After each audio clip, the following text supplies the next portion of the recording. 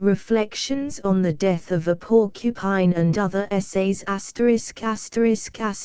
Reflections on the Death of a Porcupine Reflections on the Death of a Porcupine and Other Essays by D. H. Lawrence The Centaur Press Philadelphia 1925 Copyright 1925 The Centaur Press Contents, image unavailable. Pages The Crown 1 The Novel 103 Him with His Tail in His Mouth 127 Blessed Are the Powerful 145 Love Was Once a Little Boy 161 Of a Porcupine 193 Aristocracy 223 The Crown Note to the Crown The Crown was written in 1915, when the war was already 12 months old, and had gone pretty deep. John Middleton Murray said to me, "Let us do something." The doing consisted in starting a tiny monthly paper, which Murray called The Signature, and in having weekly meetings somewhere in London. I have now no idea where it was, up a narrow staircase over a greengrocer's shop, or a cobbler's shop. The only thing that made any impression on me was the room over the shop, in some old Dickensy part of London, and the old man downstairs. We scrubbed the room and colour-washed the walls and got a long table and some Windsor chairs from the Caledonian Market. And we used to make a good warm fire. It was dark autumn, in that unknown bit of London. Then on Thursday nights we had meetings of about a dozen people. We talked, but there was absolutely nothing in it. And the meetings didn't last 2 months. The Signature was printed by some little Jewish printer away in the East End. We sold it by subscription, £0.50 for 6 copies. I don't know how many subscriptions there were, perhaps 50. The helpless little brown magazine appeared 3 times, then we dropped it. The last 3 of the Crown essays were never printed. To me the venture meant nothing real, a little escapade. I can't believe in doing things like that. In a great issue like the war, there was nothing to be done, in Murray's sense. There is still nothing to be done. Probably not for many, many years will men start to do something. And even then, only after they have changed gradually, and deeply. I knew then, and I know now, it is no use trying to do anything. I speak only for myself, publicly. It is no use trying merely to modify present forms. The whole great form of our era will have to go. And nothing will really send it down but the new shoots of life springing up and slowly bursting the foundations. And one can do nothing but fight tooth and nail to defend the new shoots of life from being crushed out, and let them grow. We can't make life. We can but fight for the life that grows in us. So that, personally, little magazines mean nothing to me, nor groups, nor parties of people. I have no hankering after quick response, nor the effusive, semi-intimate back-chat of literary communion. So it was ridiculous to offer the Crown in a little 6-penny pamphlet. I always felt ashamed, at the thought of the few who sent their half-crowns. Happily they were few, and they could read Murray. If one publishes in the ordinary way, people are not asked for their sixpences. I alter the Crown only a very little. It says what I still believe. but it's no use for a 5 minutes lunch. The crown. The lion and the unicorn were fighting for the crown. What is it then that they want, that they are forever rampant and unsatisfied, the king of beasts and the defender of virgins? What is this crown that hovers between them, unattainable? Does either of them ever hope to get it? But think of the king of beasts lying serene with the crown on his head. Instantly the unicorn prances from every heart. And at the thought of the Lord of Chastity with the crown ledged above his golden horn, lying in virgin luster of sanctity, the lion springs out of his lair in every soul, roaring after his prey. It is a strange and painful position, the king of beasts and the beast of purity, rampant forever on either side of the crown. Is it to be so forever? Who says lion, who says unicorn? A lion, a lion. Hi, a unicorn. Now they are at it, they have forgotten all about the crown. It is a greater thing to have an enemy than to have an object. The lion and the unicorn were fighting, it is no question any more of the crown. We know this, because when the lion beat the unicorn, he did not take the crown and put it on his head, and say, "Now Mr. Purity, I'm king." He drove the unicorn out of town, expelled him, obliterated him, expurgated him from the memory, exiled him from the kingdom. Instantly the town was all lion, there was no unicorn at all, no scent nor flavor of unicorn. Unicorn, they said in the city. That is a mythological beast that never existed. There was no question any more of rivalry. The unicorn was erased from the annals of fact. Why did the lion fight the unicorn? Why did the unicorn fight the lion? Why must the one obliterate the other?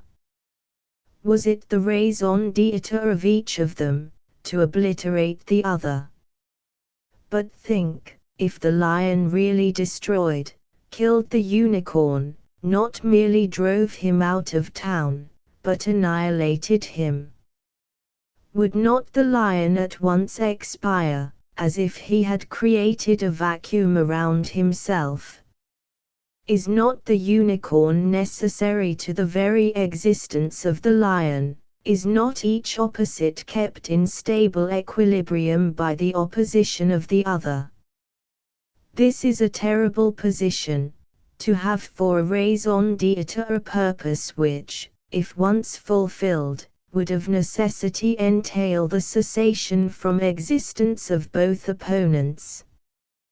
They would both cease to be, if either of them really won in the fight which is their sole reason for existing.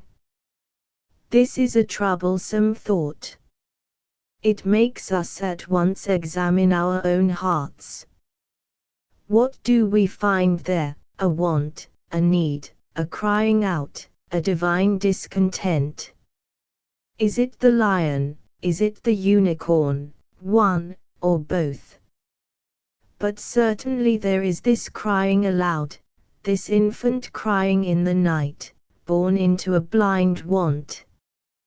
What do we find at the core of our hearts? A want, a void, a hollow want.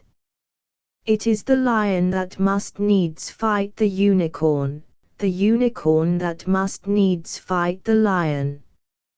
Supposing the lion refuses the obligation of his being, and says, "I won't fight, I'll just lie down.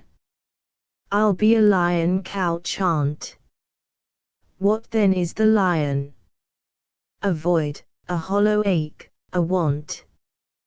"What am I?" says the lion, as he lies with his head between his paws, or walks by the river feeding on raspberries, peacefully, like a unicorn. I am a hollow void, my roaring is the resonance of a hollow drum, my strength is the power of the vacuum, drawing all things within itself. Then he groans with horrible self-consciousness. After all, there is nothing for it but to set upon the unicorn, and so forget, obtain the precious self-oblivion. Thus are we, then, rounded upon a void, a hollow want, like the lion. And this want makes us draw all things into ourselves, to fill up the void. But it is a bottomless pit, this void. If ever it were filled, there would be a great cessation from being, of the whole universe. Thus we portray ourselves in the field of the royal arms. The whole history is the fight, the whole raison d'etre. For the whole field is occupied by the lion and the unicorn. These alone are the living occupants of the immortal and mortal field. We have forgotten the crown, which is the keystone of the fight. We are like the lion and the unicorn, we go on fighting underneath the crown, entirely oblivious of its supremacy. It is modest common sense for us to acknowledge, all of us, nowadays, that we are built round a void and hollow want which, if satisfied, would imply our collapse, our utter ceasing to be. Therefore we regard our craving with complacence, we feel the great aching of the want, and we say, with conviction, I know I exist, I know I am I, because I feel the divine discontent which is personal to me, and eternal, and present always in me. That is because we are incomplete, we stand upon one side of the shield, or on the other. On the one side we are in darkness, our eyes gleam phosphorescent like cat's eyes. And with these phosphorescent gleaming eyes we look across at the opposite pure beast, and we say, yes, I am a lion, my raison d'etre is to devour that unicorn, I am moulded upon an eternal void, a want. Gleaming bright, we see ourselves reflected upon the surface of the darkness and we say, I am the pure unicorn, it is for me to oppose and resist forever that avid lion. If he ceased to exist, I should be supreme and unique and perfect. Therefore I will destroy him. But the lion will not be destroyed. If he were swallowed into the belly of the unicorn would fly asunder into chaos. This is like being a creature who walks by night, who says, men see by darkness, and in the darkness they have their being. Or like a creature that walks by day, and says, men live by the light. We are enveloped in the darkness, like the lion, or like the unicorn, enveloped in the light. For the womb is full of darkness, and also flooded with the strange white light of eternity. And we, the peoples of the world, we are enclosed within the womb of our era, we are there begotten and conceived, but not brought forth. A myriad people, we roam in the belly of our era, seeking, wanting. And we seek and want deliverance. But we say we want to overcome the lion that shares with us this universal womb, the walls of which are shut, and have no window to inform us that we are in prison. We roam within the vast walls of the womb, unnourished now, because the time of our deliverance is ripe, even overpast, and the body of our era is lean and withered because of us, withered and inflexible. We roam unnourished, molded each of us around a core of want, a void. We stand in the darkness of the womb and we say, Behold, there is the light, the white light of eternity, which we want. And we make war upon the lion of darkness, annihilate him, so that we may be free in the eternal light. Or else, suddenly, we admit ourselves the lion, and we rush rampant on the unicorn of chastity. We stand in the light of virginity, in the wholeness of our unbroached immortality, and we say, Lo, the darkness surrounds us, to envelop us. Let us resist the powers of darkness. Then like the bright and virgin unicorn we make war upon the ravening lion. Or we cry, Ours is the strength and glory of the Creator, who precedes creation, and all is unto us. So we open a ravening mouth, to swallow back all time has brought forth. And there is no rest, no cessation from the conflict. For we are two opposites which exist by virtue of our interopposition. Remove the opposition and there is collapse, a sudden crumbling into universal nothingness. The darkness, this has nourished us. The darkness, this is a vast infinite, an origin, a source. The beginning, this is the great sphere of darkness, the womb wherein the universe is begotten. But this universal, infinite darkness conceives of its own opposite. If there is universal, infinite darkness, then there is universal, infinite light, for there cannot exist a specific infinite save by virtue of the opposite and equivalent specific infinite. So that if there be universal, infinite darkness in the beginning, there must be universal, infinite light in the end. And these are two relative halves. Into the womb of the primary darkness enters the ray of ultimate light, and time is begotten, conceived, there is the beginning of the end. We are the beginning of the end. And there, within the womb, we ripen upon the beginning, till we become aware of the end. We are fruit, we are an integral part of the tree. Till the time comes for us to fall, and we hang in suspense, realizing that we are an integral part of the vast beyond, which stretches under us and grasps us even before we drop into it. We are the beginning, which has conceived us within its womb of darkness, and nourished us to the fullness of our growth. This is ours that we adhere to. This is our God, Jehovah, Zeus, the Father of heaven, this that has conceived and created us, in the beginning, and brought us the fullness of our strength.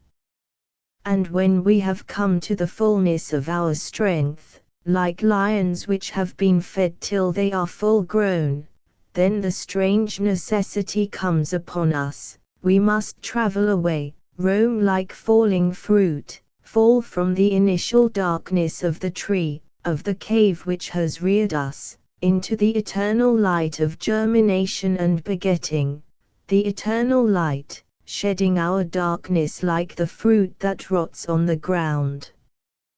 We travel across between the two great opposites of the beginning and the end, the eternal night and everlasting day, and the transit is a stride taken, the night gives us up for the day to receive us.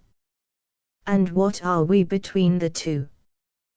But before the transit is accomplished, whilst we are yet like fruit heavy and ripe on the trees, we realize the delirious freedom of the end, the goal, and we cry, Behold, I, who am here within the darkness, I am the light.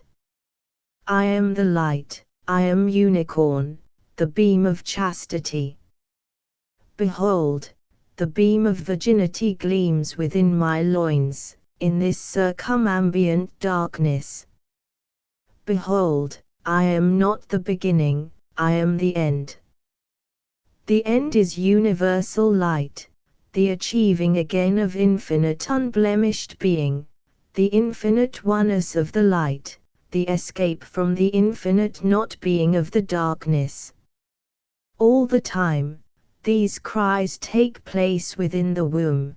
These are the myriad unborn uttering themselves as they come towards maturity, cry after cry as the darkness develops itself over the sea of light, and flesh is born, and limbs, cry after cry as the light develops within the darkness, and mind is born, and the consciousness of that which is outside my own flesh and limbs, and the desire for everlasting life grows more insistent. These are the cries of the two adversaries, the two opposites. First of all, the flesh develops in splendor and glory out of the prolific darkness. Begotten by the light, it develops to a great triumph, till it dances naked in glory of itself, before the ark, naked in glory of itself in the procession of heroes traveling towards the wise goddess, the white light, the mind, the light which the vessel of living darkness has caught and captured within itself, and holds in triumph. The flesh of darkness triumphant circles round the treasure of light which it has enveloped, which it calls mind, and this is the ecstasy, the dance before the ark, the Bacchic delirium.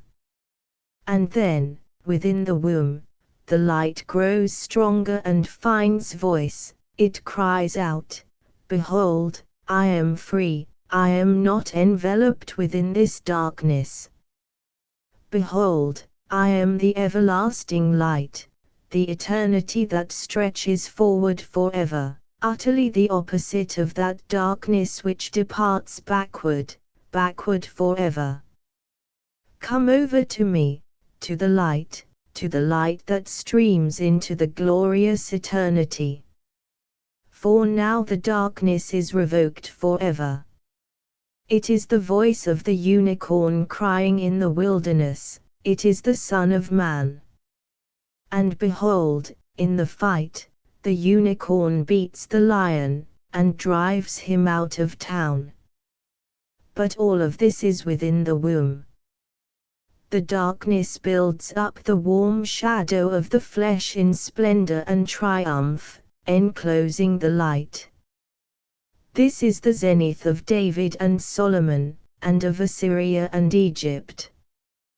Then the light, wrestling within the vessel, throws up a white gleam of universal love, which is Saint Francis of Assisi, and Shelley. Then each has reached its maximum of self-assertion. The flesh is made perfect within the womb. The spirit is at last made perfect also, within the womb. They are equally perfect, equally supreme, the one adhering to the infinite darkness of the beginning, the other adhering to the infinite light of the end. Yet, within the womb, they are eternally opposite. Darkness stands over against light. Light stands over against dark. The lion is reared against the unicorn is reared against the lion. One says, Behold, the darkness which gave us birth is eternal and infinite, this we belong to. The other says, We are of the light, which is everlasting and infinite. And there is no reconciliation, save in negation. From the present, the stream flows in opposite directions, back to the past, on to the future. There are two goals, at opposite ends of time. There is the vast original dark out of which creation issued, there is the eternal light into which all mortality passes. And both are equally infinite, both are equally the goal, and both equally the beginning.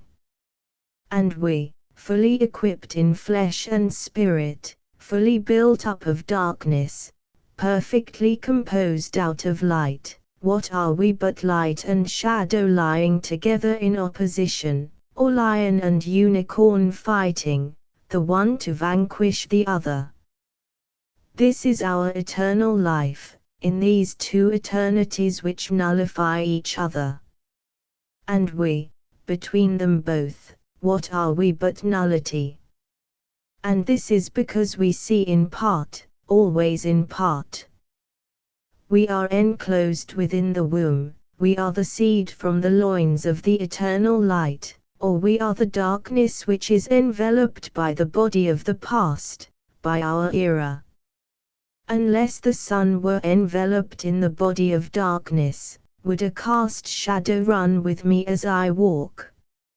Unless the night lay within the embrace of light, would the fish gleam phosphorescent in the sea, would the light break out of the black coals of the hearth, would the electricity gleam out of itself, suddenly declaring an opposite being? Love and power, light and darkness, these are the temporary conquest of the one infinite by the other. In love, the Christian love, the end asserts itself supreme, in power, in strength like the lion's the beginning re-establishes itself unique. But when the opposition is complete on either side, then there is perfection. It is the perfect opposition of dark and light that brindles the tiger with gold flame and dark flame. It is the surcharge of darkness that opens the ravening mouth of the tiger, and drives his eyes to points of phosphorescence. It is the perfect balance of light and darkness that flickers in the stepping of a deer. But it is the conquered darkness that flares and palpitates in her eyes. There are the two eternities fighting the fight of creation, the light projecting itself into the darkness enveloping herself within the embrace of light. And then there is the consummation of each in the other, the consummation of light in darkness and darkness in light, which is absolute, our bodies cast up like foam of two meeting waves, but foam which is absolute, complete, beyond the limitation of either infinity, consummate over both eternities. The direct opposites of the beginning and the end, by their very directness, imply their own supreme relation.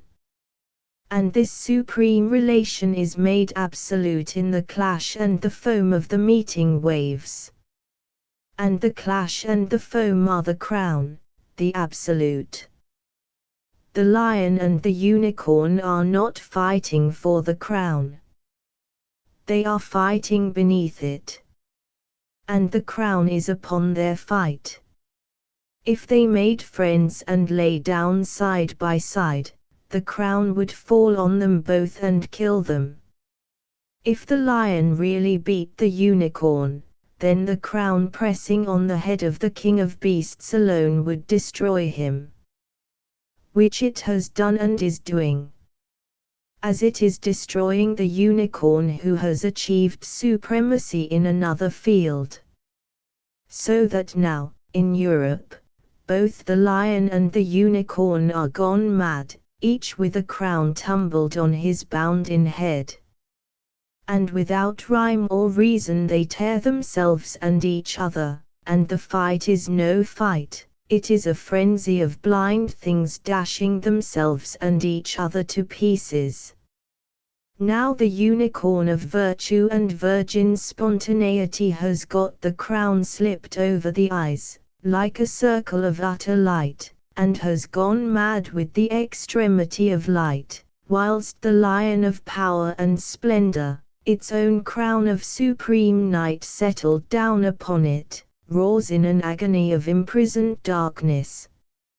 Now within the withered body of our era, within the husk of the past, the seed of light has come to supreme self-consciousness and has gone mad with the flare of eternal light in its eyes, whilst the fruit of darkness, unable to fall from the tree, has turned round towards the tree and is become mad, clinging faster upon the utter night whence it should have dropped away long ago. For the stiffened, exhausted, inflexible loins of our era are too dry to give us forth in labor. The tree is withered, we are pent in, fastened, and now have turned round, some to the source of darkness, some to the source of light, and gone mad, purely given up to frenzy. For the dark has travelled to the light, and the light towards the dark. But when they reached the bound, neither could leap forth. The fruit could not fall from the tree, the lion just full grown could not get out of the cave, the unicorn could not enter the illimitable forest, the lily could not leap out of the darkness of her bulb straight into the sun. What then? The road was stopped. Whither then? Backward, back to the known eternity. There was a great, horrible huddle backwards. The process of birth had been arrested, the inflexible, withered loins of the mother era were too old and set, the past was taut around us all. Then began chaos, the going asunder, the beginning of nothingness. Then we leaped back, by reflex from the bound and limit, back upon ourselves into madness. There is a dark beyond the darkness of the womb, there is a light beyond the light of knowledge. There is the darkness of all the heavens for the seed of man to invest, and the light of all the heavens for the womb to receive. But we don't know it. How can the unborn within the womb know of the heavens outside? How can they? How can they know of the tides beyond? On the one hand murmurs the utter, infinite sea of darkness, full of unconceived creation, on the other the infinite light stirs with eternal procreation. They are two seas which eternally attract and oppose each other. Two tides which eternally advance to repel each other, which foam upon one another, as the ocean foams on the land, and the land rushes down into the sea. And we, in the great movement, are begotten, conceived and brought forth, like the waves which meet and clash and burst up into foam, sending the foam like light, like shadow, into the zenith of the Absolute, beyond the grasp of either eternity. We are the foam and the foreshore, that which, between the oceans, is not, but that which supersedes the oceans in utter reality, and gleams in absolute eternity. The beginning is not, nor the eternity which lies behind us, save in part. Partial also is the eternity which lies in front. But that which is not partial, but whole, that which is not relative, but absolute, is the clash of the two into one, the foam of being thrown up into consummation. It is the music which comes when the cymbals clash one upon the other, this is absolute and timeless. The cymbals swing back in one or the other direction of time, towards one or the other relative eternity. But absolute, timeless, beyond time or eternity, beyond space or infinity, is the music that was the consummation of the two symbols in opposition.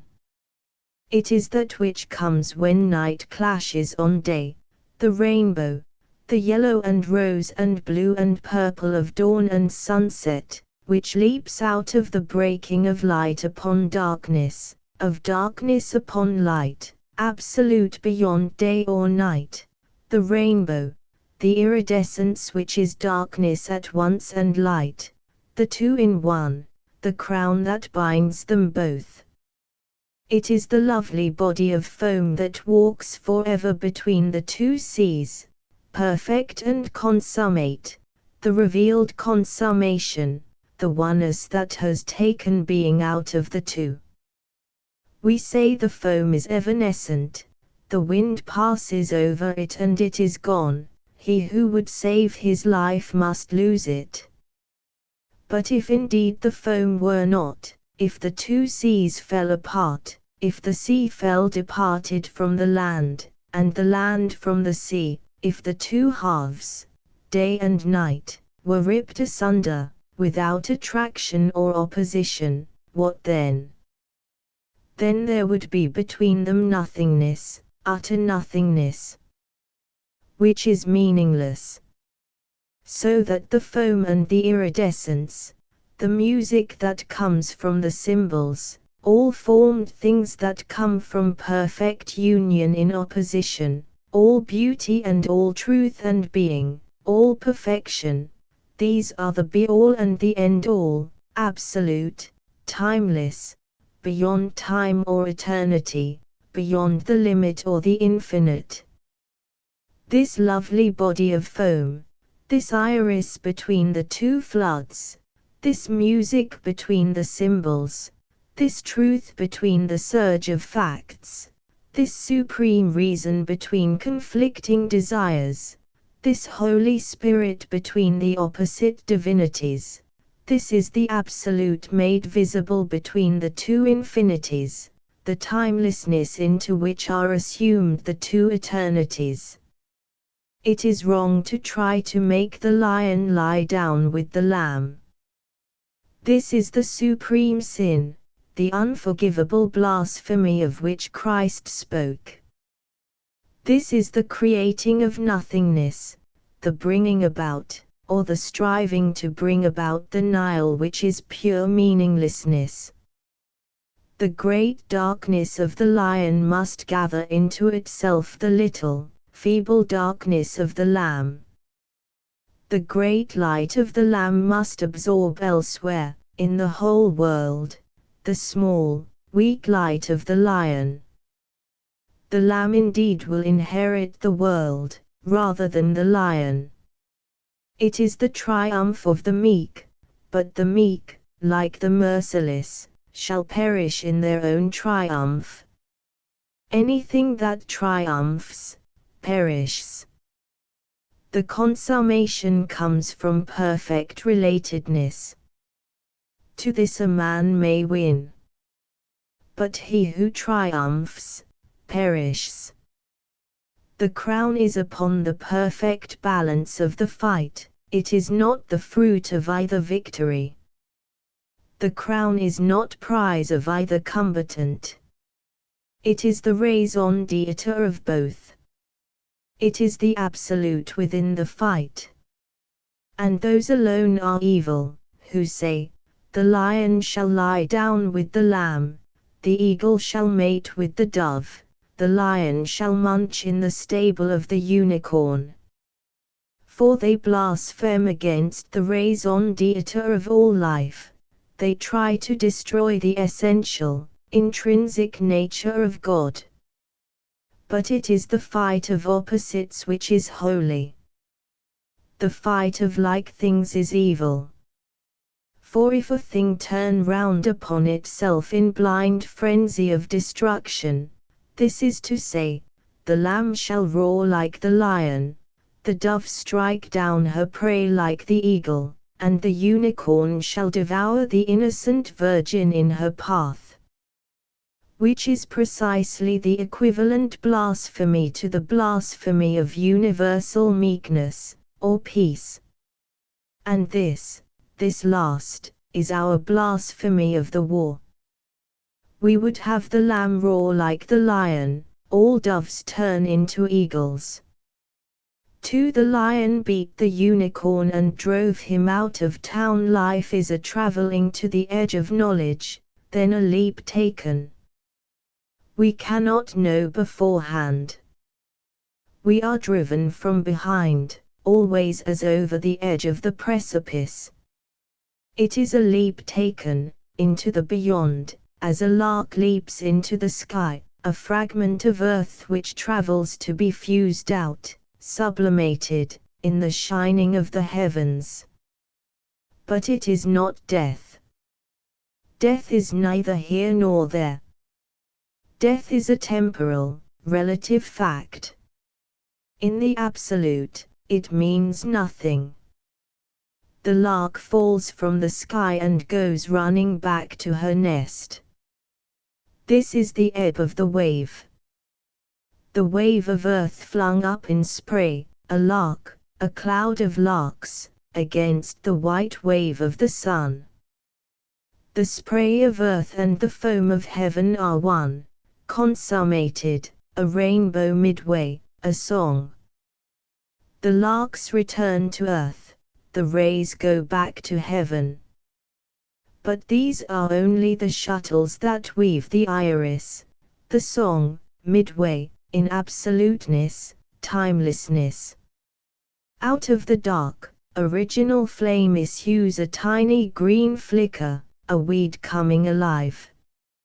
On the edge of the bright, ultimate, spiritual flame of the heavens is revealed a fragment of iris, a touch of green, a weed coming into being. The two flames surge and intermingle, casting up a crest of leaves and stems, their battlefield, their meeting ground, their marriage bed. The embrace becomes closer, more unthinkably vivid, it leaps to climax. The battle grows fiercer, fiercer, intolerably, till there is the swoon, the climax, the consummation. The little yellow disk gleams absolute between heaven and earth, radiant of both eternities, framed in the two infinities. Which is a weed, a sow thistle bursting into blossom.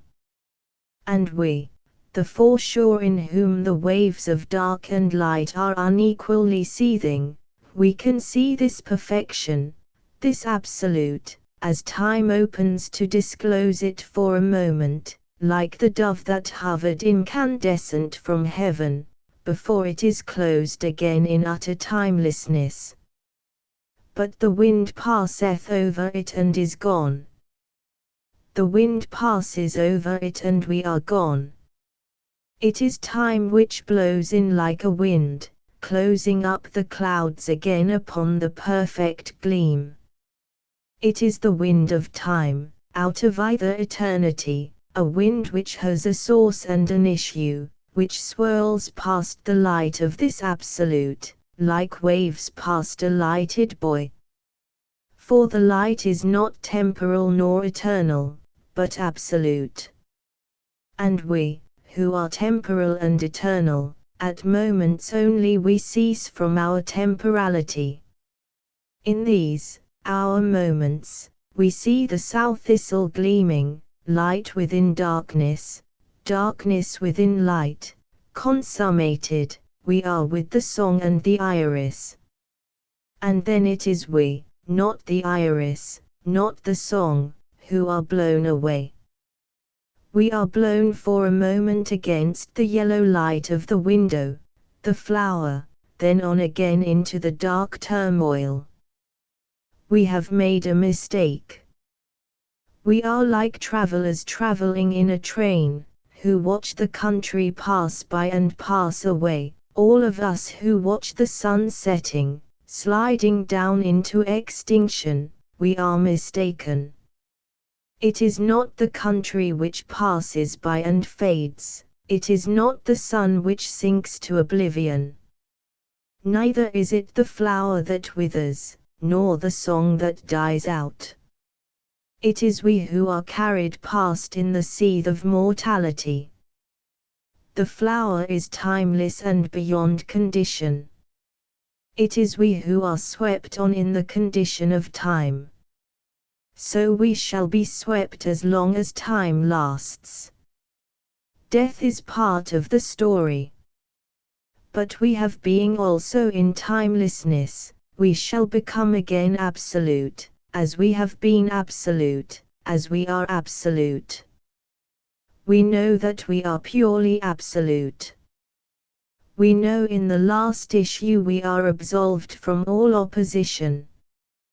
We know that in the process of life we are purely relative. But timelessness is our fate, and time is subordinate to our fate. But time is eternal. And the life of man is like a flower that comes into blossom and passes away.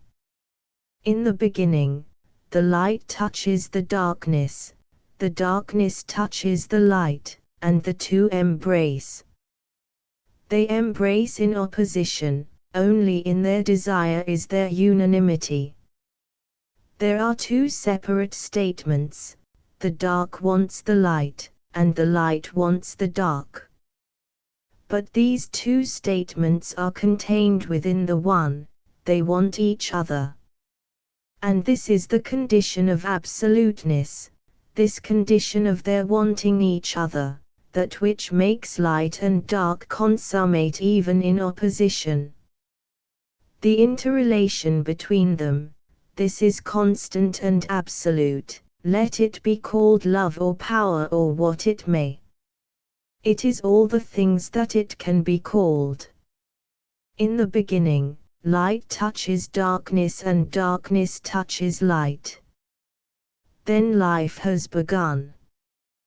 The light enfolds and implicates and involves the dark receives and interpenetrates the light, they come nearer, they are more finely combined, till they burst into the crisis of oneness, the blossom, the utter being, the transcendent and timeless flame of the iris. Then time passes on. Out of the swoon the waves ebb back, dark towards the dark, light towards the light. They ebb back and away, the leaves return unto the darkness of the earth, the quivering glimmer of substance returns into the light, the green of the last wavering iris disappears, the waves ebb apart, further, further, further. Yet they never separate. The whole flood recedes, the tides are going to separate. And they separate entirely, save for one enfolded ripple, the tiny, silent, scarce visible enfolded pools of the seeds. These lie potent, the meeting ground, the wellhead wherein the tides will surge again, when the turn comes. This is the life of man. In him too the tide sweeps together towards the utter consummation, the consummation with the darkness, the consummation with the light, flesh and spirit, one culminating crisis, when man passes into timelessness and absoluteness. The residue of imperfect fusion and unfulfilled desire remains, the child, the wellhead where the tides will flow in again, the seed. The absolute relation is never fully revealed. It leaps to its maximum of revelation in the flower, the mature life. But some of it rolls aside, lies potent in the enfolded seed. My desire is fulfilled, I, as individual, am become timeless and absolute, perfect. But the whole desire of which I am part remains yet to be consummated. In me the two waves clash to perfect consummation. But immediately upon the clash come the next waves of the tide rippling in, the ripples, forerunners, which tinily meet and enfold each other, the seed, the unborn child. For we are all waves of the tide. But the tide contains all the waves. It may happen that waves which meet and mingle come to no consummation, only a confusion and a swirl and a falling away again. These are the myriad lives of human beings which pass in confusion of nothingness, the uncreated lives. There are myriads of human lives that are not absolute nor timeless, myriads that just waver and toss temporarily, never become more than relative, never come into being. They have no being, no immortality. There are myriads of plants that never come to flower, but which perish away forever, always separated in the fringe of time, never united, never consummated, never brought forth. I know I am compound of two waves, I, who am temporal and mortal. When I am timeless and absolute, all duality has vanished. But whilst I am temporal and mortal, I am framed in the struggle and embrace of the two opposite waves of darkness and of light. There is the wave of light in me which seeks the darkness, which has for its goal the source and the beginning, for its God the Almighty Creator to whom is all power and glory. Thither the light of the seed of man struggles and aspires, into the infinite darkness, the womb of all creation. What way is it that leads me on to the source, to the beginning? It is the way of the blood, the way of power. Down the road of the blood, further and further into the darkness, I come to the Almighty God who was in the beginning, is now, and ever shall be. I come to the source of power. I am received back into the utter darkness of the Creator, I am once again with Him. This is a consummation, a becoming eternal. This is an arrival into eternity. But eternity is only relative. I can become one with God, consummated into eternity, by taking the road down the senses into the utter darkness of power, till I am one with the darkness of initial power, beyond knowledge of any opposite. It is thus, seeking consummation in the utter darkness, that I come to the woman in desire. She is the doorway, she is the gate to the dark eternity of power, the Creator's power. When I put my hand on her, my heart beats with a passion of fear and ecstasy, for I touch my own passing away, my own ceasing to be. I apprehend my own consummation in a darkness which obliterates me in its infinity. My veins rock as if they were being destroyed, the blood takes fire on the edge of oblivion, and beats backward and forward. I resist, yet I am compelled, the woman resists, yet she is compelled. And we are the relative parts dominated by the strange compulsion of the Absolute. Gradually my veins relax their gaits, gradually the rocking blood goes forward, quivers on the edge of oblivion, then yields itself up, passes into the borderland of oblivion. Oh, and then I would die, I would quickly die, to have all power, all life at once, to come instantly to pure, eternal oblivion, the source of life. But patience is fierce at the bottom of me, fierce, indomitable, abiding patience. So my blood goes forth in shock after shock of delirious passing away, in shock after shock entering into consummation, till my soul is slipping its moorings, my mind, my will fuses down, I melt out and am gone into the eternal darkness. The primal creative darkness reigns, and I am not, and at last I am. Shock after shock of ecstasy and the anguish of ecstasy, death after death of trespass into the unknown, till I fall down into the flame, I lapse into the intolerable flame, a pallid shadow I am transfused into the flux of unendurable darkness, and am gone.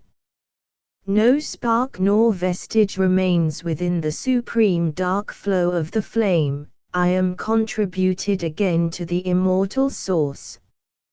I am with the dark Almighty of the beginning.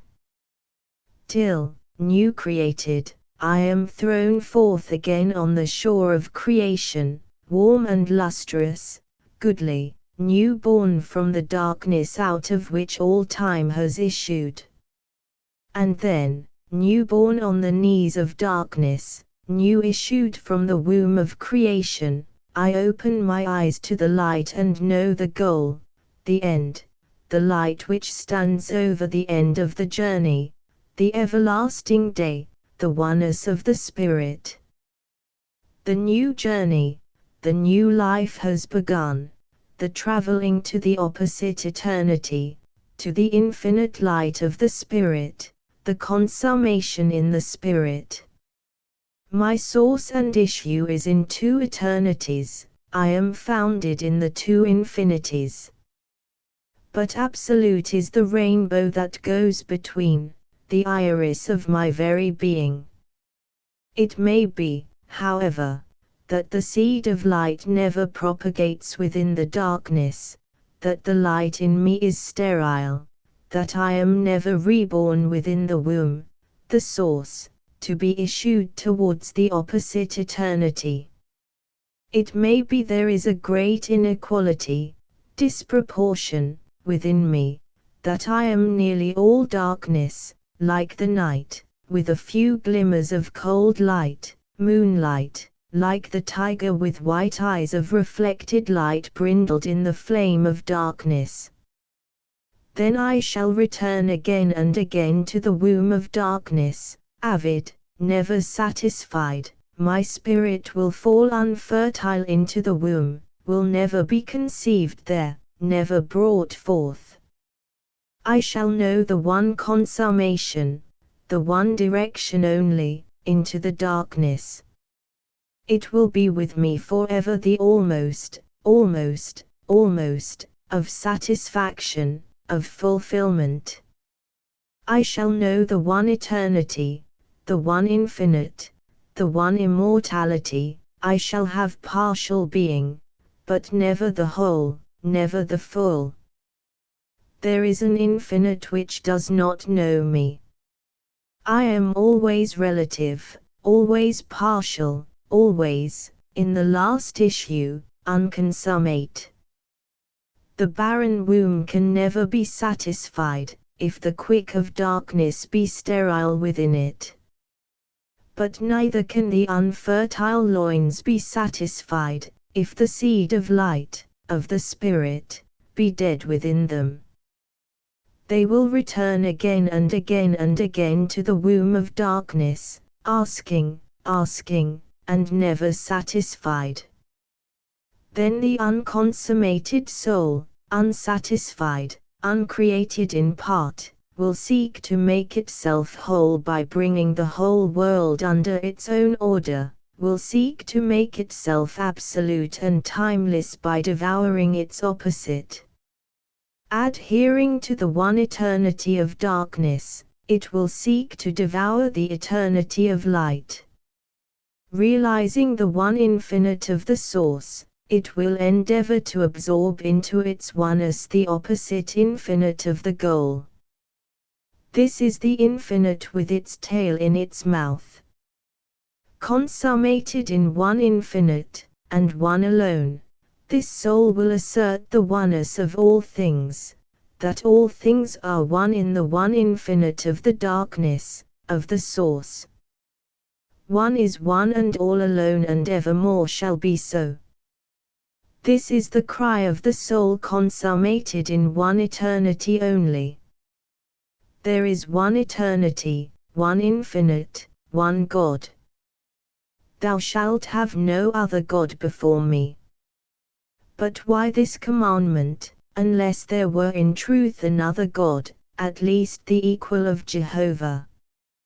Consummated in the darkness only, having not enough strength in the light, the partial soul cries out in a convulsion of insistence that the darkness alone is infinite and eternal, that all light is from the small, contained sources, the lamps lighted at will by the desire of the Creator, the sun, the moon and stars.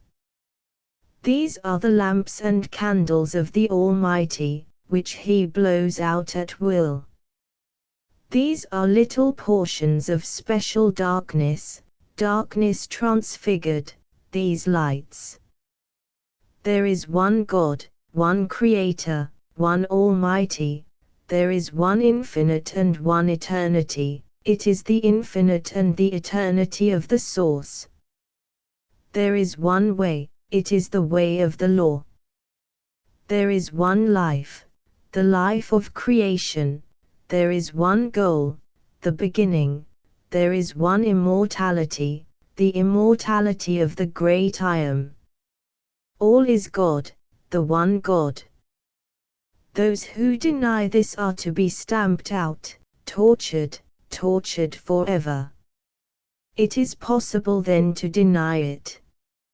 Having declared the one God, then the partial soul, fulfilled of the darkness only, proceeds to establish this God on earth, to devour and obliterate all else. Rising from the darkness of consummation in the flesh, with the woman, it seeks to establish its kingdom over all the world.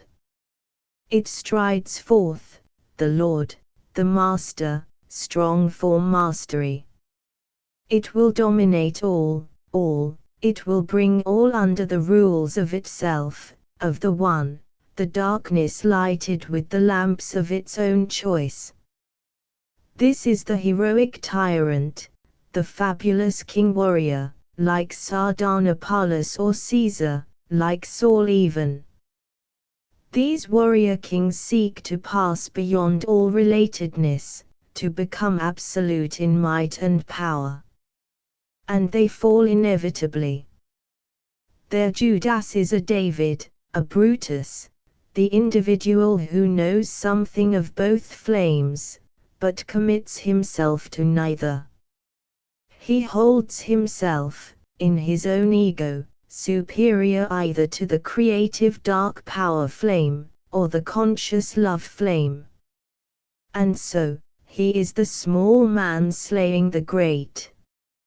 He is virtuous egoistic Brutus, or David slaying the preposterous Goliath, overthrowing the heroic Saul, taking Bathsheba and sending Uriah to death, David dancing naked before the ark, asserting the oneness, his own oneness, the one infinity, himself, the egoistic God, I am. And David never went in unto Michal any more, because she jeered at him. So that she was barren all her life. But it was David who really was barren. Michal, when she mocked the sterility of David. For the spirit in him was blasted with unfertility, he could not become born again, he could not be conceived in the spirit. Michal, the womb of profound darkness, could not conceive to the over-weak seed of David's spirit. David's seed was too impure, too feeble in sheer spirit, too egoistic, it bred and begot preponderant egoists. The flood of vanity set in after David, the lamps and candles began to gutter. Power is sheer flame, and spirit is sheer flame, and between them is the clue of the Holy Ghost.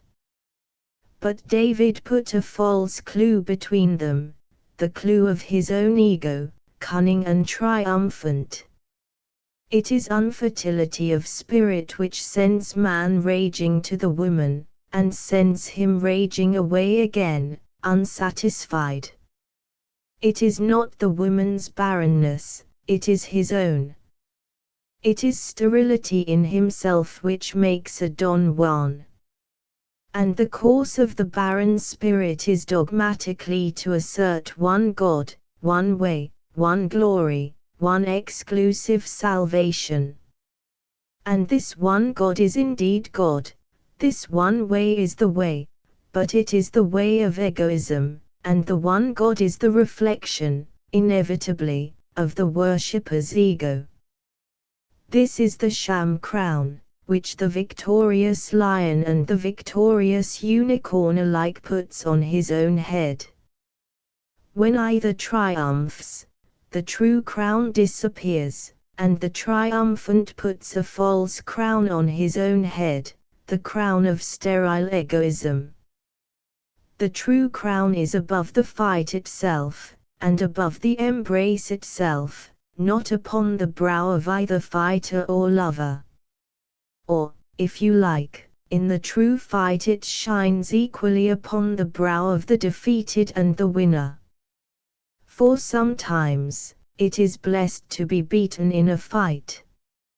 He who triumphs, perishes. As Caesar perished, and Napoleon. In the fight they were wonderful, and the power was with them. But when they would be supreme, sheer triumphers, exalted in their own ego, then they fell. Triumph is a false absolution, the winner salutes his enemy, and the light of victory is on both their brows, since both are consummated. In the same way, Jesus triumphant perished. Any individual who will triumph, in love or in war, perishes. There is no triumph.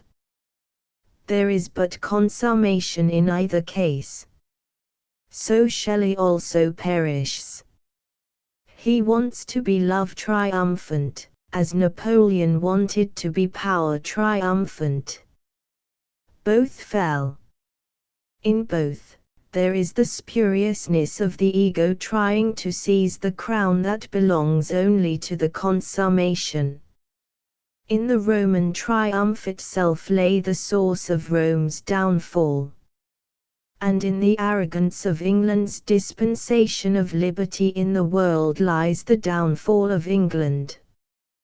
When liberty triumphs, as in Russia, where then is the British Empire? Where then is the British lion, crowned fidei defensor, defender of the faith of liberty and love? When liberty needs no more defending, then the protective lion had better look out. Take care of asserting any absolute, either of power or love, of empire or democracy. The moment power triumphs, it becomes spurious with sheer egoism, like Caesar and Napoleon. And the moment democracy triumphs, it too becomes hideous with egoism, like Russia now. Either lion or unicorn, triumphant, turns into a sheer beast of prey. For it has none, only prey, or victims. So we have seen in the world, every time that power has triumphed, every time the lion and the eagle have jammed the crown down on their heads.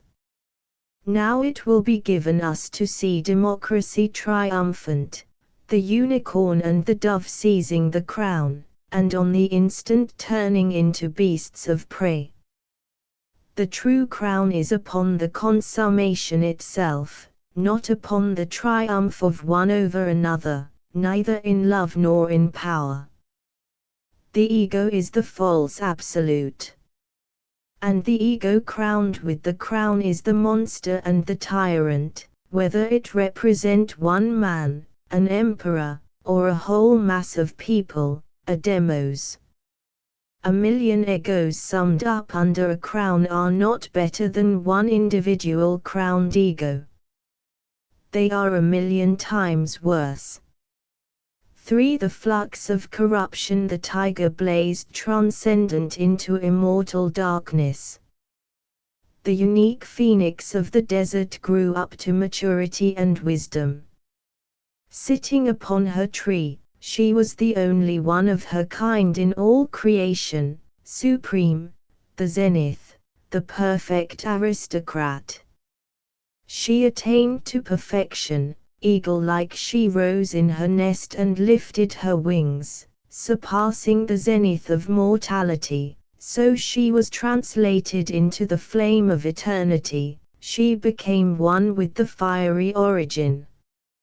It was not for her to sit tight and assert her own tight ego. She was gone as she came. In the nest was a little ash, a little flocculent grey dust wavering upon a blue-red, dying coal. The red coal stirred and gathered strength. Gradually it grew white with heat, it shot forth sharp gold flames. It was the young phoenix within the nest, with curved beak growing hard and crystal, like a scimitar, and talons hardening into pure jewels. Wherein, however, is the immortality? In the constant occupation of the nest, the widow's cruise, or in the surpassing of the phoenix. She goes gadding off into flame, into her consummation. In the flame she is timeless. But the ash within the nest lies in the restless hollow of time, shaken on the tall tree of the desert. It will rise to the same consummation, become absolute in flame. In a low, shady bush, far off, on the other side of the world, where the rains are cold and the mists wrap the leaves in a chillness, the ring-dove presses low on the bough, while her mate sends forth the last Ayukiwu of peace. The mist darkens and ebbs in waves, the trees are melted away, all things pass into a universal oneness, with the last re-echoing dove, peace, all pure peace, ebbing in softer waves to a universal stillness. The dark blue tranquility is universal and infinite. The doves are asleep in the sleeping boughs, all fruits are fallen and are silent and cold, all the leaves melt away into pure mist of darkness. It is strange, that away on the other side of the world, the tiger gleams through the hot purple darkness, and where the dawn comes crimson, the phoenix lifts her wings in a yawn like an over-sumptuous eagle, and passes into flame above the golden palpable fire of the desert. Here are the opposing hosts of angels, the ruddy choirs, the upright, rushing flames, the lofty cherubim that palpitate about the presence, the source, and then the tall, still angels soft and pearly as mist, who await round the goal, the attendants that hover on the edge of the last assumption. And from the seed 2 travelers set forth, in opposite directions, the one concentrating towards the upper, ruddy, blazing sun, the zenith, the creative fire, the other towards the blue, cold silence, dividing itself and ever dividing itself till it is infinite in the universal darkness. And at the summit, the zenith, there is a flash, a flame, as the traveler enters into infinite, there is a red splash as the poppy leaps into the upper, fiery eternity. And far below there is unthinkable silence as the roots ramify and divide and pass into the oneness of unutterable silence. The flame is gone, the flower has leapt away, the fruit ripens and falls. Then dark ebbs back to dark, and light to light, hot to hot, and cold to cold. This is death and decay and corruption. And the worm, the maggot, these are the ministers of separation, these are the tiny clashing ripples that still ebb together, when the chief tide has set back, to flow utterly apart. This is the terror and wonder of dark returning to dark, and of light returning to light, the two departing back to their sources. This we cannot bear to think of. It is the temporal flux of corruption, as the flux together was the temporal flux of creation. The flux is temporal. It is only the perfect meeting, the perfect interpenetration into oneness, the kiss, the blow, the two in one, that is timeless and absolute. And dark is not willing to return to dark till it has known the light, nor light to light till it has known the dark, till the two have been consummated into oneness. But the act of death may itself be a consummation, and life may be a state of negation.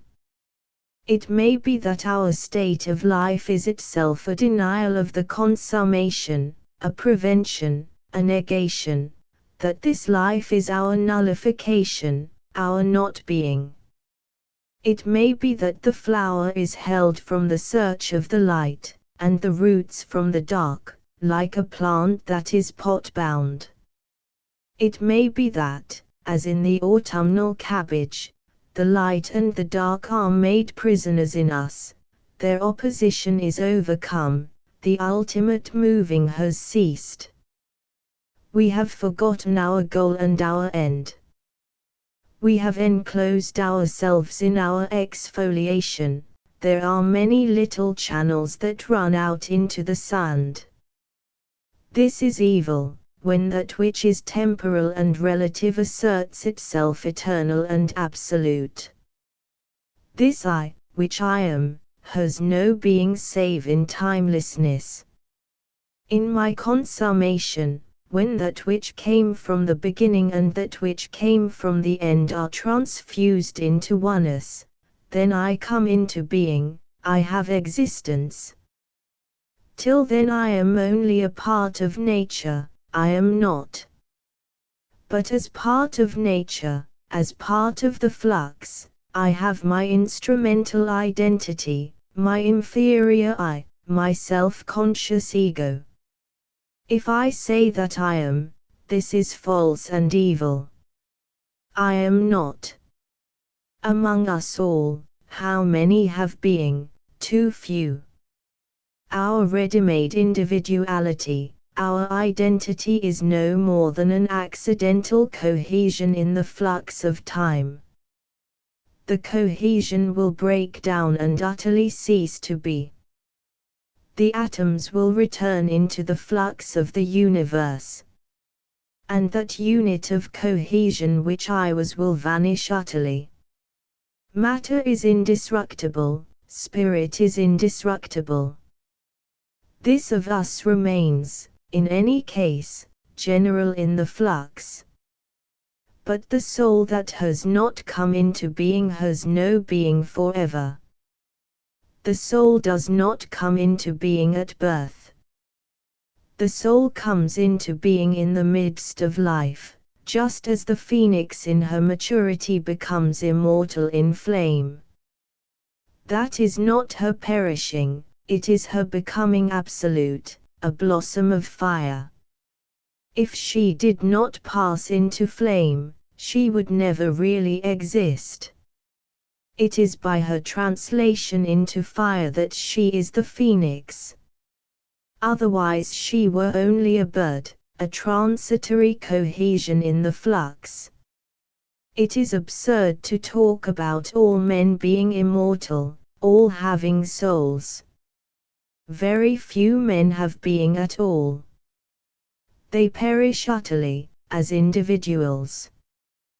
Their endurance afterwards is the endurance of matter within the flux, non-individual, and spirit within the flux.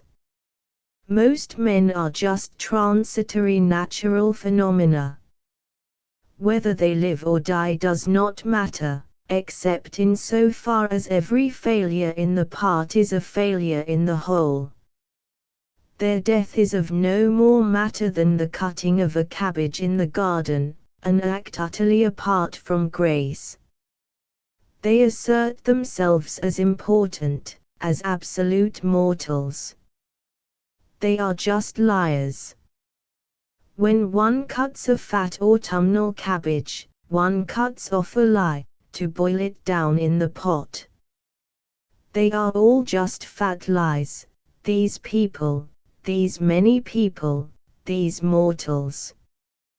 They are innumerable cabbages in the regulated cabbage plot. And our great men are no more than Mrs. Wiggs of the cabbage patch. The cabbage is a nice fat lie. That is why we eat it. It is the business of the truthful to eat up the lies. A fat cow is a lie, and a fat pig is a lie, and a fat sheep is a lie, just the same. These sacrificial beasts, these lambs and calves, become fat lies when they are merely protected and fed full. The cabbage is a lie because it asserts itself as a permanency, in the state wherein it finds itself. In the swirl of the beginning and the end, stalk and leaves take place. But the stalk and leaves are only the swirl of the waves. Yet they say, they are absolute, they have achieved a permanent form. It is a lie.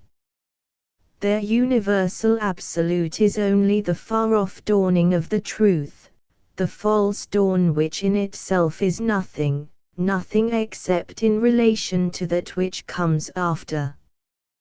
But they say, we are the consummation and the reality, we are the fulfillment.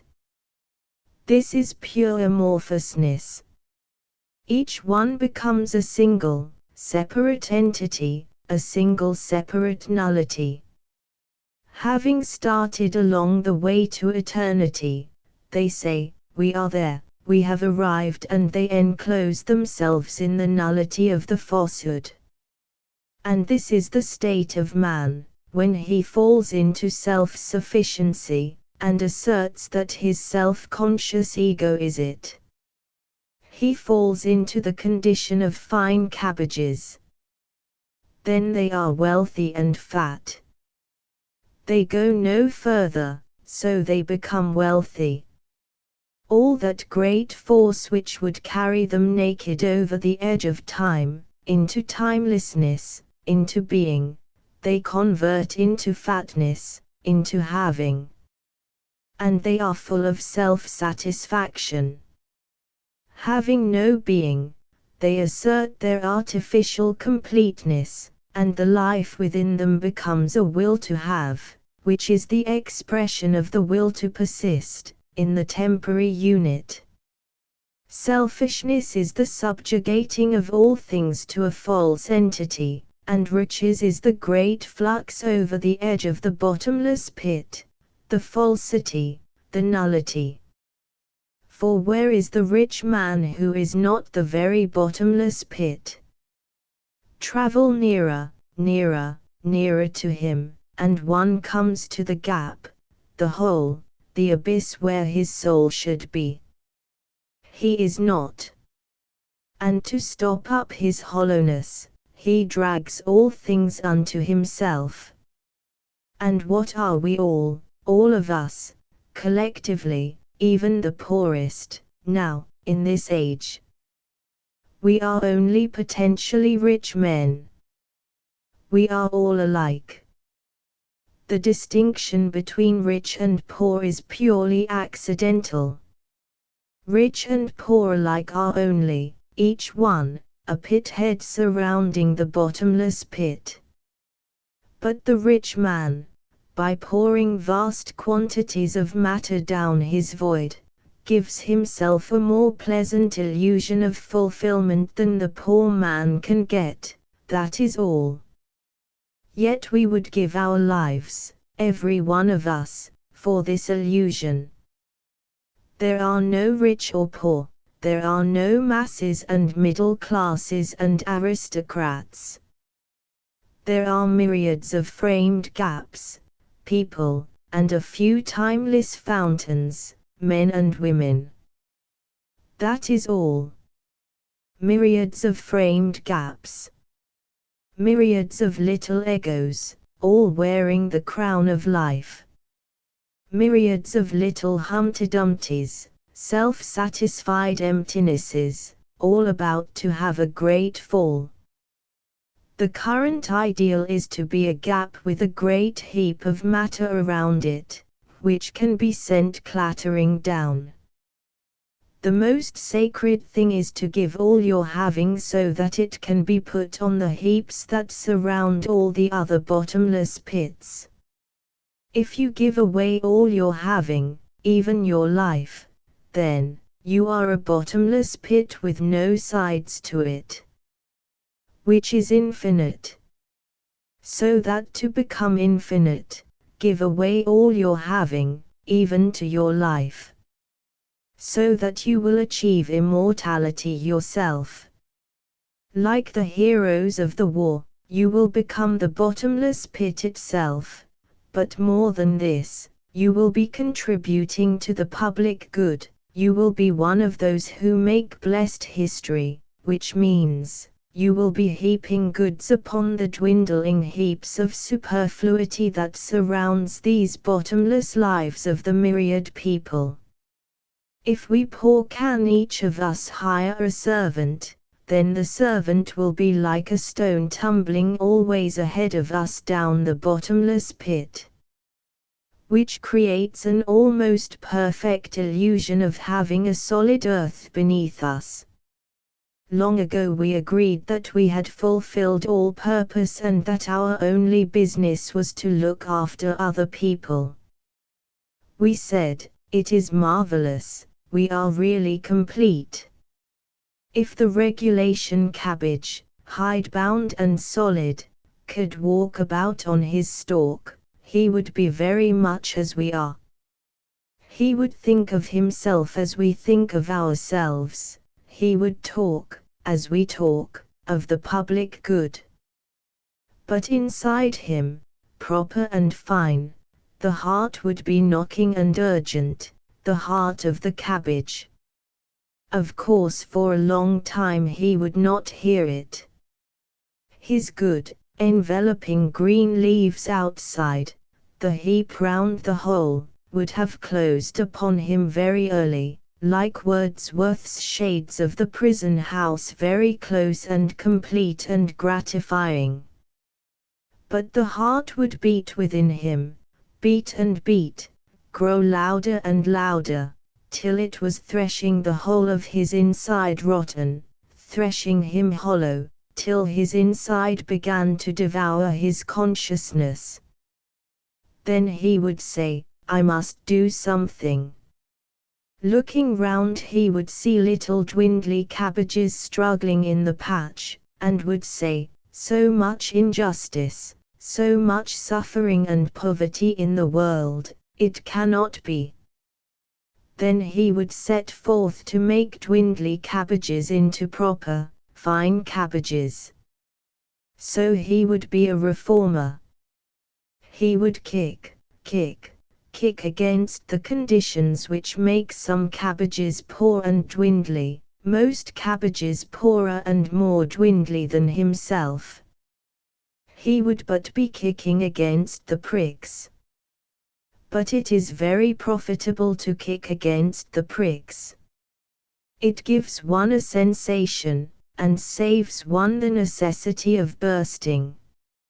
If our reformers had not had the prickly wrongs of the poor to kick, so that they hurt their toe quite sorely, they might long ago have burst outwards from the enclosed form in which we have kept secure.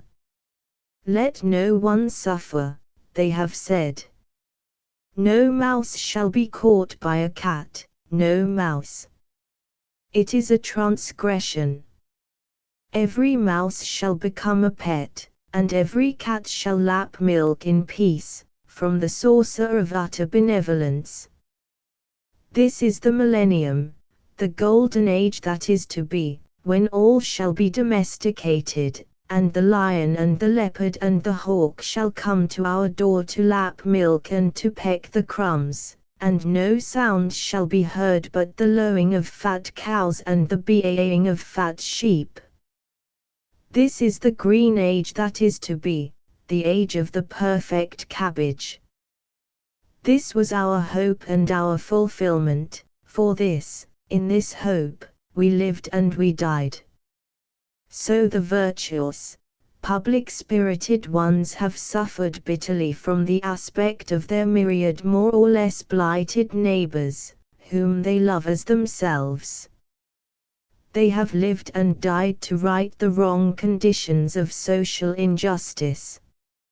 Meanwhile the threshing has continued at the core of us, till our entrails are threshed rotten. We are a wincing mass of self-consciousness and corruption, within our plausible rind. The most unselfish, the most humanitarian of us all, he is the hollowest and fullest of rottenness.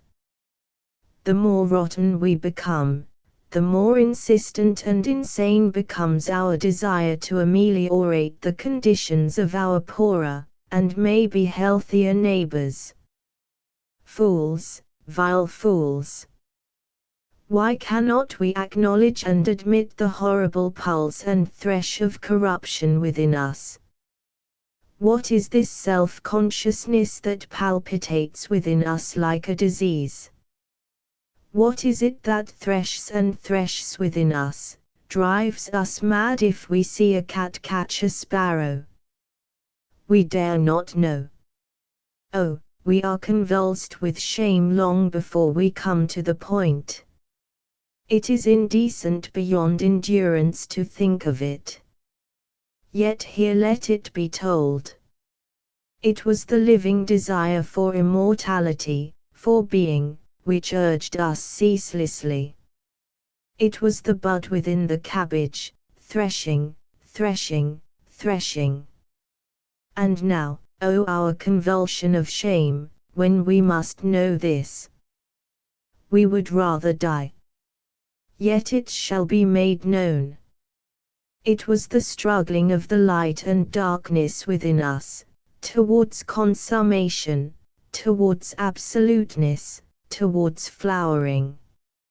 Oh, we shriek with anger of shame as the truth comes out, that the cabbage is rotten within because it wanted to straddle up into weakly fiery flower, wanted to straddle forth in a spire of ragged, yellow, inconsequential blossom. O God, it is unendurable, this revelation, this disclosure, it is not to be borne. Our souls perish in an agony of self-conscious shame, we will not have it. Yet had we listened, the hide-bound cabbage might have burst, might have opened apart, for a venturing forth of the tender, timid, ridiculous cluster of aspirations, that issue in little yellow tips of flame, the flowers naked in eternity, naked above the staring unborn crowd of amorphous entities, the cabbages, the myriad egos. But the crowd of assertive egos, of tough entities, they were too strong, too many. Quickly they extinguished any shoot of tender immortality from among them, violently they adhered to the null rind and to the thresh of rottenness within. Still the living desire beat and threshed at the heart of us, relentlessly. And still the fixed will of the temporal form we have so far attained, the static, midway form, triumphed in assertion. Still the false I, the ego, held down the real, unborn I, which is a blossom with all a blossom's fragility. Yet constantly the rising flower pushed and thrust at the belly and heart of us, thrashed and beat relentlessly. If it could not beat its way through into being, it must thrash us hollow. Let it do so then, we said. This also we enjoy, this being threshed rotten inside. This is sensationalism, reduction of the complex tissue back through rottenness to its elements. And this sensationalism, this reduction back, has become our very life, our only form of life at all. We enjoy it, it is our lust. It became at last a collective activity, a war, when, within the great rind of virtue we thresh destruction further and further, till our whole civilization is like a great rind full of corruption, of breaking down, a mere shell threatened with collapse upon itself. And the road of corruption leads back to one eternity. The activity of utter going apart has, in eternity, a result equivalent to the result of utter coming together. The tiger rises supreme, the last brindled flame upon the darkness, the deer melts away, a blood-stained shadow received into the utter pallor of light, each having leapt forward into eternity, at opposite extremes. Within the closed shell of the Christian conception, we lapse utterly back, through reduction, back to the beginning. It is the triumph of death, of decomposition. And the process is that of the serpent lying prone in the cold, watery fire of corruption, flickering with the flowing apart of the two streams. His belly is white with the light flowing forth from him, his back is dark and brindled where the darkness returns to the source. He is the ridge where the two floods flow apart. So in the orange-speckled belly of the newt, the light is taking leave of the darkness, and returning to the light. The imperious, demon-like crest is the flowing home of the darkness. He is the God within the flux of corruption, from him proceeds the great retrogression back to the beginning and back to the end. These are our gods. There are elsewhere the golden angels of the kiss, the golden, fiery angels of strife, those that have being when we come together, as opposites, as complements coming to consummation. There is delight and triumph elsewhere, these angels sound their loud trumpets. Then men are like brands that have burst spontaneously into flame, the phoenix, the tiger, the glistening dove, the white burning unicorn. But here are only the angels that cleave asunder, terrible and invincible.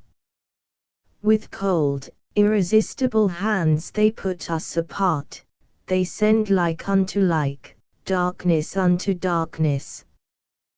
They thrust the seas backward from embrace, backward from the locked strife. They set the cold phosphorescent flame of light flowing back to the light, and cold heavy darkness flowing back to the darkness. They are the absolute angels of corruption, they are the snake, the newt, the water lily, as reflected from below.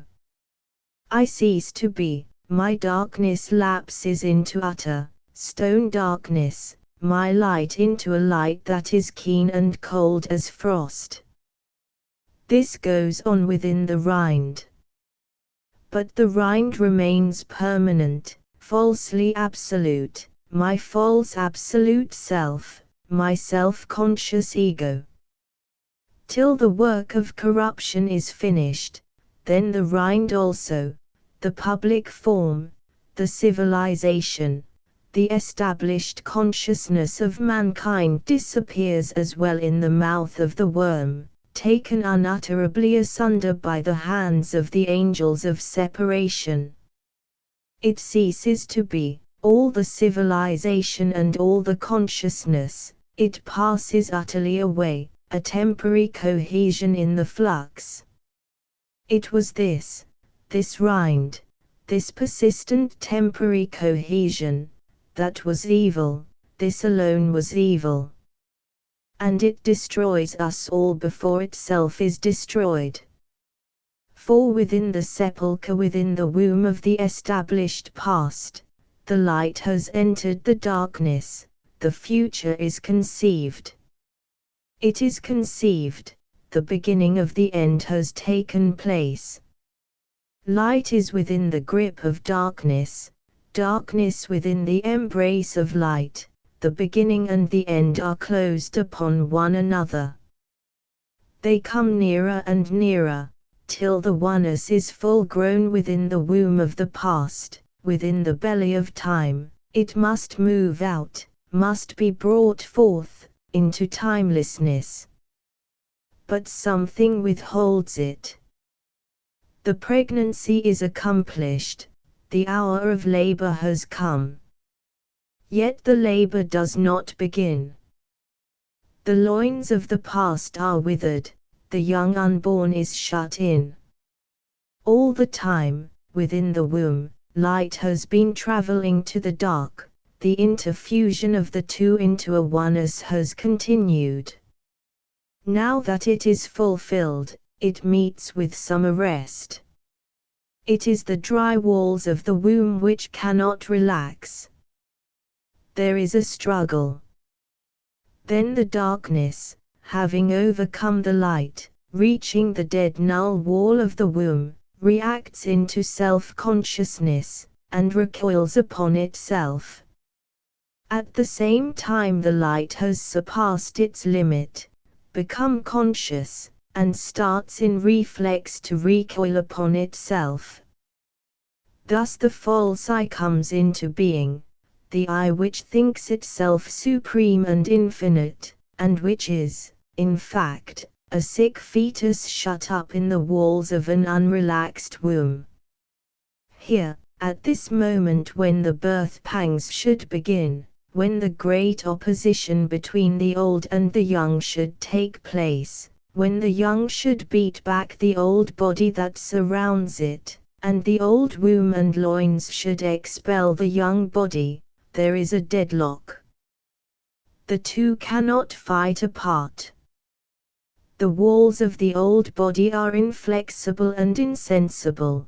The unborn does not know that there can be any traveling forth. It conceives itself as the whole universe, surrounded by dark nullity. It does not know that it is in prison. It believes itself to have filled up the whole of the universe, right to the extremes where is nothing but blank nullity. It is tremendously conceited. It can only react upon itself. And the reaction can only take the form of self-consciousness. For the self is everything, universal. The surrounding womb is just the outer darkness in which that which is, exists. Therefore there remains either to die, to pass into the outer darkness, or to enter into self-knowledge. So the unborn recoils upon itself, dark upon dark, light upon light. This is the horror of corruption begun already within the unborn. Already dissolution and corruption set in before birth. And this is the triumph of the ego. Mortality has usurped the crown. The unborn, reacting upon the null walls of the womb, assumes that it has reached the limit of all space and all being. It concludes that itself is fulfilled, that all consummation is achieved. It takes for certain that itself has filled the whole of space and the whole of time. And this is the glory of the ego. There is no more fight to be fought, there is no more to be sought and embraced. All is fought and overcome, all is embraced and contained. It is all concluded, there is nothing remaining but the outer nothingness. The only activity is the reaction against the outer nothingness, into the achieved being of the self. All else is fulfilled and concluded. To die is merely to assume nothingness. The limit of all life is reached. And this is the apotheosis of the ego. So there is the great turning round upon the self, dark upon dark, light upon light, the flux of separation, corruption within the unborn. The tides which are set towards each other swirl back as from a promontory which intervenes. There has been no consummation. There can be no consummation. The only thing is to return, to go back, that which came from the beginning to go back to the beginning, that which came from the end to return to the end. In the return lies the fulfillment. And this is the unconscious undoing of the ego. That which we are is absolute. There is no adding to it, no superseding this accomplished self. It is final and universal. All that remains is thoroughly to explore it. That is, to analyze it.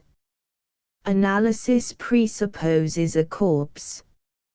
It is at this crisis in the human history that tragic art appears again, that art becomes the only absolute, the only watchword among the people. This achieved self, which we are, is absolute and universal. There is nothing beyond. All that remains is to state this self, and the reactions upon this self, perfectly. And the perfect statement presumes to be art. It is aestheticism. At this crisis there is a great cry of loneliness. Every man conceives himself as a complete unit surrounded by nullity. And he cannot bear it. Yet his pride is in this also. The greatest conceit of all is the cry of loneliness. At this crisis, emotion turns into sentiment, and sentimentalism takes the place of feeling. The ego has no feeling, it has only sentiments. And the myriad egos sway in tides of sentimentalism. But the tacit utterance of every man, when this state is reached, is Apras moi le deluge. And when the deluge begins to set in, there is profound secret satisfaction on every hand. For the ego in a man secretly hates every other ego. In a democracy where every little ego is crowned with the false crown of its own supremacy, every other ego is a false usurper, and nothing more. We can only tolerate those whose crowns are not yet manufactured, because they can't afford it. And again, the supreme little ego in man hates an unconquered universe.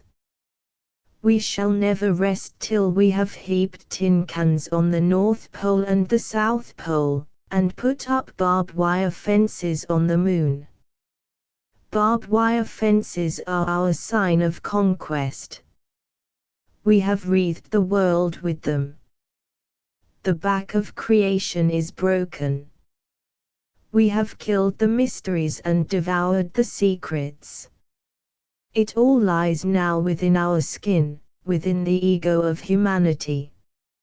So circumscribed within the outer nullity, we give ourselves up to the flux of death, to analysis, to introspection, to mechanical war and destruction, to humanitarian absorption in the body politic, the poor, the birth rate, the mortality of infants, like a man absorbed in his own flesh and members, looking forever at himself. It is the continued activity of disintegration,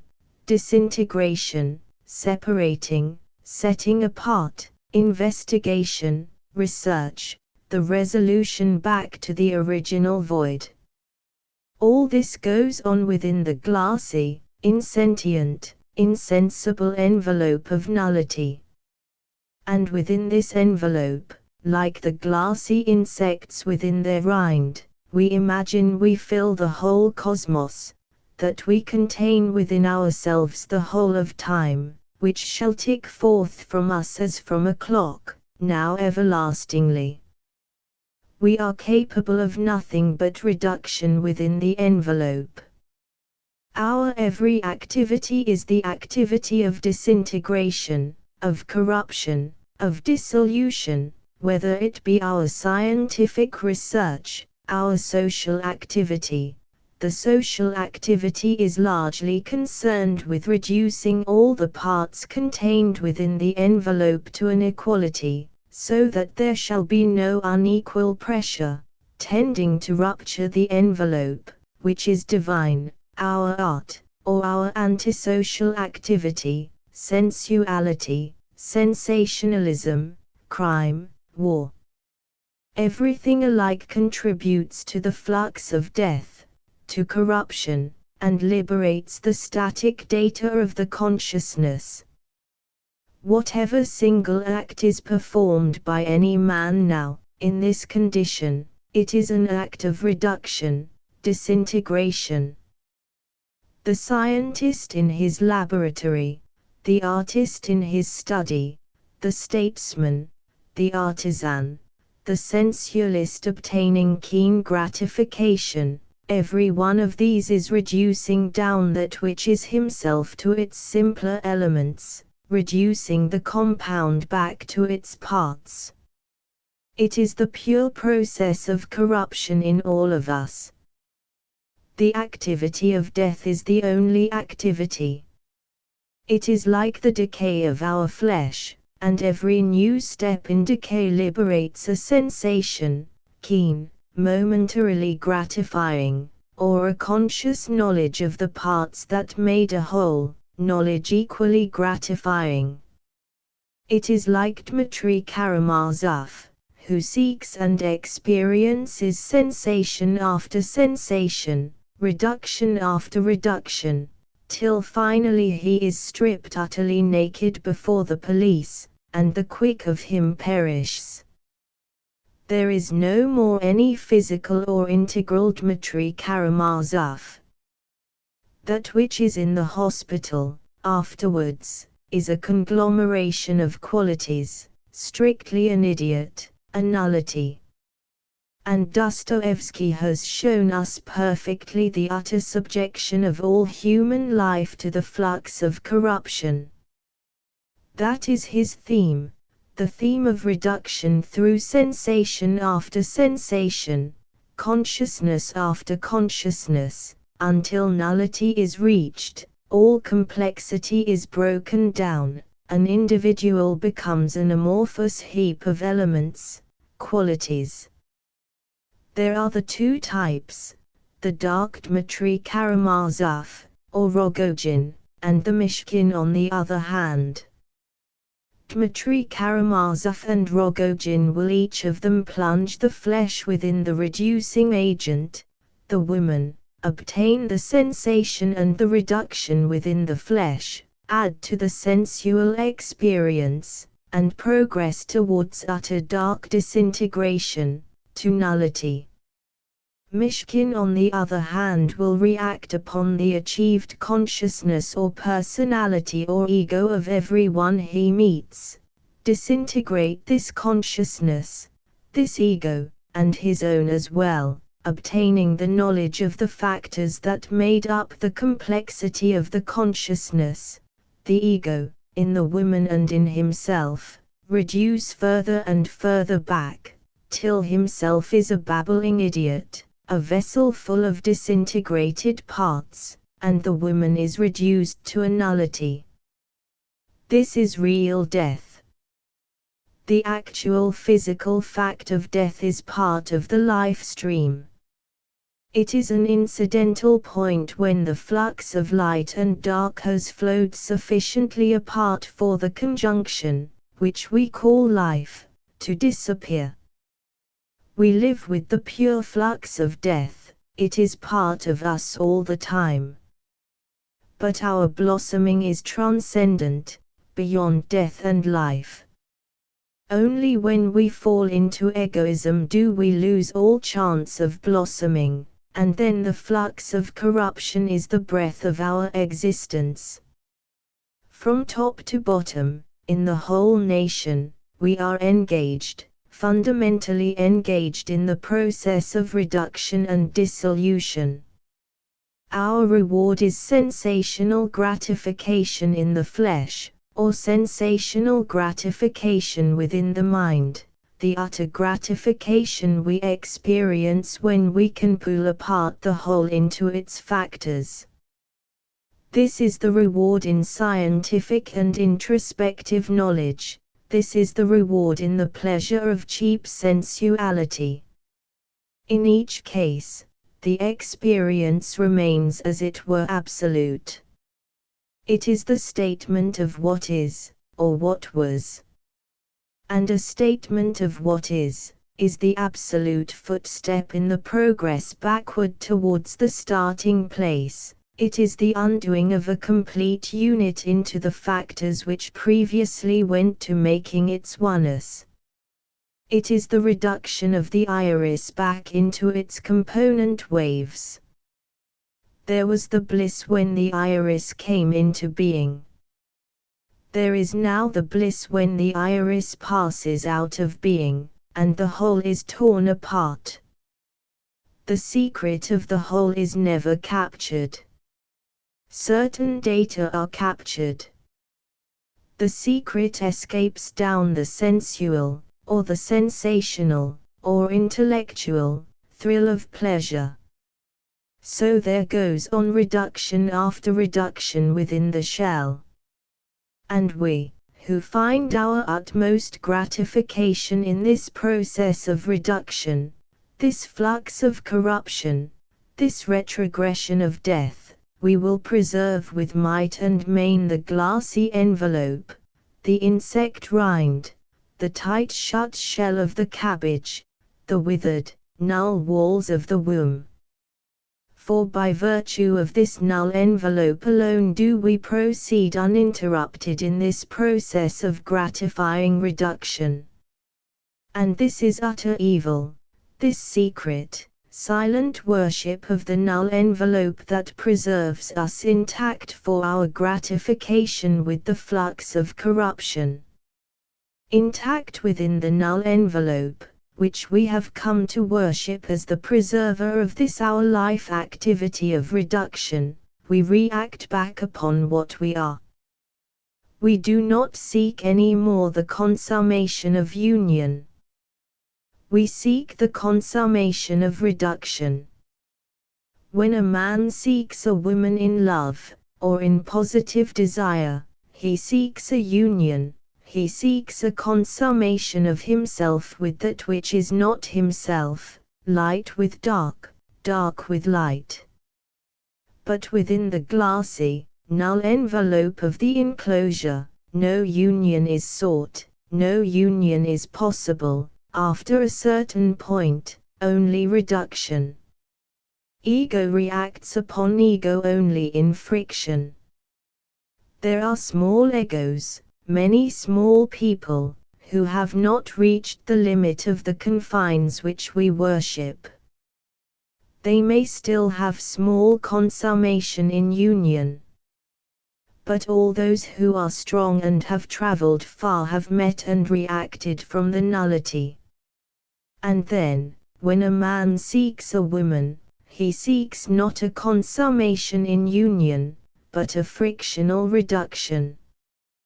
He seeks to plunge his compound flesh into the cold acid that will reduce him, in supreme sensual experience, down to his parts. This is Rogojin seeking Nastasia Filipovna, Dmitri his Grushenka, or Dionunzio in Fuoco seeking his Foscarina. This is more or less what happens when a soldier, maddened with lust of pure destructiveness, violently rapes the woman of his captivity. It is that he may destroy another being by the very act which is called the act of creation, or procreation. In the brute soldier it is cruel to lust, as it was in the Red Indian. But when we come to civilized man, it is not so simple. His cruelty lust is directed almost as much against himself as against his victim. He is destroying, reducing, breaking down that of himself which is within the envelope. He is immersing himself within a keen, fierce, terrible reducing agent. This is true of the hero in Edgar Allan Poe's tales, Ligeia, or The Fall of the House of Usher. The man seeks his own sensational reduction, but he disintegrates the woman even more, in the name of love. In the name of love, what horrors men perpetrate, and are applauded. It is only in supreme crises that man reaches the supreme pitch of annihilation. The difference, however, is only a difference in degree, not in kind. The bank clerk performs in a mild degree what Poe performed intensely and deathlily. These are the men in whom the development is rather low, whose souls are coarsely compounded, so that the reduction is coarse, a sort of activity of coarse hate. But the men of finer sensibility and finer development, sensuous or conscious, they must proceed more gradually and subtly and finely in the process of reduction. It is necessary for a finely compounded nature to reduce itself more finely, to know the subtle gratification of its own reduction. A subtle nature like Mishkin's would find no pleasure of reduction in connection with Grushenka, scarcely any with Nastasia. He must proceed more delicately. He must give up his soul to the reduction. It is his mind, his conscious self he wants to reduce. He wants to dissolve it back. He wants to become infantile, like a child, to reduce and resolve back all the complexity of his consciousness, to the rudimentary condition of childhood. That is his ideal. So he seeks mental contacts, mental reactions. It is in his mental or conscious contacts that he seeks to obtain the gratification of self-reduction. He reaches his crisis in his monologue of self-analysis, self-dissolution, in the drawing room scene where he falls in a fit. And of course, all this reducing activity is draped in alluring sentimentalism. The most evil things in the world, today, are to be found under the chiffon folds of sentimentalism. Sentimentality is the garment of our vice.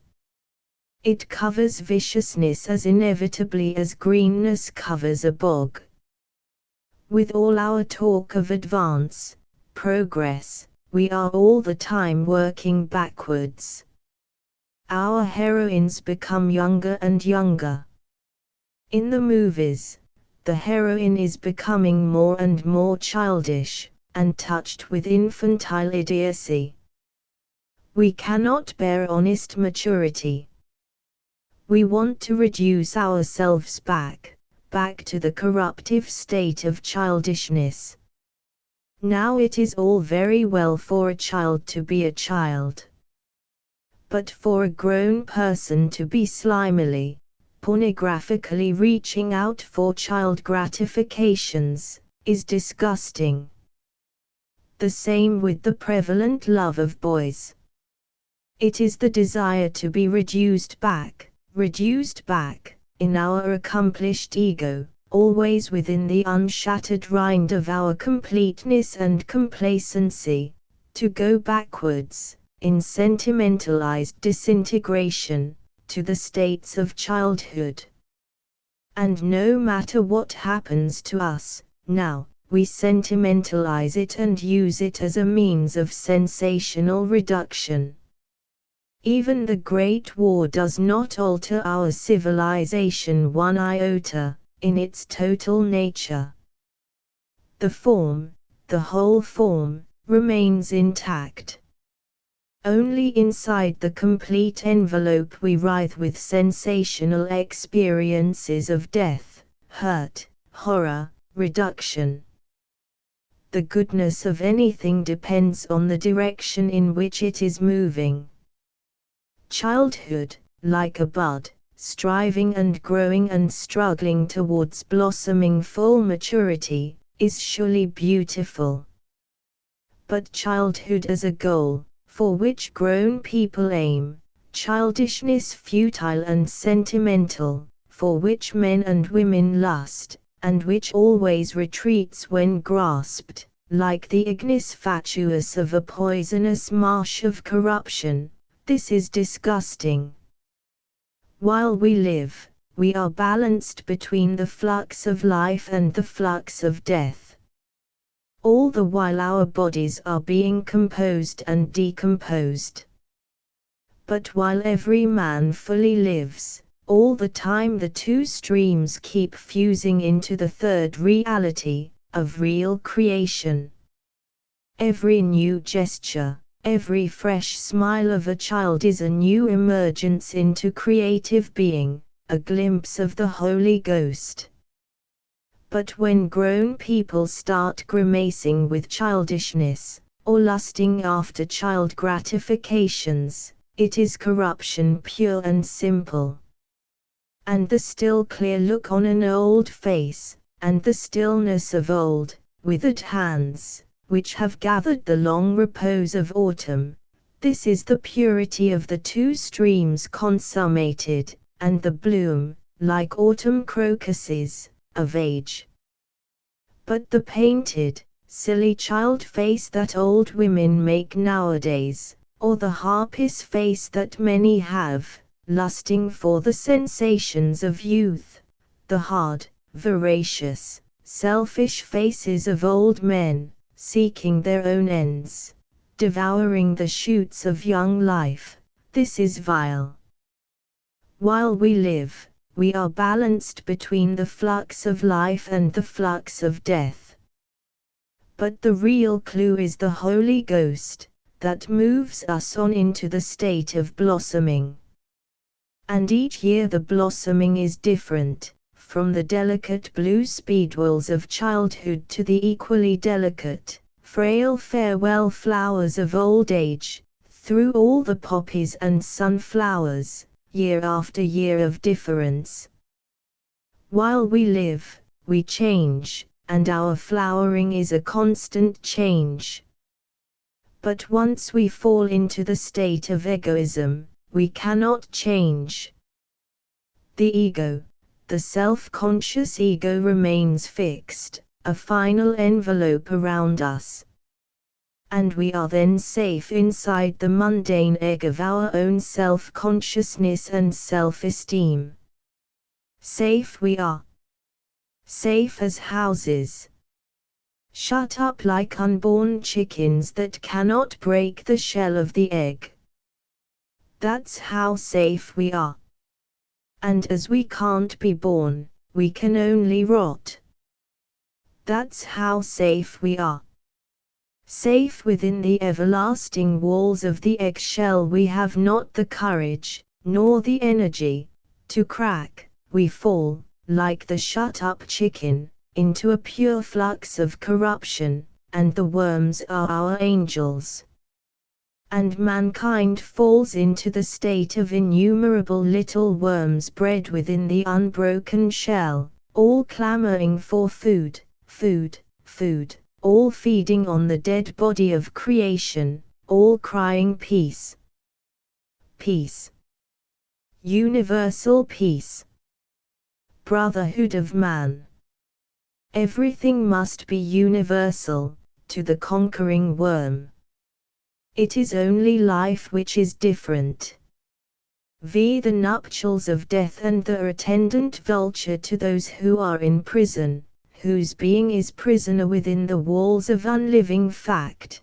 There are only two forms of triumph, the triumph of inertia, or the triumph of the will. There is no flowering possible. And the experience en route to either triumph, is the experience of sensationalism. Stone walls need not a prison make, that is, not an absolute prison. If the great sun has shone into a man's soul, even prison walls cannot blot it out. Yet prison walls, unless they be a temporary shelter, are deadly things. So, if we are imprisoned within walls of accomplished fact, experience, or knowledge, we are prisoned indeed. The living sun is shut out finally. A false sun, like a lamp, shines. All absolutes are prison walls. These laws which science has invented, like conservation of energy, indestructibility of matter, gravitation, the will to live, survival of the fittest, and even these absolute facts, like the earth goes round the sun, or the doubtful atoms, electrons, or ether, they are all prison walls, unless we realize that we don't know what they mean. We don't know what we mean, ultimately, by conservation, or indestructibility. Our atoms, electrons, ether, are caps that fit exceeding badly. And our will to live contains a germ of suicide, and our survival of the fittest the germ of degeneracy. As for the earth going round the sun, it goes round as the blood goes round my body, absolutely mysteriously, with the rapidity and hesitation of life. But the human ego, in its pettifogging arrogance, sets up these things for you as absolutes, and unless you kick hard and kick in time, they are your prison walls forever. Your spirit will be like a dead bee in a cell. Once you are in prison, you have no experience left, save the experience of reduction, destruction going on inwardly. Your sentimentalism is only the smell of your own rottenness. This reduction within the self is sensationalism. And sensationalism, of course, is progressive. You can't have your cake and eat it. To get a sensation, you eat your cake. That is, to get a sensation, you reduce down some part of your complex psyche, physical and psychic. You get a flash, as when you strike a match. But a match once struck can never be struck again. It is finished. Sensationalism is an exhaustive process. The resolving down is progressive. It can apparently go on ad infinitum. But in infinity it means what we call utter death, utter nothingness, opposites released from opposition, and from conjunction, till there is nothing left at all, only nullity itself. Sensationalism progresses in the individual. This is the doom of it. This is the doom of egoistic sex. Egoistic sex excitement means the reacting of the sexes against one another in a purely reducing activity. The reduction progresses. When I have finally reduced one complexity, one unit, I must proceed to the next, the lower. It is the progressive activity of dissolution within the soul. And the climax of this progression is in perversity, degradation and death. But only the very powerful and energetic ego can go through all the phases of its own violent reduction. The ordinary crude soul, after having enjoyed the brief reduction in the sex, is finished there, bliss, empty. And alcohol is slow and crude, and opium is only for the imaginative, the somewhat spiritual nature. Then remain the opium drugs, for a finisher, a last reducer. There remains only the reduction of the contact with death. So that as the sex is exhausted, gradually, a keener desire, the desire for the touch of death follows on, in an intense nature. Then come the fatal drugs. Or else those equally fatal wars and revolutions which really create nothing at all, but destroy, and leave emptiness. When a man is cleaving like a fly with spread arms upon the face of a rock, with infinite space beneath him, and he feels his foothold going, and he cries out to the men on the rope, and falls away, dangling into endless space, jerked back by the thin rope, then he perishes, he is fused in the reducing flame of death. He knows another keen anguish of reduction. What matters to that man, afterwards? Does any of the complex life of the world below matter? None. All that is left is the triumph of his will in having gone so far and recovered. And all that lies ahead is another risk, another slip, another agony of the fall, or a demonish triumph of the will. And the final consummation of such a man is the last fall of all, the few horrible seconds whilst he drops, like a meteorite, to extinction. This is his final and utter satisfaction, the smash of extinction at the bottom. But even this man is not a pure egoist. This man still has his soul open to the mystery of the mountains, he still feels the passion of the contact with death. If he wins, however, in the contest, if his will triumphs in the test, then there is danger of his falling into final egoism, the more or less inert complacency of a self-satisfied old man.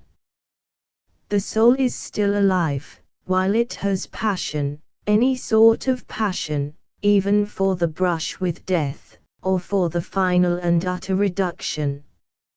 And in the brush with death it may be released again into positive life. A man may be sufficiently released by a fall on the rope and the dangling for a few minutes of agony, in space. That may finally reduce his soul to its elements, set it free and childlike, and break down that egoistic entity which has developed upon it from the past. The near touch of death may be a release into life, if only it will break the egoistic will, and release that other flow. But if a man, having fallen very near to death, gets up at length and says, "I did it. It's my triumph. I beat the mountains that time," then, of course, his ego has only pulled itself in triumph out of the menace, and the individual will go on more egoistic and barrenly complacent. If a man says, "I fell," But the unseen goodness helped me, when I struggled for life, and so I was saved. Then this man will go on in life unimprisoned, the channels of his heart open, and passion still flowing through him.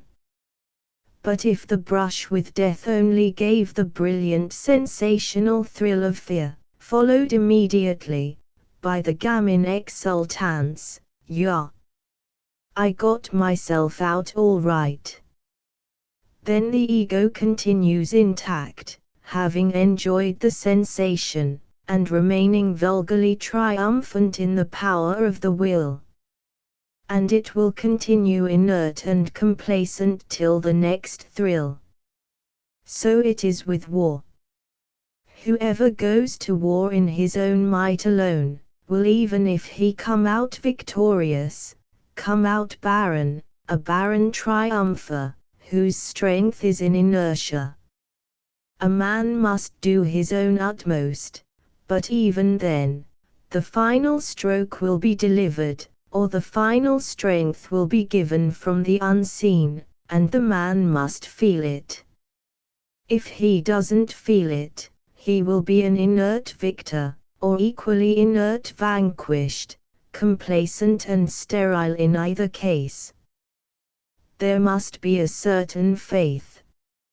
And that means an ultimate reliance on that which is beyond our will, and not contained in our ego. We have gone to war. For 100 years we have been piling up safety upon safety. We have grown enormously within the shell of our civilization. We have rounded off our own ego and grown almost complacent about our own triumphs of will. Till we come to a point where sex seems exhausted, and passion falls flat. When even criticism and analysis now only fatigue the mind and weary the soul. Then we gradually formulate the desire, oh, give us the brush with death, and let us see if we can win out all right. We go into a war like this in order to get once more the final reduction under the touch of death. That the death is so inhuman, cold, mechanical, sordid, the giving of the body to the grip of cold, stagnant mud and stagnant water, whilst one awaits for some falling death, the knowledge of the gas clouds that may lacerate and reduce the lungs to a heaving mass, this sort of self-inflicted sadism, brings almost a final satisfaction to our civilized and still passionate men. Almost. And when it is over, and we have won out, shall we be released into a new lease of life? Or shall we only extend our dreary lease of egoism and complacency? Shall we know the barren triumph of the will, or the equally barren triumph inertia, helplessness, barren irresponsibility? And still, as far as there is any passion in the war, it is a passion for the embrace with death. The desire to deal death and to take death. The enemy is the bride, whose body we will reduce with rapture of agony and wounds. We are the bridegroom, engaged with him in the long, voluptuous embrace, the giving of agony, the rising and rising of the slow unwilling transport of misery, the soaking in of day after day of wet mud, in penetration of the heavy, sordid, unendurable cold, on and on to the climax, the laceration of the blade, like a frost through the tissue, blasting it. This is the desire and the consummation, this is the war. But at length, we shall be satisfied, at length we shall have consummation. Then the war will end. And what then? It is not really a question of victories or defeats. It is a question of fulfillment, and release from the old prison house of a dead form. The war is one bout in the terrific, horrible labor, our civilization laboring in childbirth, and unable to bring forth. How will it end? Will there be a release, a relaxation of the horrible walls, and a real issuing, a birth? Or will it end in nothing, all the agony going to stiffen the old form deader, to enclose the unborn more helplessly and drearily? It may easily be. For behind us all, in the war, stand the old and the elderly, complacent with egoism, bent on maintaining the old form.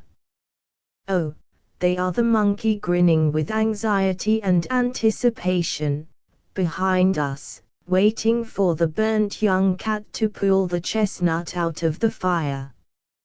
And in the end, they will thrill with the triumph of their egoistic will, and harden harder still with vulture-like inertia, rapacious inertia. In sex, we have plunged the quick of creation deep into the cold flux of reduction, corruption, till the quick is extinguished. In war we have plunged the whole quick of the living, sentient body into a cold, cold flux.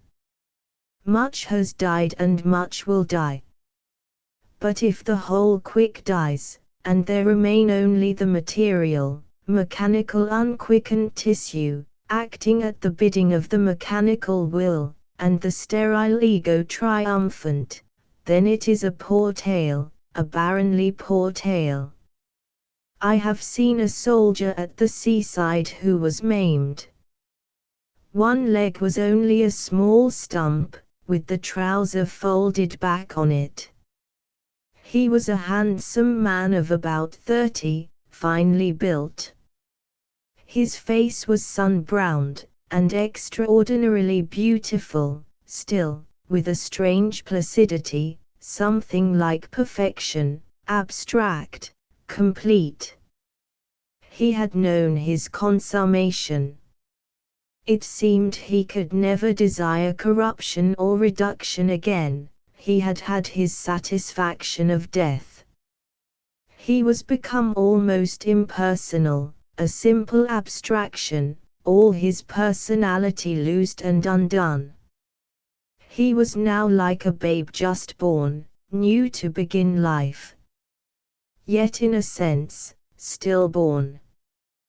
The newness and candor, like a flower just unloosed, was something strange and rare in him. Yet unloosed, curiously, into the light of death.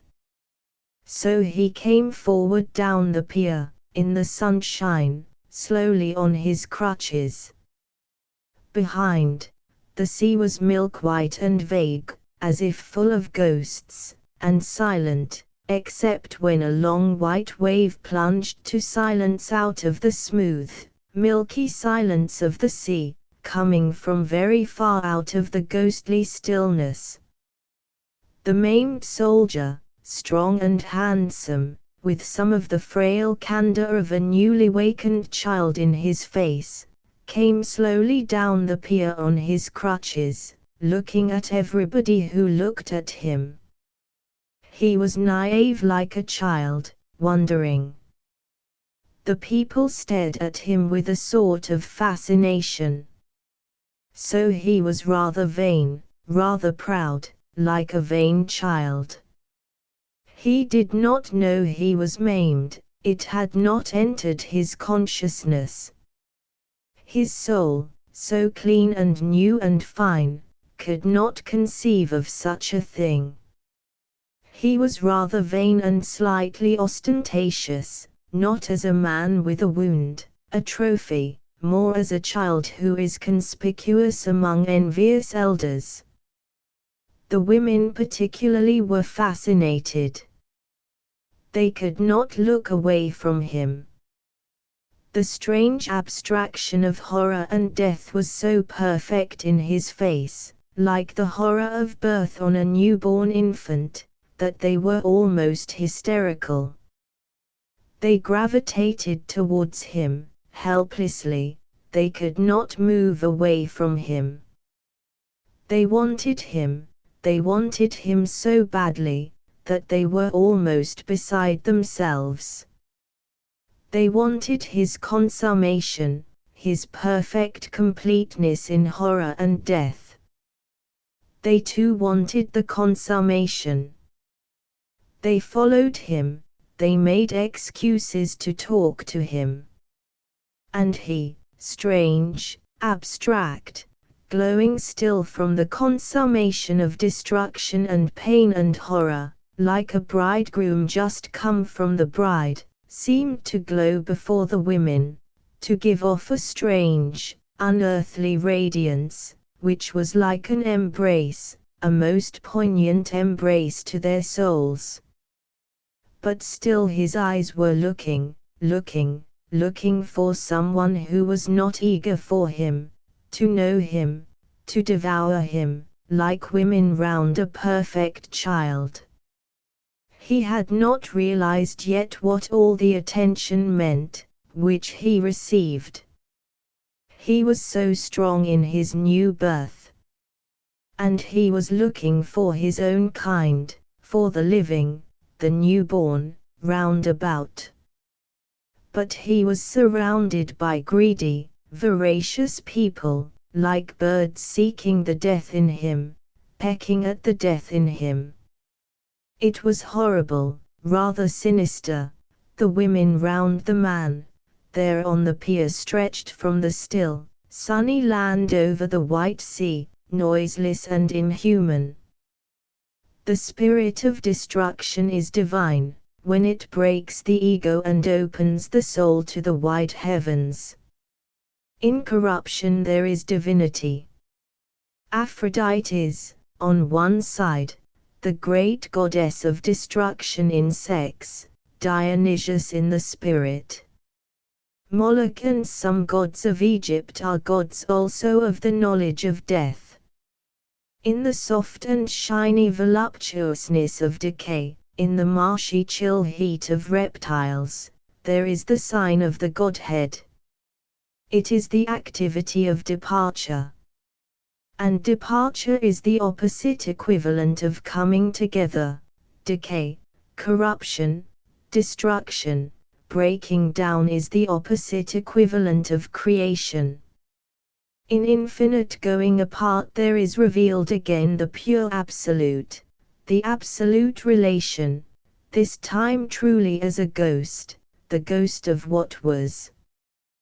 We who live, we can only live or die. And when, like the maimed soldier on the pier with the white sea behind, when we have come right back into life, and the wonder of death fades off our faces again, what then? Shall we go on with wide, careless eyes and the faint astonished smile waiting all our lives for the accomplished death? Waiting for death finally. And continuing the sensational reduction process? Or shall we fade into a dry empty egoism? Which will the maimed soldier do? He cannot remain as he is, clear and peaceful. Are we really doomed, and smiling with the wonder of doom? Even if we are, we need not say, "It is finished." It is never finished. That is one time when Jesus spoke a fatal half-truth, in his consummatumist. Death consummates nothing.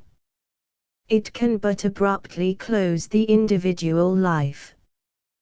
But life itself, and even the forms men have given it, will persist and persist.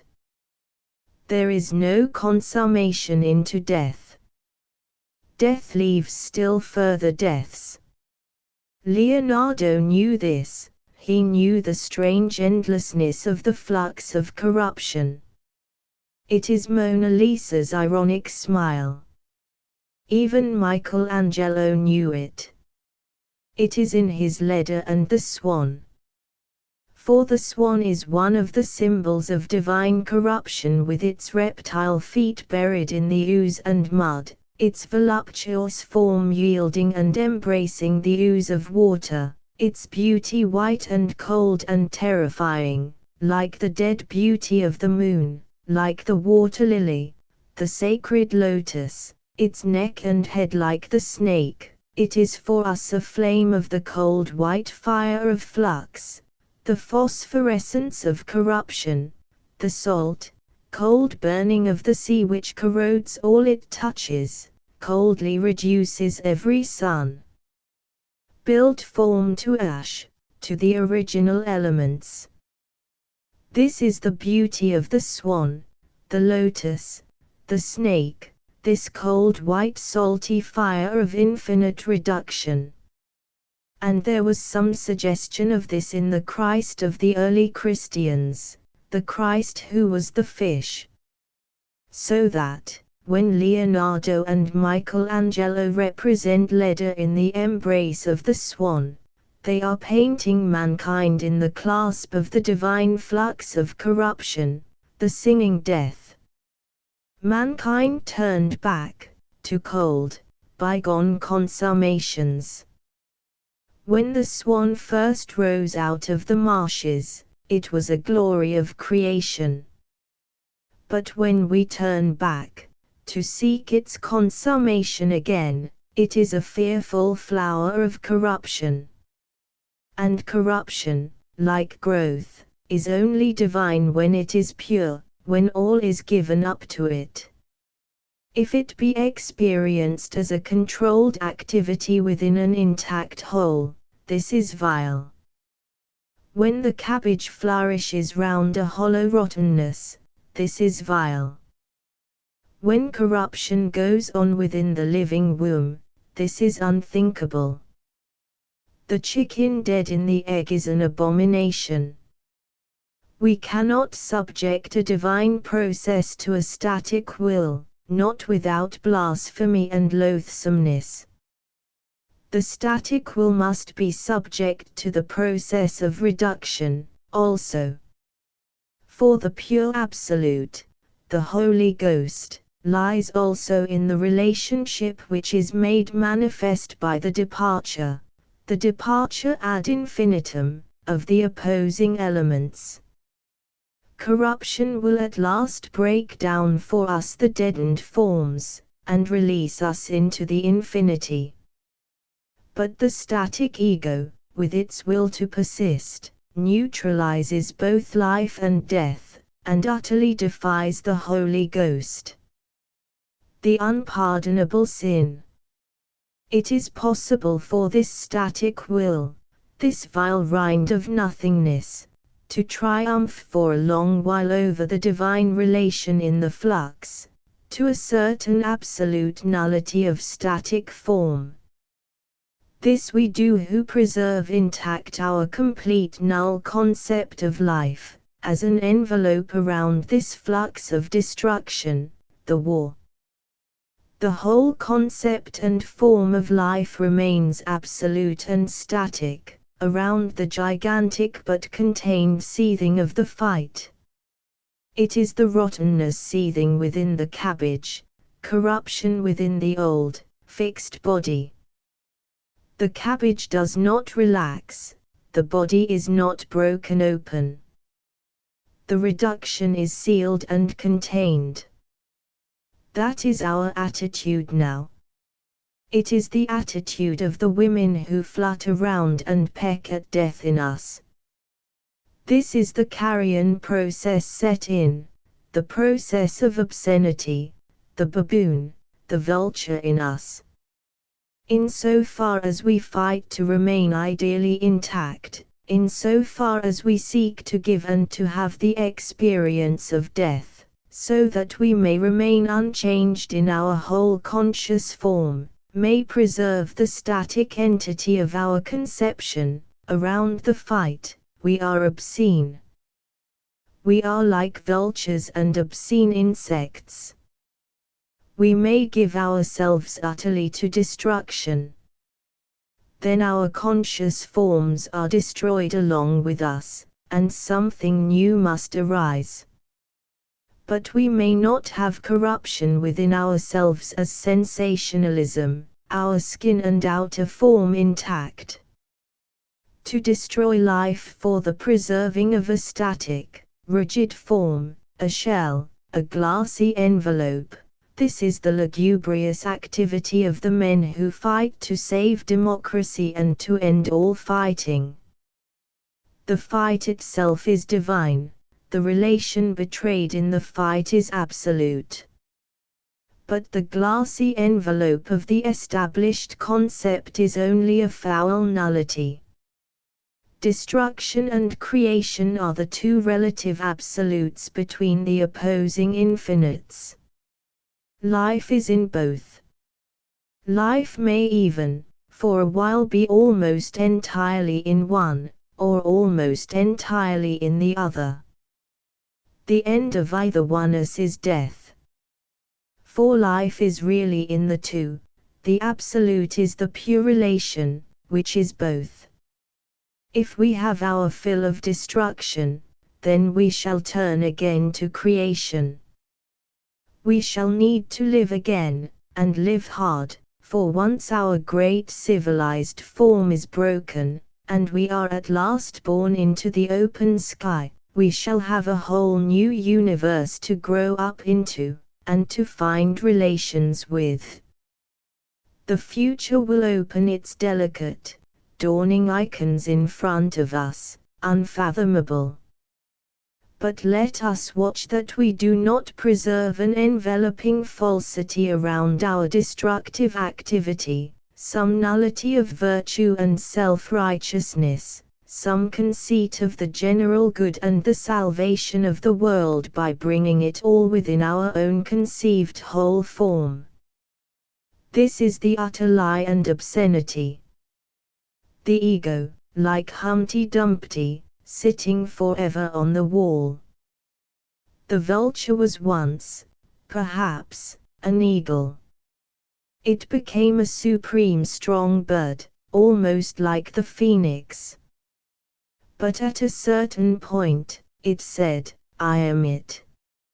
And then it proceeded to preserve its own static form crystal about the flux of corruption, fixed, absolute as a crystal, about the horrible seethe of corruption. Then the eagle became a vulture. And the dog, through cowardice, arrested itself at a certain point and became domestic, or a hyena, preserving a glassy, fixed form about a voracious seethe of corruption. And the baboon, almost a man, or almost a high beast, arrested himself and became obscene, a grey, hoary rind closed upon an activity of strong corruption. And the louse, in its little glassy envelope, brings everything into the corrupting pot of its little belly. And these are all perfectly arrested egoists, asserting themselves static and foul, triumphant in inertia and in will. Let us watch that we do not turn either into carrion or into carrion eaters. Let us watch that we do not become, in the vulgar triumph of our will, and the obscene inertia of our ego, vultures who feed on putrescence. The lust for death, for pain, for torture, is even then better than this fatal triumph of inertia and the egoistic will. Anything is better than that. The Red Indians, full of sadism and self-torture and death, destroyed themselves. But the eagle, when it gets stuck and can know no more blossoming, turns into a vulture with a naked head, and becomes carrion fowl. There must always be some balance between the passion for destruction and the passion for creation, in every living activity, for in the race to destruction we can utterly destroy the vital quick of our being, leave us amorphous, undistinguished, vegetable, and in the race for creation we can lose ourselves in mere production, and pile ourselves over with dead null monstrosities of obsolete form. All birth comes with the reduction of old tissue. But the reduction is not the birth. That is the fallacy of all of us, who represent the old tissue now. In this fallacy we go careering down the slope in our voluptuousness of death and horror, careering into oblivion, like Hippolytus trammelled up and borne away in the traces of his maddened horses. Who says that the spirit of destruction will outrun itself? Not till the driver be annihilated. Then the destructive career will run itself out. And then what? But neither destruction nor production is, in itself, evil. The danger lies in the fall into egoism, which neutralizes both. When destruction and production alike are mechanical, meaningless, the race of destruction may outrun itself. But still the form may remain intact, the old imprisoning laws. Only those who have not traveled to the confines will be left, the mean, the average, the laborers, the slaves, all of them little crowned egos.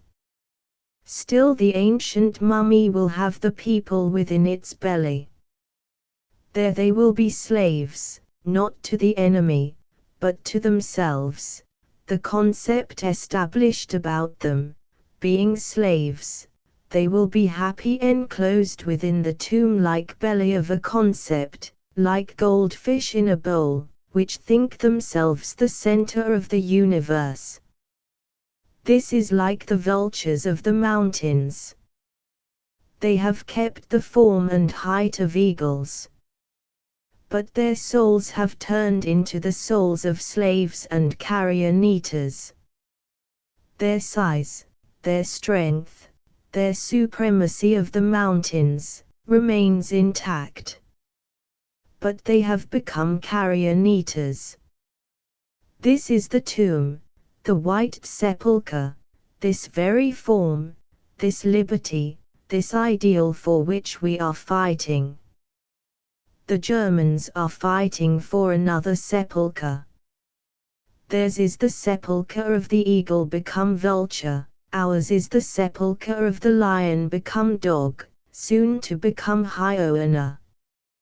But we would have our own sepulchre, in which we shall dwell secure when the rage of destruction is over.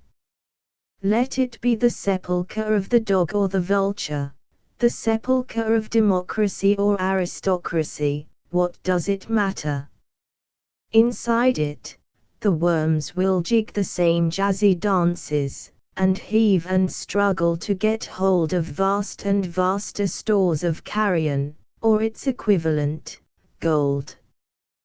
The carrion birds, aristocrats, sit up high and remote, on the sterile rocks of the old absolute, their obscene heads gripped hard and small, like knots of stone clenched upon themselves forever.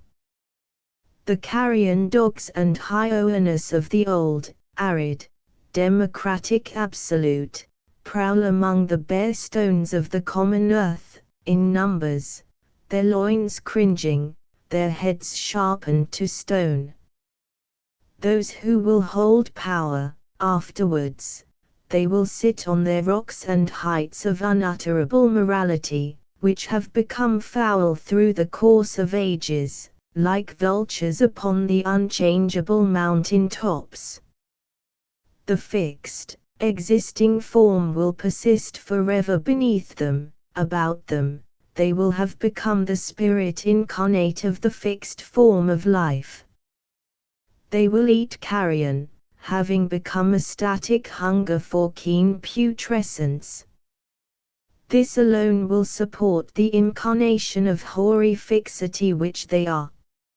And beside the carrion they will fight the multitudes of hoary, obscene dogs, which also persist.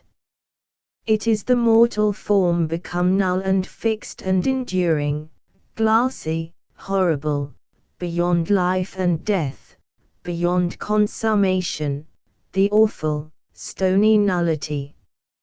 It is timeless, almost as the rainbow. But it is not utterly timeless. It is only unthinkably slow, static in its passing away, perpetuated. Its very aspect of timelessness is a fraud. What is evil, not death, nor the blood-devouring Moloch, but this spirit of perpetuation and apparent timelessness, this obscenity which holds the great carrion birds, and the carrion dogs.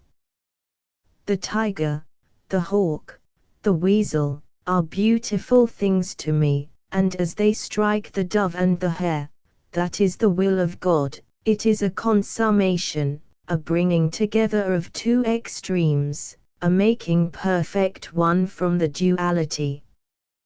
But the baboon, and the hyena, the vulture, the condor, and the carrion crow, these fill me with fear and horror. These are the highly developed life forms, now arrested, petrified, frozen, falsely, timeless. The baboon was almost as man, the hyena as the lion, the vulture and the condor are greater than the eagle, the carrion crow is stronger than the hawk. And these obscene beasts are not ashamed. They are stark and static. They are not mixed. Their will is hoary, ageless. Before us, the Egyptians have known them and worshipped them. The baboon, with his intelligence and his unthinkable loins, the cunning hyena with his cringing, stricken loins, these are the static form of one achieved ego, the egoistic Christian, the democratic, the unselfish. The vulture, with her naked neck and naked, small stony head, this is the static form of the other achieved ego, the eagle, the self, aristocratic, lordly, pagan. It is unthinkable and unendurable. Yet we are drawn more and more in this direction. After the supreme intelligence, the baboon, after the supreme pride, the vulture. The millionaire, the international financier, the bankers of this world. The baboons, the hyenas, the vultures. The snake is the spirit of the great corruptive principle, the festering cold of the marsh. This is how he seems, as we look back. We revolt from him, but we share the same life and tide of life as he. He struggles as we struggle, he enjoys the sun, he comes to the water to drink, he curls up, hides himself to sleep. And under the low skies of the far past eons, he emerged a king out of chaos, a long beam of new life. But the vulture looms out in sleep like a rock, invincible within the hoary, static form, invincible against the flux of both eternities. One day there was a loud, terrible scream from the garden, tearing the soul. Oh, and it was a snake lying on the warm garden bed, and in his teeth the leg of a frog spread out, screaming with horror. We ran near. The snake glanced at us sharply, holding fast to the frog, trying to get further hold. In so trying, it let the frog escape, which leaped convulsed, away. Then the snake slid noiselessly under cover, sullenly, never looking at us again. We were all white with fear. But why? In the world of twilight as in the world of light, one beast shall devour another. The world of corruption has its stages, where the lower shall devour the higher, ad infinitum.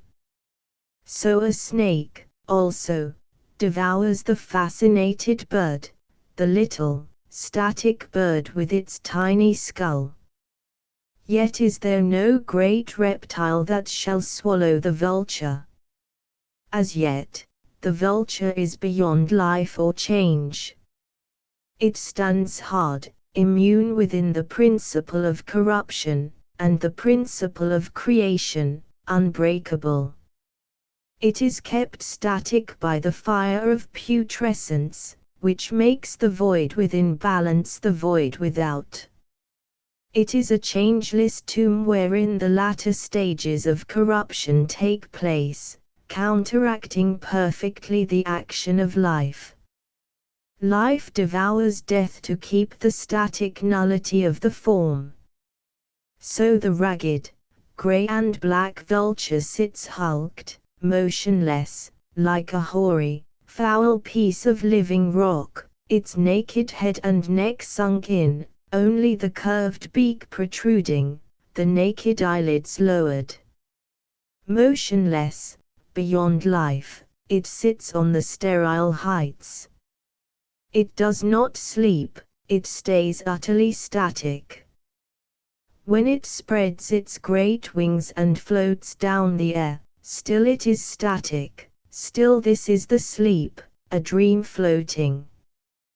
When it rips up carrion and swallows it, it is still the same dream motion, static, beyond the inglutination.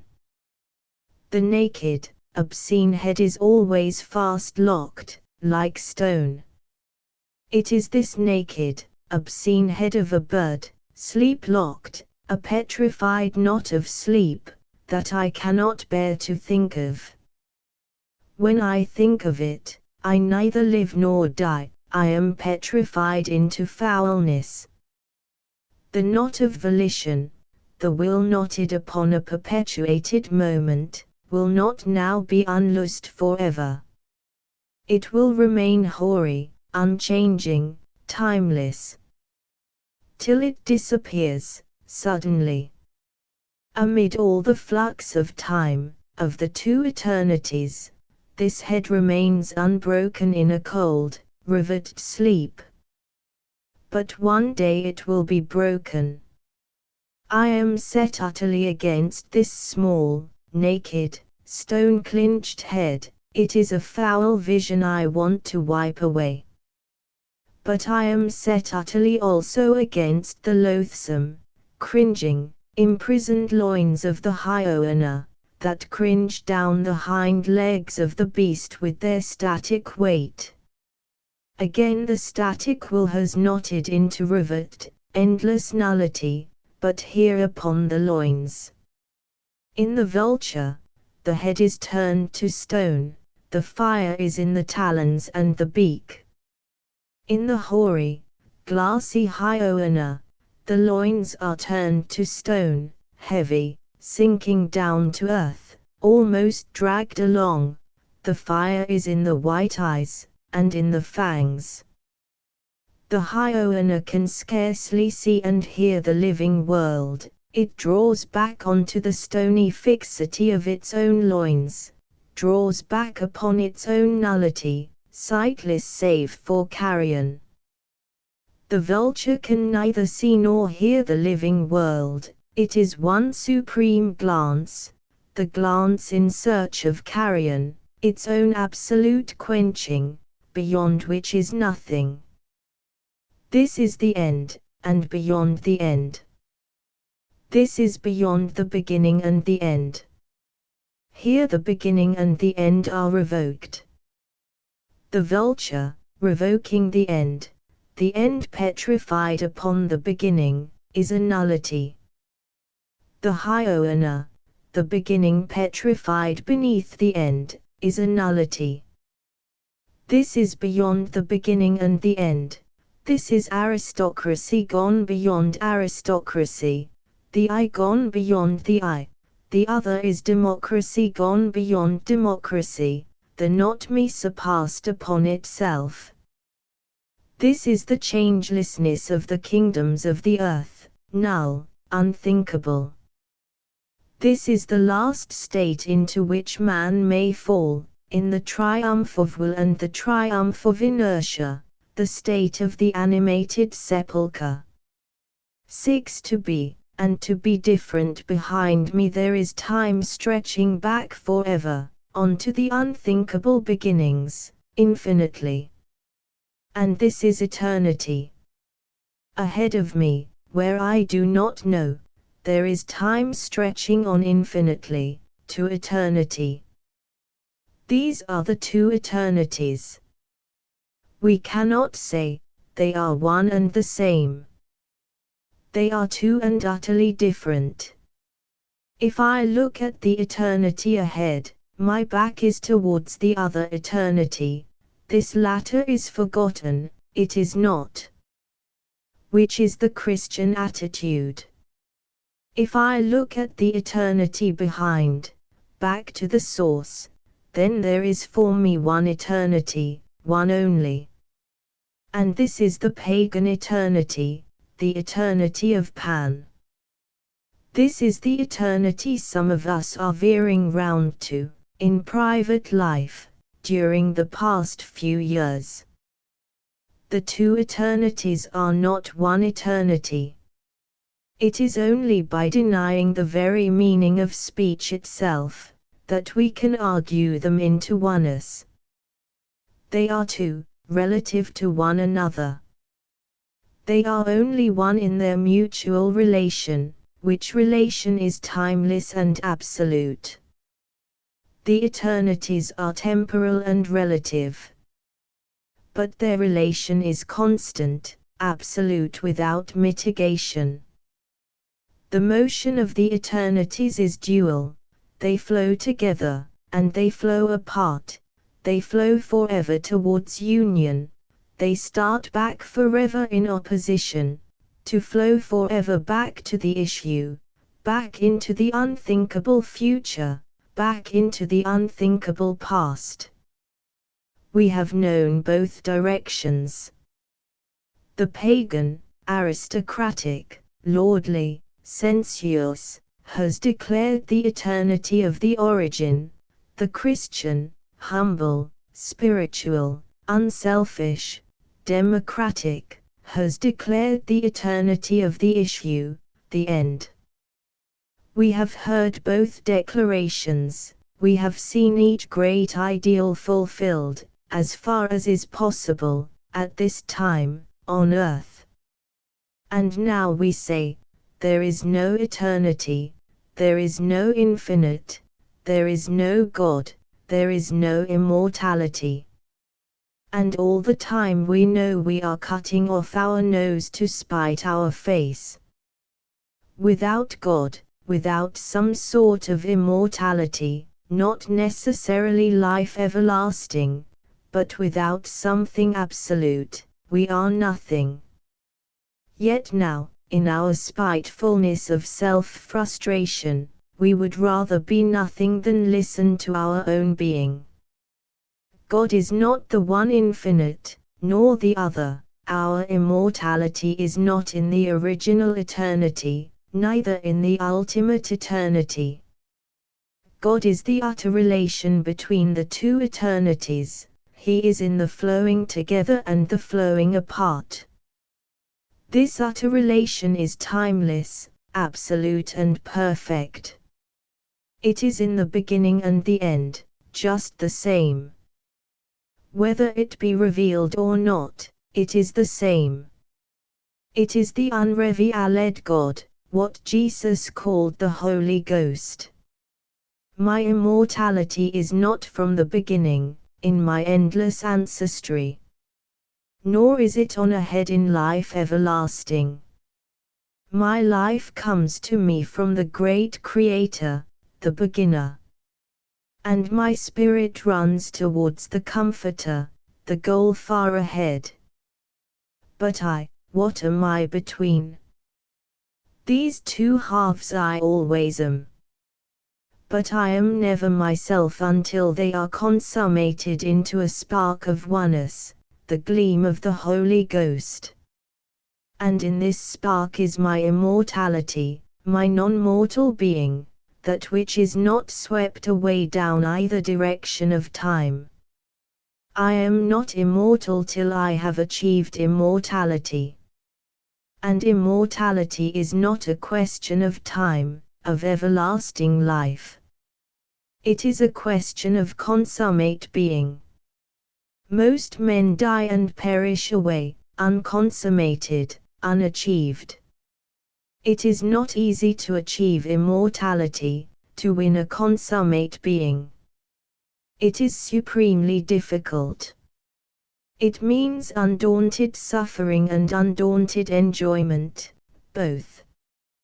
And when a man has reached his ultimate of enjoyment and his ultimate of suffering, both, then he knows the two eternities, then he is made absolute, like the iris, created out of the two. Then he is immortal. It is not a question of time. It is a question of being. It is not a question of submission, submitting to the divine grace, it is a question of submitting to the divine grace, in suffering and self-obliteration, and it is a question of conquering by divine grace, as the tiger leaps on the trembling deer, in utter satisfaction of the self, in complete fulfillment of desire. The fulfillment is dual. And having known the dual fulfillment, then within the fulfilled soul is established the divine relation, the Holy Spirit dwells there, the soul has achieved immortality, it has attained to absolute being. So the body of man is begotten and born in an ecstasy of delight and of suffering. It is a flame kindled between the opposing confluent elements of the air. It is the battleground and marriage bed of the two invisible hosts. It flames up to its full strength, and is consummate, perfect, absolute, the human body. It is a revelation of God, it is the foam burst of the two waves, it is the iris of the two eternities. It is a flame, flapping and traveling in the winds of mortality. Then the pressure of the dark and the light relaxes, the flame sinks. We watch the slow departure, till only the wick glows. Then there is the dead body, cold, rigid, perfect in its absolute form, the revelation of the consummation of the flux, a perfect jet of foam that has fallen and is vanishing away. The two waves are fast going asunder, the snow wreath melts, corruption's quick fire is burning in the achieved revelation. We cannot bear it, that the body should decay. We cover it up, we cannot bear it.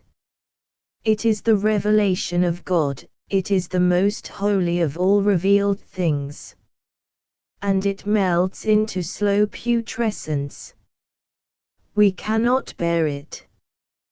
We wish above all to preserve this achieved and perfect form, this revelation of God. And despair comes over us when it passes away. Sic transit, we say, in agony. The perfect form was not achieved in time, but in timelessness. It does not belong to today or tomorrow, or to eternity. It just is. It is we who pass away, we and the whole flux of the two eternities, these pass. This is the eternal flux. But the God quick, which is the constant within the flux, this is neither temporal nor eternal, it is truly timeless. And this perfect body was a revelation of the timeless God, timeless as He. If we, in our mortality are temporal, If we are part of the flux of the eternities, then we swirl away in our living flux. The flesh decomposes and is lost. But all the time, whether in the glad warm confluence of creation or in the cold flowing apart of corruption, the same quick remains absolute and timeless. The revelation is in God, timeless. This alone of mortality does not belong to the passing away, this consummation, this revelation of God within the body, or within the soul. This revelation of God is God. But we who live, we are of the flux, we belong to the two eternities. Only perpetuation is a sin. The perfect relation is perfect. But it is therefore timeless.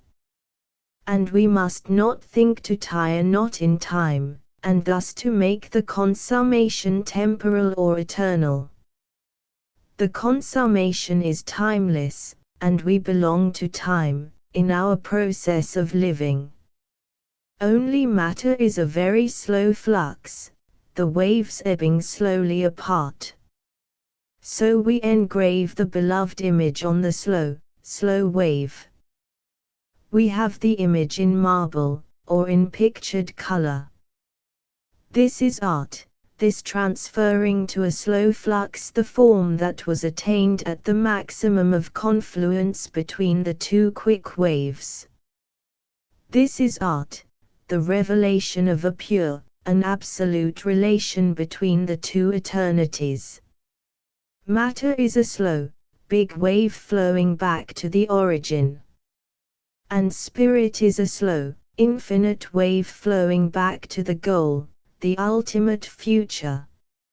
On the slow wave of matter and spirit, on marble or bronze or color or air, and on the consciousness, we imprint a perfect revelation, and this is art, whether it reveal the relation in creation or in corruption, it is the same, it is a revelation of God, whether it be Piero della Francesca or Leonardo da Vinci, the Garconquipis or Phidias, or Christ or Rabelais.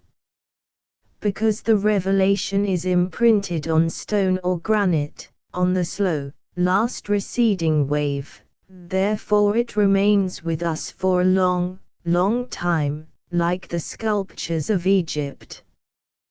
But it is all the time slowly passing away, unhindered, in its own time. It passes away, but it is not in any sense lost. Our souls are established upon all the revelations, upon all the timeless achieved relationships, as the seed contains a convoluted memory of all the revelation in the plant it represents. The flower is the burning of God in the bush, the flame of the Holy Ghost, the actual presence of accomplished oneness, accomplished out of two-ness. The true God is created every time a pure relationship, or a consummation out of two-ness into oneness takes place. So that the poppy flower is God come red out of the poppy plant. And a man, if he win to a sheer fusion in himself of all the manifold creation, a pure relation, a sheer gleam of oneness out of manyness, then this man is God created where before God was uncreate. He is the Holy Ghost in tissue of flame and flesh, whereas before, the Holy Ghost was but ghost. It is true of a man as it is true of a dandelion or of a tiger or of a dove. Each creature, by some mystery, achieved a consummation in itself of all the wandering sky and sinking earth, and leaped into the other kingdom, where flowers are, of the gleaming ghost. So it is forever. The two waves of time flow in from the eternities, towards a meeting, a consummation. And the meeting, the consummation, is heaven, is absolute.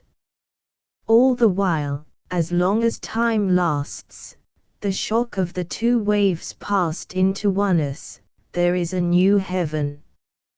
All the while, heaven is created from the flux of time, the galaxies between the night. And we too may be heavenly bodies, however we swirl back in the flux. When we have surged into being, when we have caught fire with friction, we are the immortals of heaven, the invisible stars that make the galaxy of night, no matter how the skies are tossed about. We can forget, but we cannot cease to be. Life nor death makes any difference, once we are. Forever the kingdom of heaven is established more perfectly, more beautifully, between the flux of the two eternities. One by one, in our consummation, we pass, a new star, into the galaxy that arches between the nightfall and the dawn. One by one, like the bushes in the desert, we take fire with God, and burn timelessly, and within the flame is heaven that has come to pass. Every flower that comes out, every bird that sings, every hawk that drops like a blade on her prey, every tiger flashing his paws, every serpent hissing out poison, every dove bubbling in the leaves. This is timeless heaven established from the flood. In this we have our form and our being. Every night new heaven may ripple into being, every era a new cycle of God may take place. But it is all timeless. The error of errors is to try to keep heaven fixed and rocking like a boat anchored within the flux of time. Then there is sure to be shipwreck. Die well in Verschlingenem die Schiffe und Kahn. From the flux of time heaven takes place in timelessness. The flux must go on. This is sin, this tying the knot in time, this anchoring the ark of eternal truth upon the waters. There is no ark, there is no eternal system, there is no rock of eternal truth. In time and in eternity all is flux. Only in the other dimension, which is not the time-space dimension, is there heaven. We can no more stay in this heaven, than the flower can stay on its stem. We come and go. So the body that came into being and walked transfigured in heavenliness must lie down and fuse away in the slow fire of corruption. Time swirls away, out of sight of the heavenliness. Heaven is not here nor there nor anywhere. Heaven is in the other dimension. In the young, in the unborn. This kingdom of heaven which was revealed and has passed away, is established. Of this heaven the young and the unborn have their being. And if in us the heaven be not revealed, if there be no transfiguration, no consummation, then the infants cry in the night, in want, void, strong want. This is evil, this desire for constancy, for fixity in the temporal world. This is the denial of the absolute good, the revocation of the kingdom of heaven. We cannot know God, in terms of the permanent, temporal world, we cannot. We can only know the revelation of God in the physical world. And the revelation of God is God. But it vanishes as the rainbow. The revelation is a condition in the whole flux of time. When this condition has passed away, the revelation is no more revealed. It has gone. And then God is gone, except to memory, a remembering of a critical moment within the flux. But there is no revelation of God in memory. Memory is not truth. Memory is persistence, perpetuation of a momentary cohesion in the flux. God is gone, until next time. But the next time will come. And then again we shall see God, and once more, it will be different. It is always different. And we are all, now, living on the stale memory of a revelation of God, which is purely a repetitive and temporal thing. But it contains us, it is our prison. Whereas, there is nothing for a man to do but to behold God, and to become God. It is no good living on memory. When the flower opens, see him, don't remember him. When the sun shines, be him, and then cease again. So we seek war, death, to kill this memory within us. We hate this imprisoning memory so much, we will kill the whole world rather than remain in prison to it. But why do we not create a new revelation of God, instead of seeking merely the destruction of the old revelations? We do this, because we are cowards. We say the great revelation cannot be destroyed, but I, who am a failure, I can be destroyed. So we destroy the individual stones rather than decide to pull down the whole edifice. The edifice must stand, but the individual bricks must sacrifice themselves. So carefully we remove single lives from the edifice, and we destroy these single lives, carefully supporting the edifice in the weakened place. And the soldier says, I die for my God and my country. When, as a matter of fact, in his death his God and his country are so much destroyed. But we must always lie, always convert our action to a lie. We know that we are living in a state of falsity, that all our social and religious form is dead, a crystallized lie. Yet we say, we will die for our social and religious form. In truth, we proceed to die because the whole frame of our life is a falsity, and we know that, if we die sufficiently, the whole frame and form and edifice will collapse upon itself. But it were much better to pull it down and have a great clear space, than to have it collapse on top of us. For we shall be like Samson, buried among the ruins.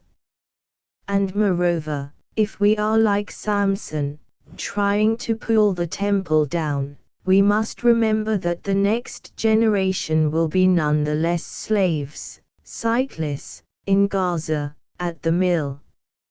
And they will be by no means eager to commit suicide by bringing more temple beams down with a bang on their heads. They will say, it is a very nice temple, quite weathertight. What's wrong with it? They will be near enough to extinction to be very canny and cautious about imperiling themselves. No, if we are to break through, it must be in the strength of life bubbling inside us. The chicken does not break the shell out of animosity against the shell. It bursts out in its blind desire to move under a greater heavens. And so must we. We must burst out, and move under a greater heavens. As the chicken bursts out, and has a whole new universe to get into relationship with. Our universe is not much more than a mannerism with us now.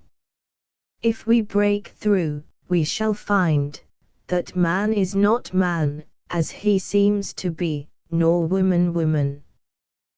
The present seeming is a ridiculous travesty. And even the sun is not the sun as it appears to be. It is something tingling with magnificence.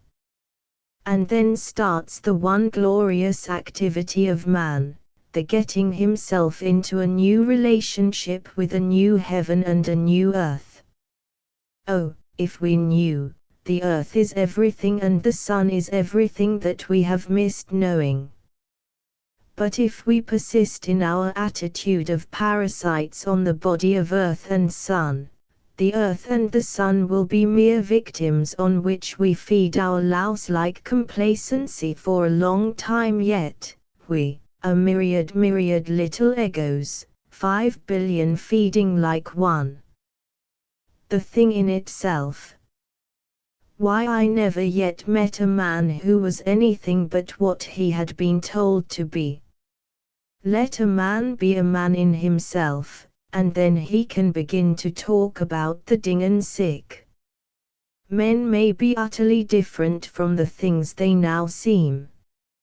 And then they will behold, to their astonishment, that the sun is absolutely different from the thing they now see, and that they call sun.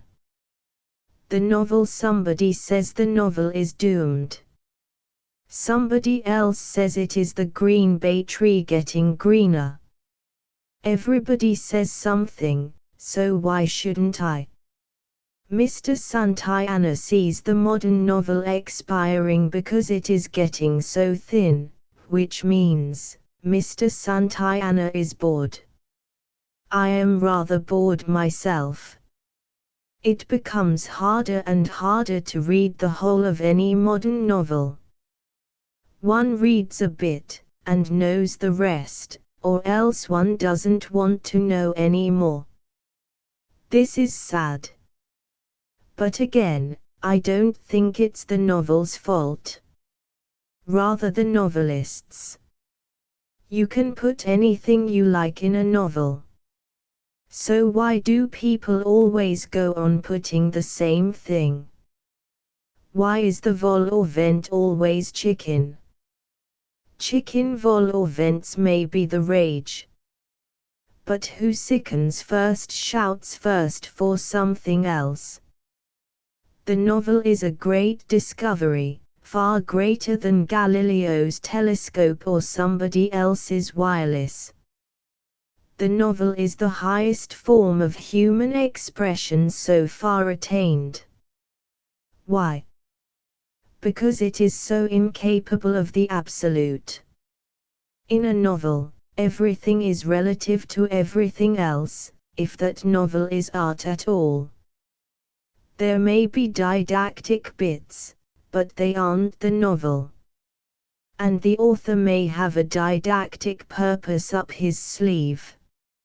Indeed, most great novelists have, as Tolstoy had his Christian socialism, and Hardy his pessimism, and Flaubert his intellectual desperation. But even a didactic purpose so wicked as Tolstoy's or Flaubert's cannot put to death the novel. You can tell me, Flaubert had a philosophy, not a purpose. But what is a novelist's philosophy but a purpose on a rather higher level? And since every novelist who amounts to anything has a philosophy, even Balzac, any novel of importance has a purpose. If only the purpose be large enough, and not at outs with the passional inspiration. Vronsky sinned, did he? But also the sinning was a consummation devoutly to be wished. The novel makes that obvious, in spite of old Leo Tolstoy. And the would-be pious prince in Resurrection is a muff, with his piety that nobody wants or believes in. There you have the greatness of the novel itself. It won't let you tell didactic lies, and put them over. Nobody in the world is anything but delighted when Vronsky gets Anna Karenina. Then what about the sin? Why, when you look at it, all the tragedy comes from Vronsky's and Anna's fear of society. The monster was social, not phallic at all. They couldn't live in the pride of their sincere passion, and spit in Mother Grundy's eye. And that cowardice, was the real sin. The novel makes it obvious, and knocks all old Leo's teeth out. As an officer I am still useful. But as a man, I am a ruin, says Vronsky, or words to that effect. Well, what a skunk, collapsing as a man and a male, and remaining merely as a social instrument, an officer, God love us, merely because people at the opera turn backs on him. As if people's backs weren't preferable to their faces, anyhow. And old Leo tries to make out, it was all because of the phallic sin. Old liar. Because where would any of Leo's books be, without the phallic splendor? And then to blame the column of blood, which really gave him all his life riches. The Judas. Cringe to a mangy, bloodless society, and try to dress up that dirty old Mother Grundy in a new bonnet and face powder of Christian socialism. Brothers indeed. Sons of a castrated father. The novel itself gives Vronsky a kick in the behind, and knocks old Leo's teeth out, and leaves us to learn. It is such a bore that nearly all great novelists have a didactic purpose, otherwise a philosophy, directly opposite to their passional inspiration. In their passional inspiration, they are all phallic worshippers. From Balzac to Hardy, it is so. Nay, from Apuleius to E.M. Forster. Yet all of them, when it comes to their philosophy, or what they think they are all crucified Jesuses. What a bore! And what a burden for the novel to carry! But the novel has carried it. Several thousands of lamentable crucifixions of self-heroes and self-heroines. Even the silly duplicity of resurrection, and the wickeder duplicity of Salambo, with that flayed phallic Mavo, tortured upon the cross of a gilt princess. You can't fool the novel. Even with man crucified upon a woman, his dear cross. The novel will show you how dear she was, dear at any price. And it will leave you with a bad taste of disgust against these heroes who turn their women into a dear cross, and ask for their own crucifixion. You can fool pretty nearly every other medium.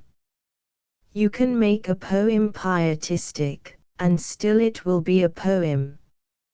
You can write Hamlet in drama, if you wrote him in a novel, he'd be half comic, or a trifle suspicious, a suspicious character, like Dostoevsky's idiot.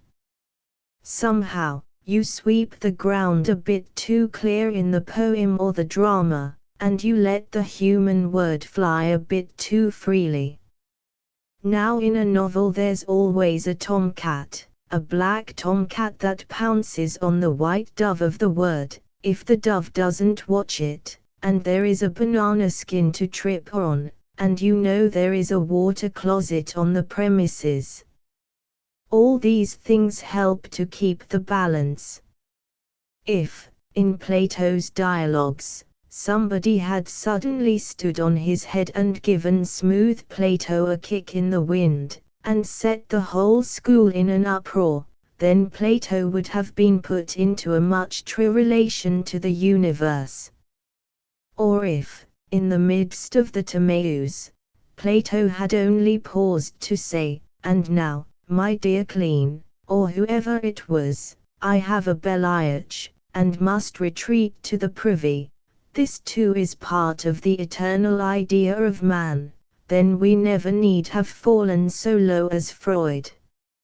And if, when Jesus told the rich man to take all he had and give it to the poor, the rich man had replied, "All right, old sport.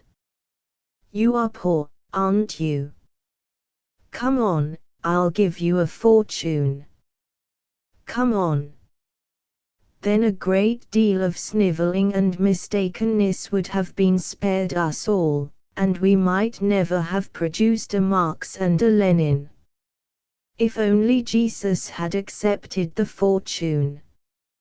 Yes, it's a pity of pities that Matthew, Mark, Luke, and John didn't write straight novels. They did write novels, but a bit crooked.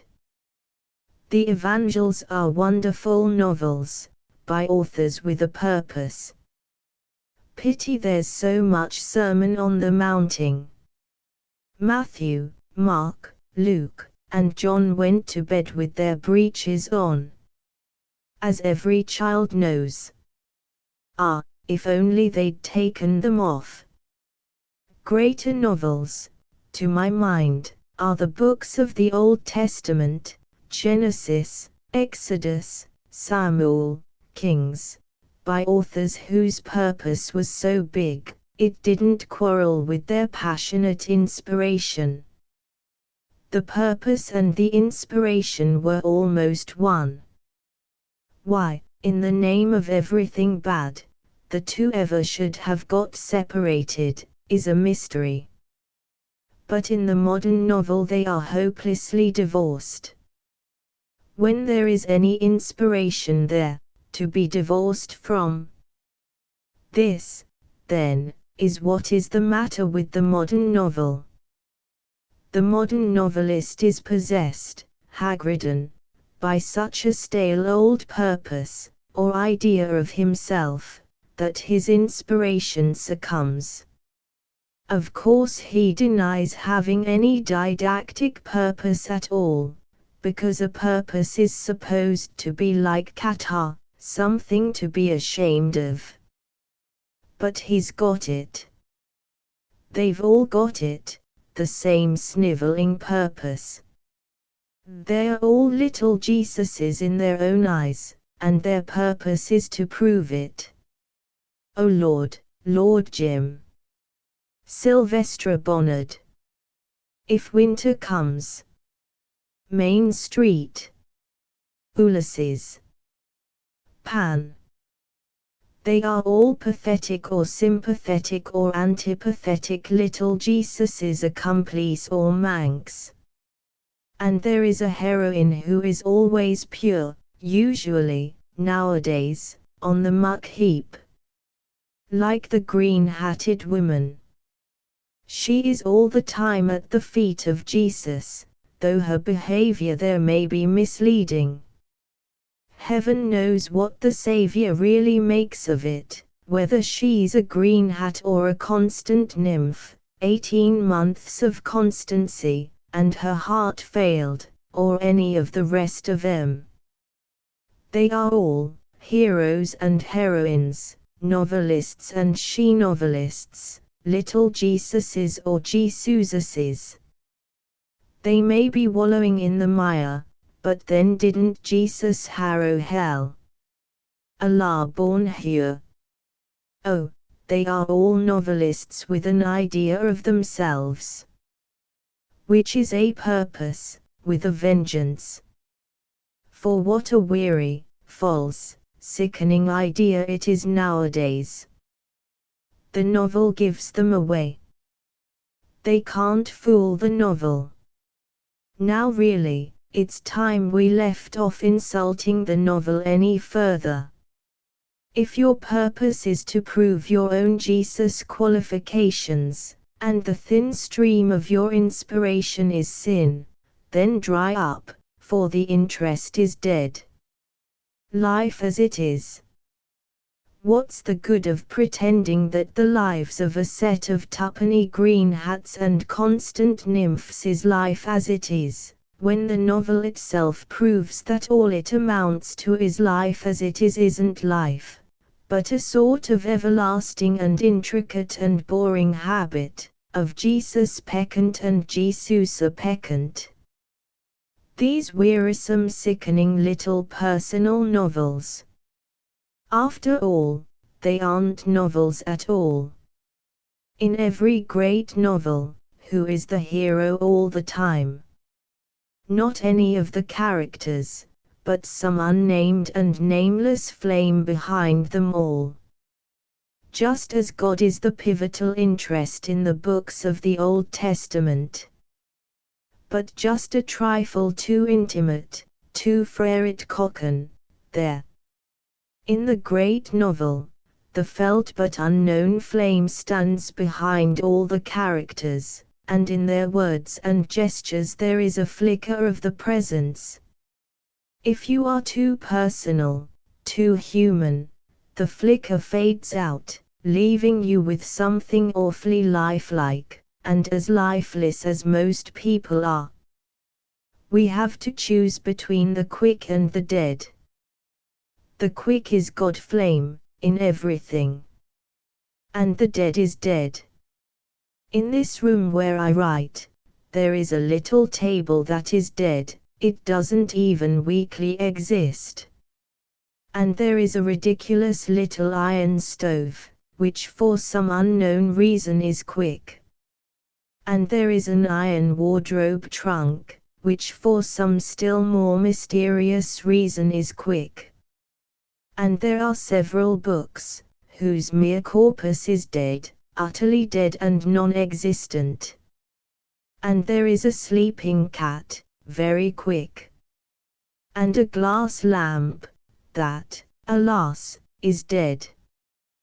What makes the difference? Quien sabe. But difference there is. And I know it. And the sum and source of all quickness, we will call God.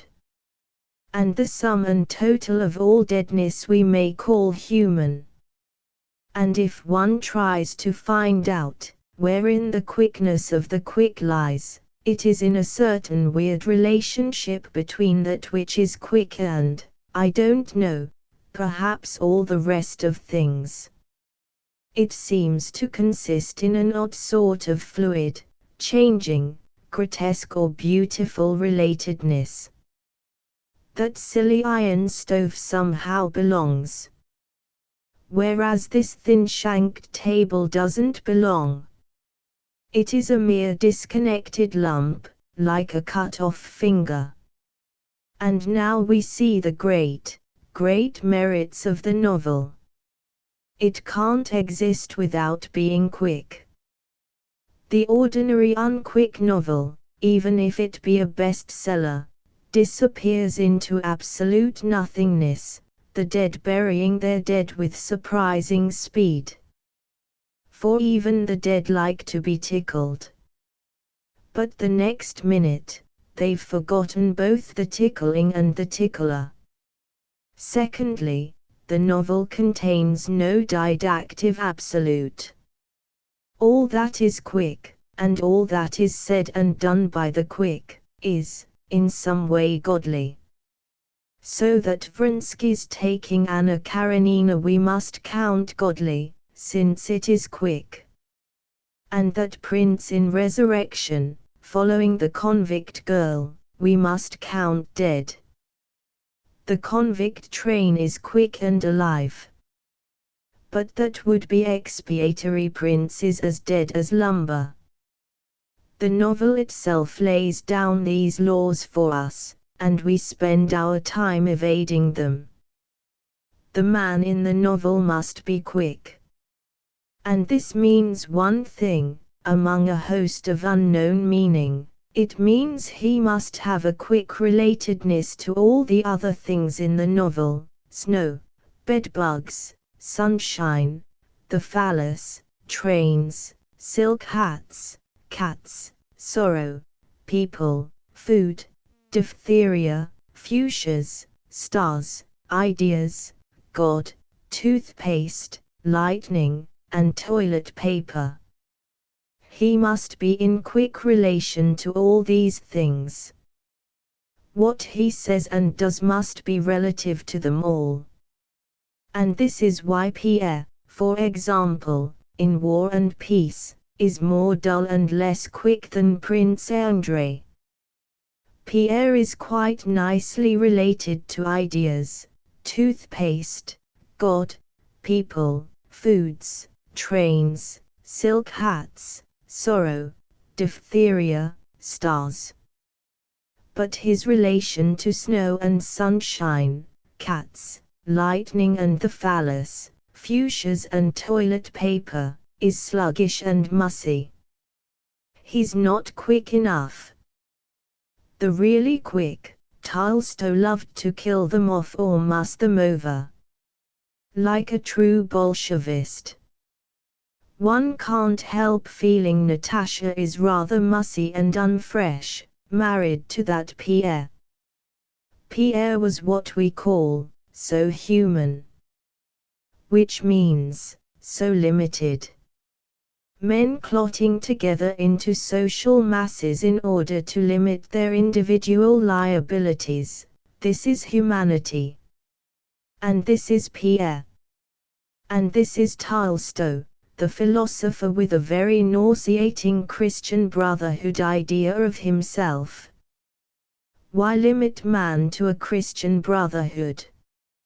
I myself, I could belong to the sweetest Christian brotherhood one day, and ride after Attila with a raw beefsteak for my saddle cloth, to see the red cock crow in flame over all Christendom, next day. And that is man. That, really, was Tolstoy. That, even, was Lenin, God in the machine of Christian brotherhood, that hashes men up into social sausage meat. Damn all absolutes. Oh damn, damn, damn all absolutes. I tell you, no absolute is going to make the lion lie down with the lamb, unless, like the limerick, the lamb is inside. They returned from the ride with Lamb Leo inside and a smile on the face of the tiger. Sing Foldy ILOLLOL. Foldy ILOLLOL. Foldy ILOLLOLD ILOLLOLly. For man, there is neither absolute nor absolution. Such things should be left to monsters like the right-angled triangle, which does only exist in the ideal consciousness. A man can't have a square on his hypotenuse, let him try as he may. A man handing out absolutes to man, as if we were all books of geometry with axioms, postulates and definitions in front. God with a pair of compasses. Moses with a set square. Man a geometric bifurcation, not even a radish. Holy Moses. Honor thy father and thy mother. That's awfully cute. But supposing they are not honorable. How then, Moses? Voice of thunder from Sinai, pretend to honor them. Love thy neighbor as thyself. Alas, my neighbor happens to be mean and detestable. Voice of the lambent dove, cooing, put it over him, that you love him. Talk about the cunning of serpents. I never saw even a serpent kissing his instinctive enemy. Phooey. I wouldn't blacken my mouth, kissing my neighbor, who, I repeat, to me is mean and detestable. Dove, go home. The goat and compasses, indeed. Everything is relative.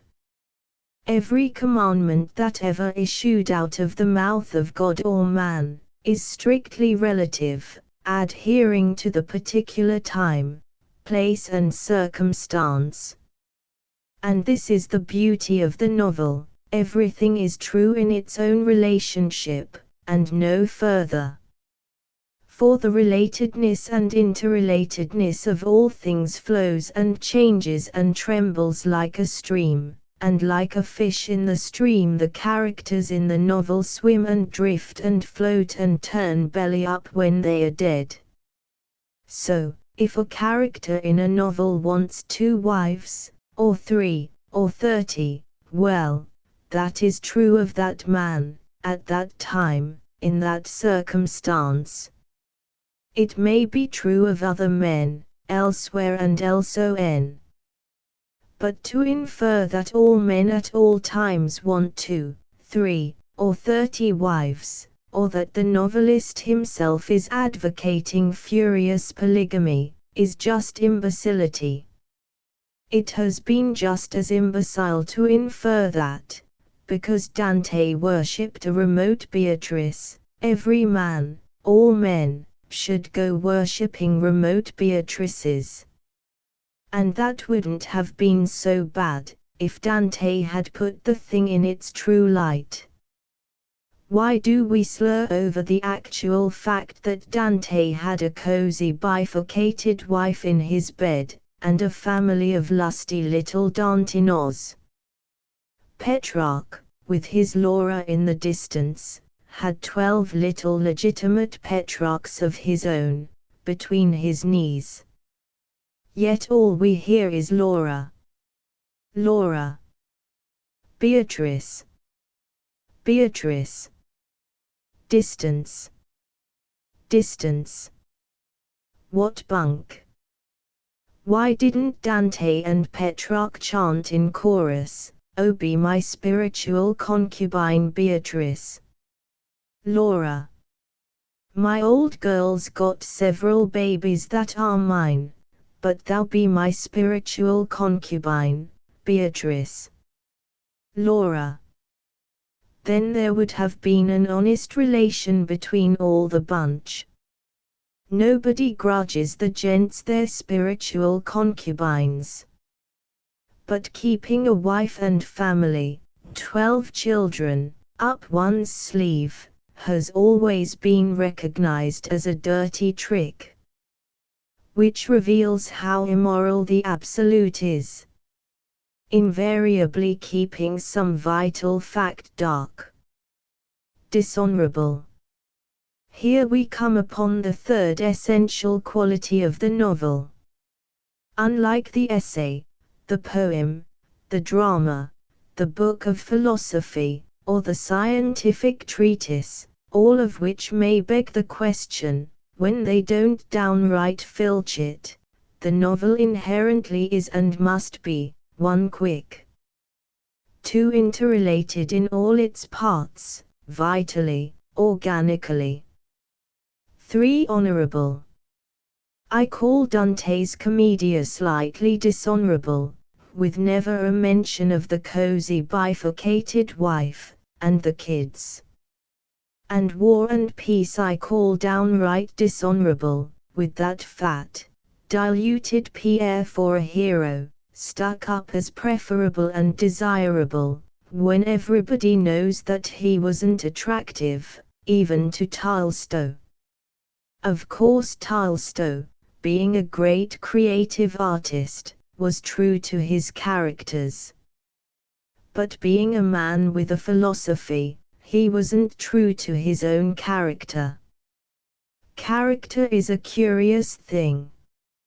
It is the flame of a man, which burns brighter or dimmer, bluer or yellower or redder, rising or sinking or flaring according to the drafts of circumstance and the changing air of life, changing itself continually, yet remaining one single, separate flame, flickering in a strange world, unless it be blown out at last by too much adversity.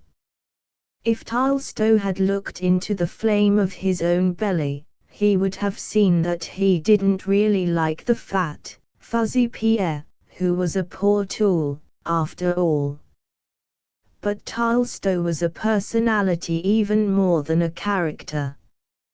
And a personality is a self-conscious I am, being all that is left in us of a once almighty personal God. So being a personality and an almighty I am, Leo proceeded deliberately to lionize that Pierre, who was a domestic sort of house dog.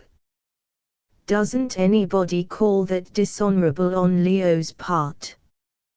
He might just as well have been true to himself. But no. His self-conscious personality was superior to his own belly and knees, so he thought he'd improve on himself, by creeping inside the skin of a lamb, the doddering old lion that he was. Leon. Secretly, Leo worshipped the human male, man as a column of rapacious and living blood.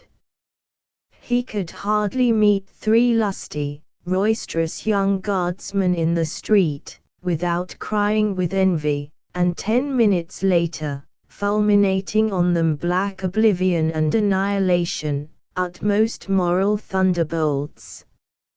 How boring, in a great man! And how boring, in a great nation like Russia, to let its old Adam manhood be so improved upon by these reformers, who all feel themselves short of something, and therefore live by spite, that at last there's nothing left but a lot of shells of men, improving themselves steadily emptier and emptier, till they rattle with words and formulae, as if they'd swallowed the whole encyclopedia of socialism. But wait. There is life in the Russians. Something new and strange will emerge out of their weird transmogrification into Bolshevists.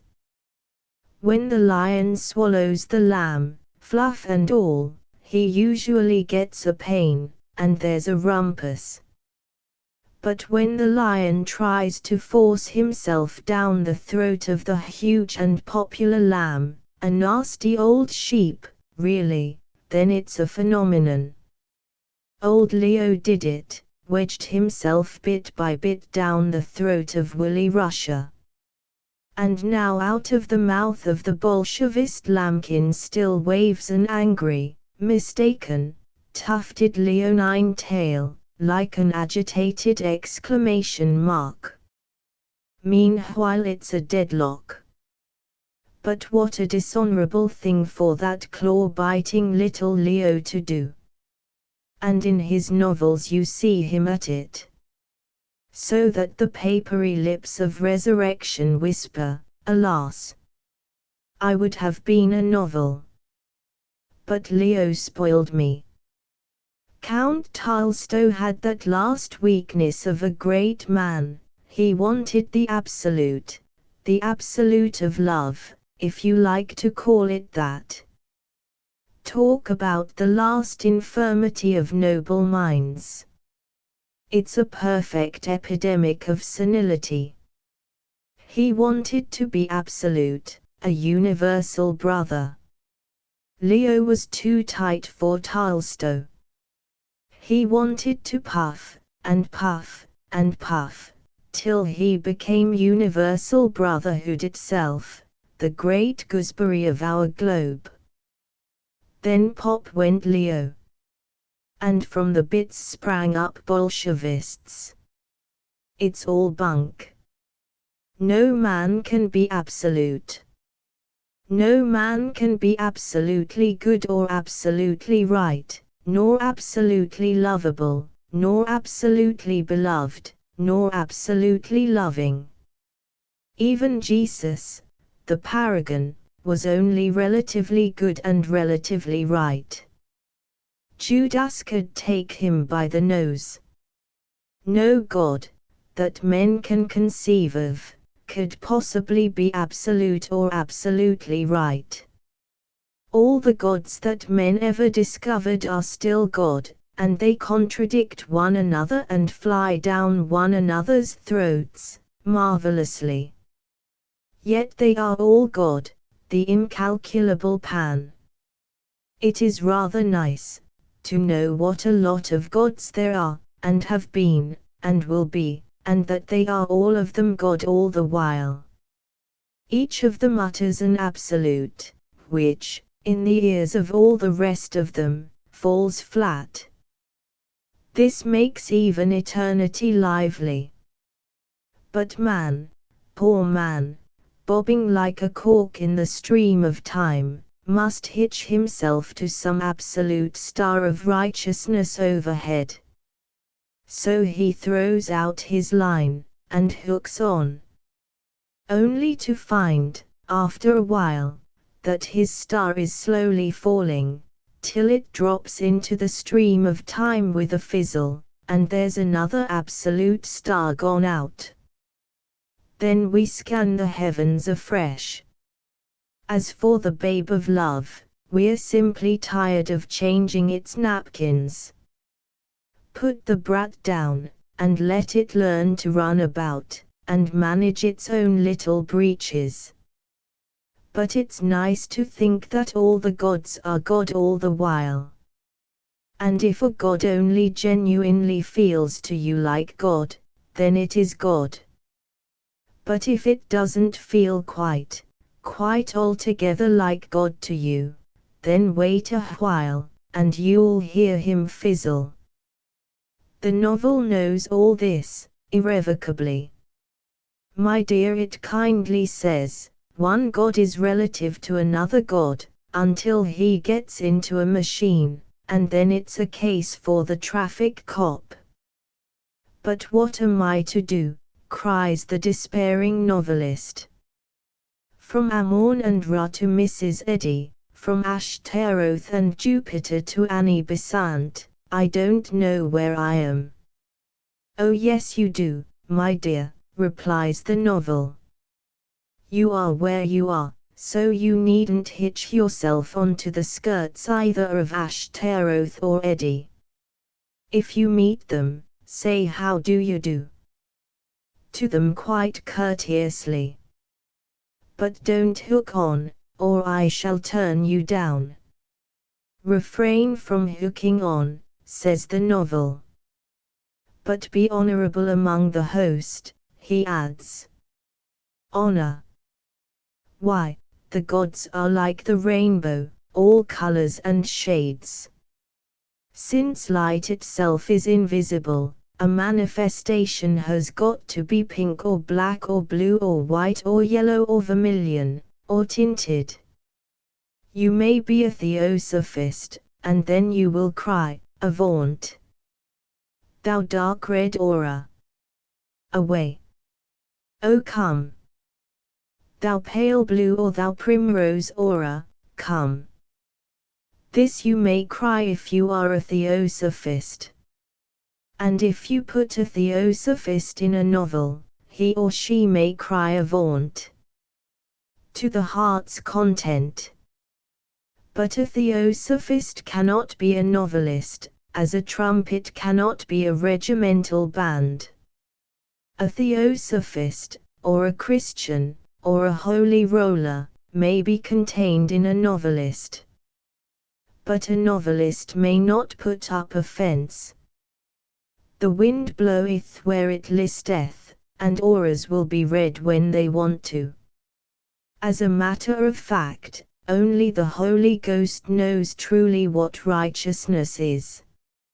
And heaven only knows what the Holy Ghost is. But it sounds all right.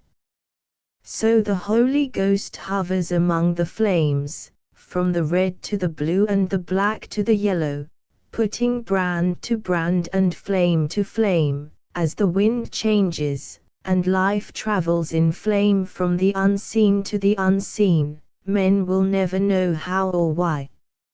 Only travel it must, and not die down in nasty fumes. And the honor, which the novel demands of you, is only that you shall be true to the flame that leaps in you. When that prince in Resurrection so cruelly betrayed and abandoned the girl, at the beginning of her life, he betrayed and whetted on the flame of his own manhood. When, later, he bullied her with his repentant benevolence, he again betrayed and slobbered upon the flame of his waning manhood, till in the end his manhood is extinct, and he's just a lump of half-alive elderly meat. It's the oldest Pan mystery. God is the flame life in all the universe, multifarious flames, all colors and beauties and pains and sombernesses. Whichever flame flames in your manhood, that is you, for the time being. It is your manhood, don't make water on it, says the novel. A man's manhood is to honor the flames in him, and to know that none of them is absolute, even a flame is only relative. But see old Leo Tolstoy wetting on the flame. As if even his wet were absolute. Sex is flame, too, the novel announces. Flame burning against every absolute, even against the phallic.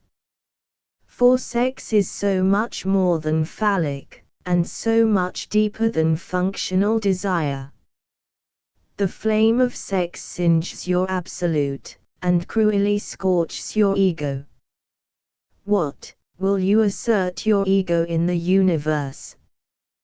Wait till the flames of sex leap at you like striped tigers. They returned from the ride with the lady inside, and a smile on the face of the tiger. You will play with sex, will you? You will tickle yourself with sex as with an ice-cold drink from a soda fountain. You will pet your best girl, will you, and spoon with her, and titillate yourself and her, and do as you like with your sex. Wait. Only wait till the flame you have dribbled on flies back at you, later. Only wait. Sex is a life flame, a dark one, reserved and mostly invisible. It is a deep reserve in a man, one of the core flames of his manhood. What, would you play with it? Would you make it cheap and nasty? Buy a king cobra, and try playing with that. Sex is even a majestic reserve in the sun. Oh, give me the novel. Let me hear what the novel says. As for the novelist, he is usually a dribbling liar. Him with his tail in his mouth answer a fool according to his folly, philosophy ditto. Solemnity is a sign of fraud. Religion and philosophy both have the same dual purpose, to get at the beginning of things, and at the goal of things. They have both decided that the serpent has got his tail in his mouth, and that the end is one with the beginning. It seems to me time someone gave that serpent of eternity another dummy to suck. They've all decided that the beginning of all things is the life stream itself, energy, ether, libido, not to mention the Sanskrit joys of Purusha, Pradhana, Kala. Having postulated the serpent of the beginning, now see all the heroes from Moses and Plato to Bergson, wrestling with him might and main, to push his tail into his mouth. Jehovah creates man in his own image, according to his own will. If man behaves according to the ready-made will of God, formulated in a bunch of somewhat unsavory commandments, then lucky man will be received into the bosom of Jehovah. Man isn't very keen. And that is sin, original and perpetual. Then Plato discovers how lovely the intellectual idea is, in fact, the only perfection is ideal. But the old dragon of creation, who fathered us all, didn't have an idea in his head. Plato was prepared. He popped the logos into the mouth of the dragon, and the serpent of eternity was rounded off. The old dragon, ugly and venomous, wore yet the precious jewel of the Platonic idea in his head. Unable to find the dragon wholesale, modern philosophy sets up a retail shop. You can't lay salt on the old scoundrel's tail, because, of course, he's got it in his mouth, according to postulate. He doesn't seem to be sprawling in his old lair, across the heavens. In fact, he appears to have vamoosed. Perhaps, instead of being one big old boy, he is really an infinite number of little tiny boys, atoms, electrons, units of force or energy, tiny little birds all spinning with their tails in their beaks. Just the same in detail as in the gross. Nothing will come out of the egg that isn't in it. Evolution sings away at the same old song.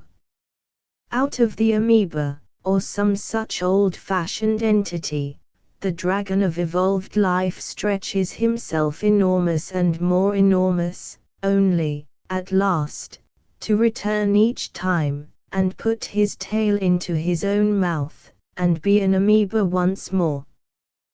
The amoeba, or the electron, or whatever it may lately be, the rose would be just as scentless, is the constant, from which all manifest living creation starts out, and to which it all returns. There was a time when man was not, nor monkey, nor cow, not catfish. But the amoeba, or the electron, or the atom, or whatever it is, always was and always will be. Boom. Tidirata. Boom. Boom. Tidirata. Boom. How do you know? How does anyone know what always was or wasn't? Bunk of geology, and strata, and all that, biology or evolution. 1, 2, 3, 4, 5, catch a little fish alive. 6, 7, 8, 9, 10, I have let him go again, bunk of beginnings and of ends, and heads and tails. Why does man always want to know so damned much? Or rather, so damned little?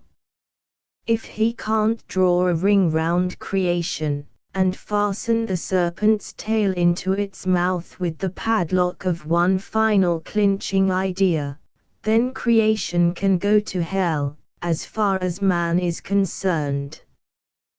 There is such a thing as life, or life energy.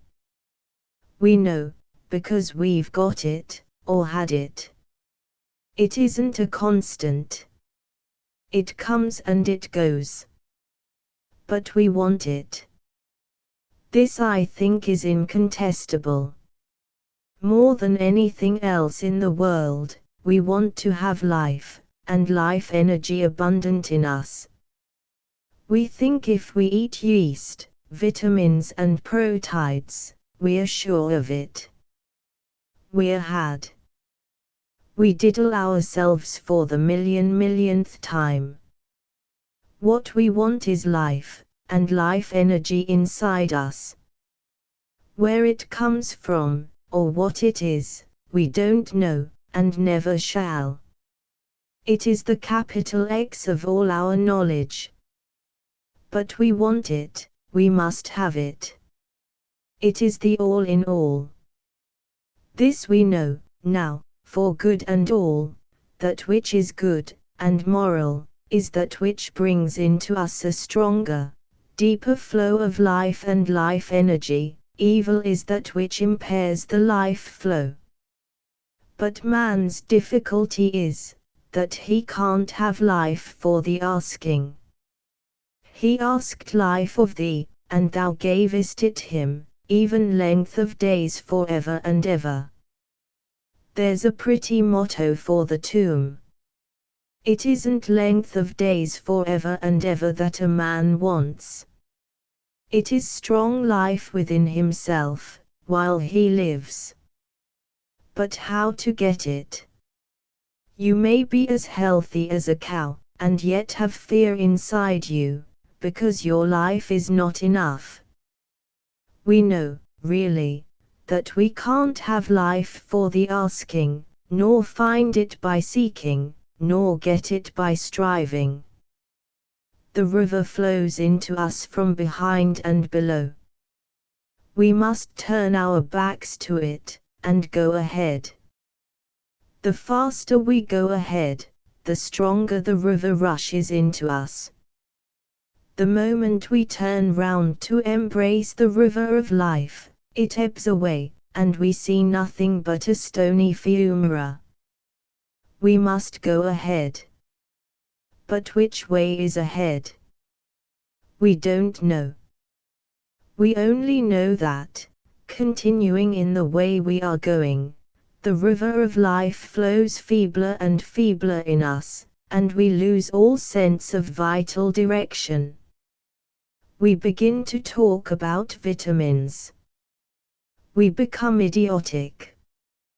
We cunningly prepare our own suicide. This is the philosophic problem, to find the way ahead. Aeons, there is no road before us. Plato said that ahead was the perfect idea, gleaming in the brow of the dragon.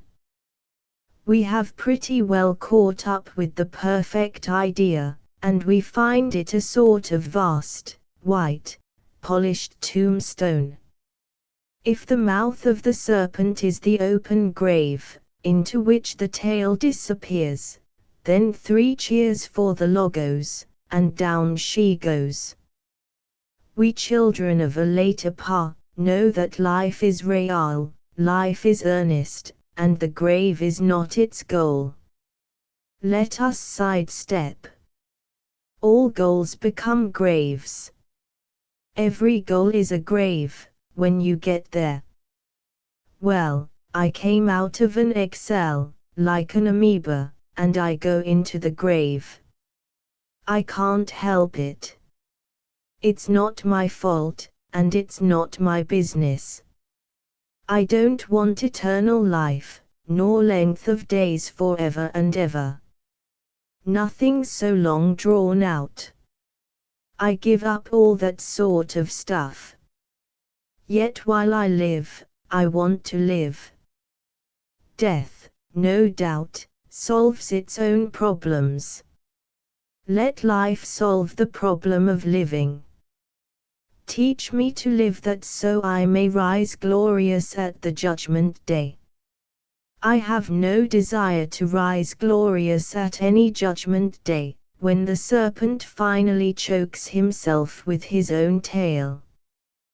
Teach me to live that I may go gaily on from day to day. Nay, in all the world, I feel the life urge weakening.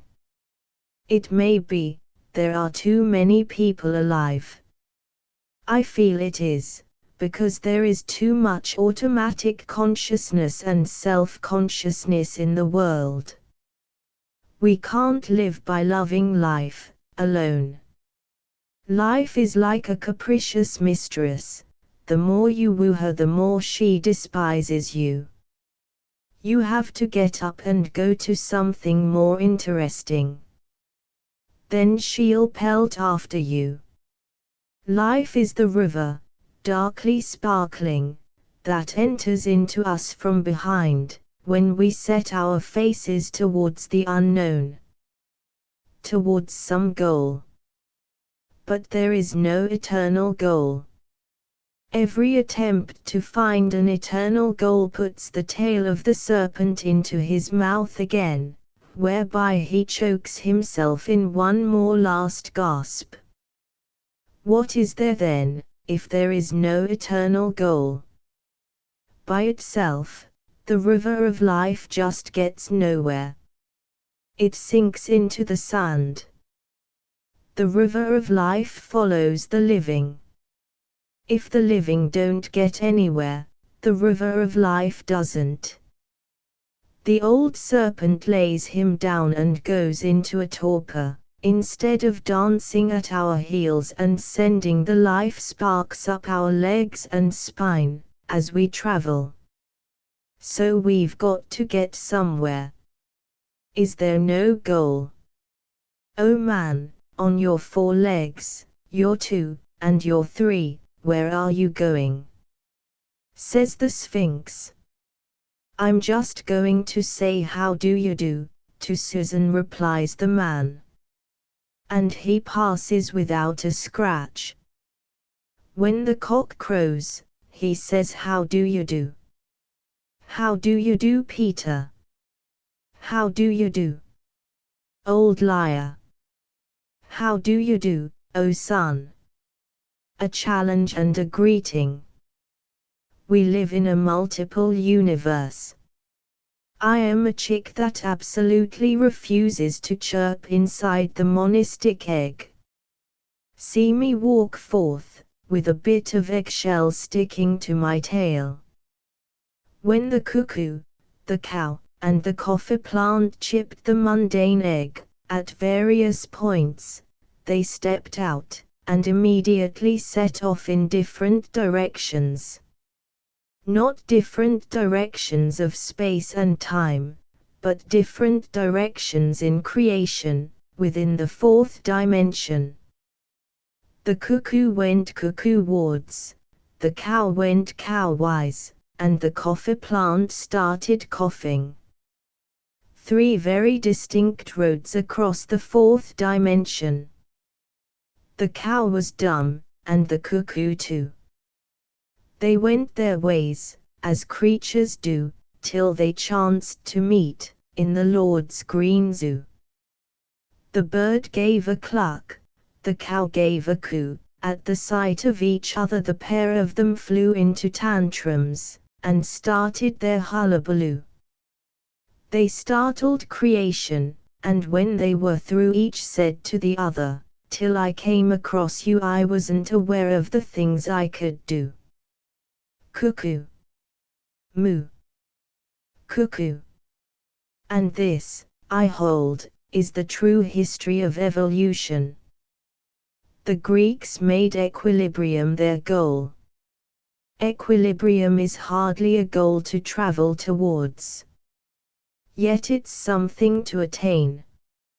You travel in the 4th dimension, not in yards and miles, like the eternal serpent. Equilibrium argues either a dualistic or a pluralistic universe. The Greeks, being sane, were pantheists and pluralists, and so my creation is a 4th dimension, and in it there are all sorts of things, gods and what not. That brown hen, scratching with her hind leg in such common fashion, is a sort of goddess in the creative dimension. Of course, if you stay outside the 4th dimension, and try to measure creation in length, breadth and height, you've set yourself the difficult task of measuring up the monad, the mundane egg. Which is a game, like any other. The solution is, of course, let me whisper, put his tail in his mouth. Once you realize that, willy-nilly, you're inside the monad, you give it up. You're inside it and you always will be. Therefore, Jonah, sit still in the whale's belly, and have a look round. For you'll never measure the whale, since you're inside him. And then you see it's a 4th dimension, with all sorts of gods and goddesses in it. That brown hen, who, being a Rhode Island red, is big and stuffy like plush upholstery, is of course, a goddess in her own rights. If I myself had to make a poem to her, I should begin, oh my flat-footed plush armchair so commonly scratching in the yard. But this poem would only reveal my own limitations. Because Flatfoot is the favorite of the white leghorn cock, and he shakes the tide bit for her with a most wooing noise, and when she lays an egg, he bristles like a double white poppy, and rushes to meet her, as she flounders down from the chicken house, and his echo of her ivy-laden egg cackle is rich and resonant. Every pine tree on the mountains hears him. She's laid an egg. She's laid an egg. And his poem would be, oh you who make me feel so good, when you sit next me on the perch at night. Temporarily, of course. Oh you who make my feathers bristle with the vanity of life. Oh you whose cackle makes my throat go off like a rocket. Oh you who walk so slowly, and make me feel swifter than my boss. Oh you who bend your head down, and move in the under circle, while I prance in the upper. Oh you, come. Come. Come. For here is a bit of fat from the roast veal, I am shaking it for you. In the fourth dimension, in the creative world, we live in a pluralistic universe, full of gods and strange gods and unknown gods, a universe where that Rhode Island red hen is a goddess in her own right and the white cock is a god indisputable, with a little red ring on his leg, which the boss put there. Why, I mean, is he a god? Because he is something that nothing else is. Certainly he is something that I am not. And she is something that neither he is nor I am. When she scratches and finds a bug in the earth, she seems fairly to gobble down the monad of all monads, and when she lays, she certainly thinks she's put the mundane egg in the nest. Just part of her naive nature. As for the goal, which doesn't exist, but which we are always coming back to, well, it doesn't spatially, or temporally, or eternally exist, but in the fourth dimension, it does. What the Greeks called equilibrium, what I call relationship. Equilibrium is just a bit mechanical. It became very mechanical with the Greeks, an intellectual nail put through it. I don't want to be good or righteous, and I won't even be virtuous, unless V means a man, and vis means the life river. But I do want to be alive. And to be alive, I must have a goal in the creative, not the spatial universe. I want, in the Greek sense, an equilibrium between me and the rest of the universe. That is, I want a relationship between me and the brown hen. The Greek equilibrium took too much for granted. The Greek never asked the brown hen, nor the horse, nor the swan, if it would kindly be equilibrated with him. He took it for granted that hen and horse would be only too delighted. You can't take it for granted. That brown hen is extraordinarily callous to my godlike presence. She doesn't even choose to know me to nod to. If I've got to strike a balance between us, I've got to work at it. But that is what I want, that she shall nod to me, with a howdy. And I shall nod to her, more politely, how do you do, Flatfoot?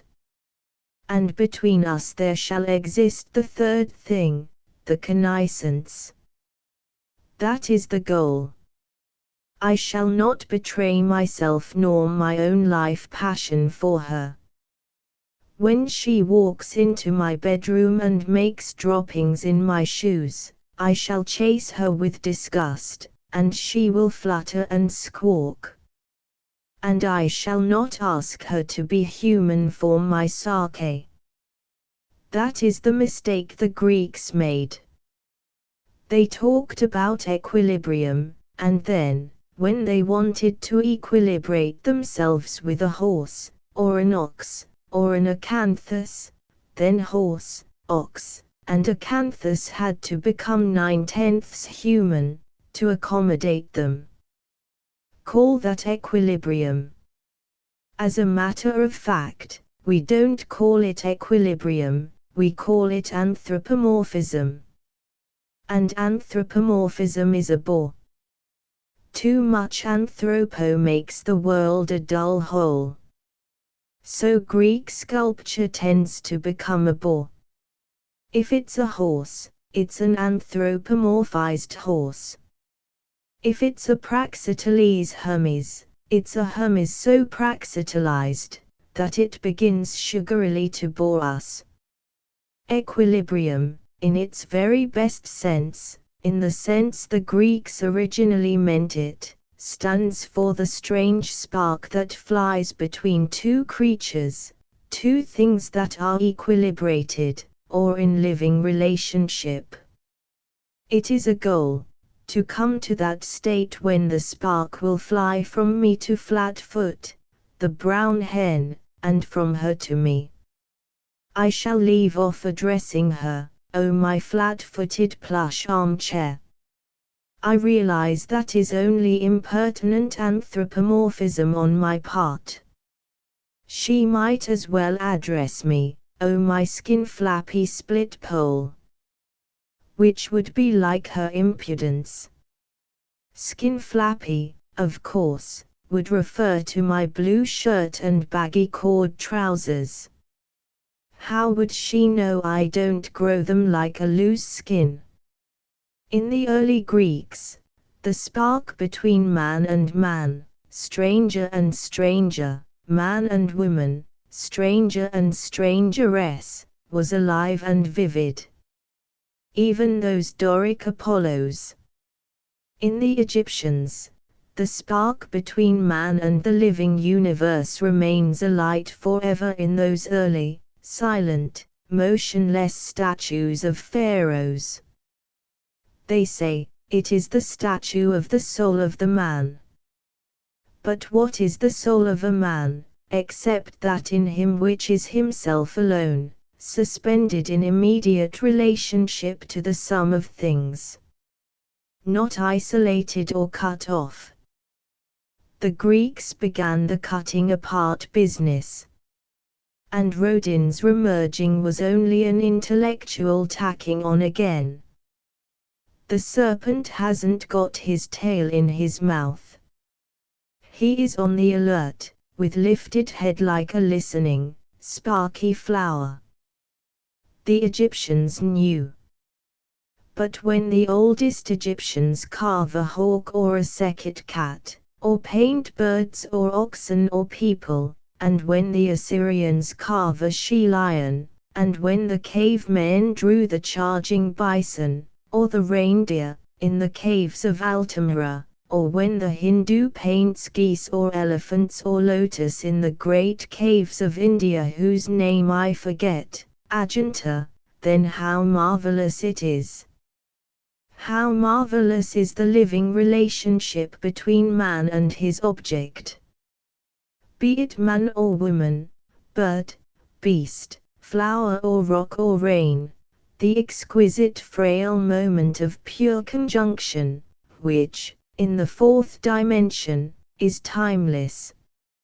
An Egyptian hawk, a Chinese painting of a camel, an Assyrian sculpture of a lion, an African fetish idol of a woman pregnant, an Aztec rattlesnake, an early Greek Apollo, a caveman's paintings of a prehistoric mammoth, on and on, how perfect the timeless moments between man and the other pan-creatures of this earth of ours.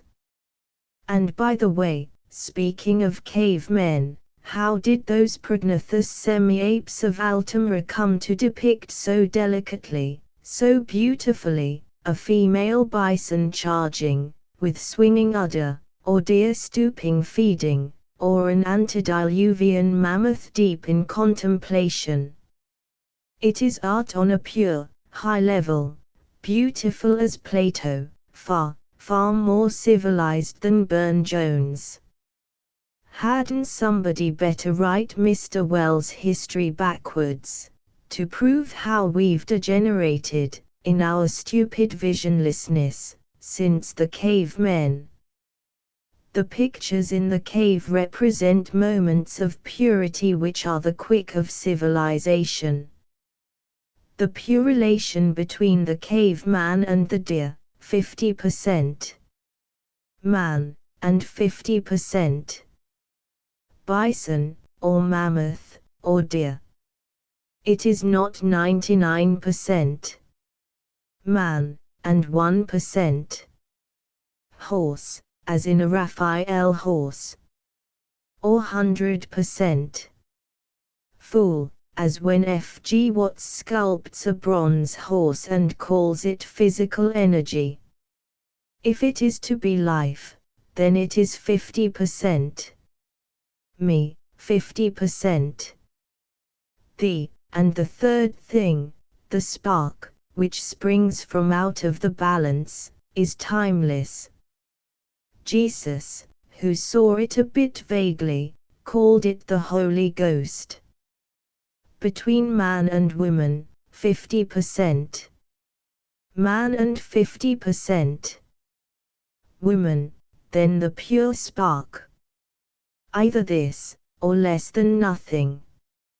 As for ideal relationships, and pure love, you might as well start to water tin pansies with carbolic acid, which is pure enough, in the antiseptic sense, in order to get the Garden of Paradise.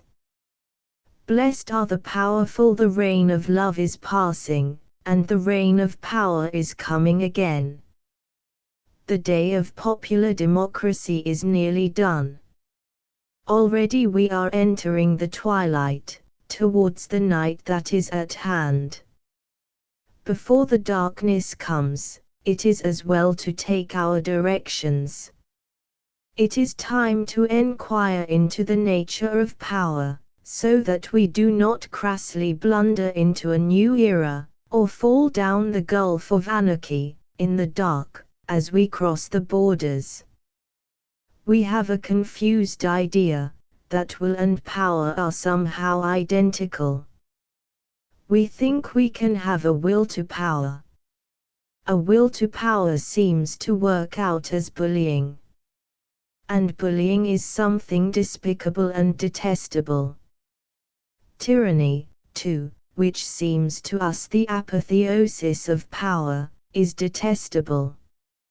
It comes from our mistaken idea of power.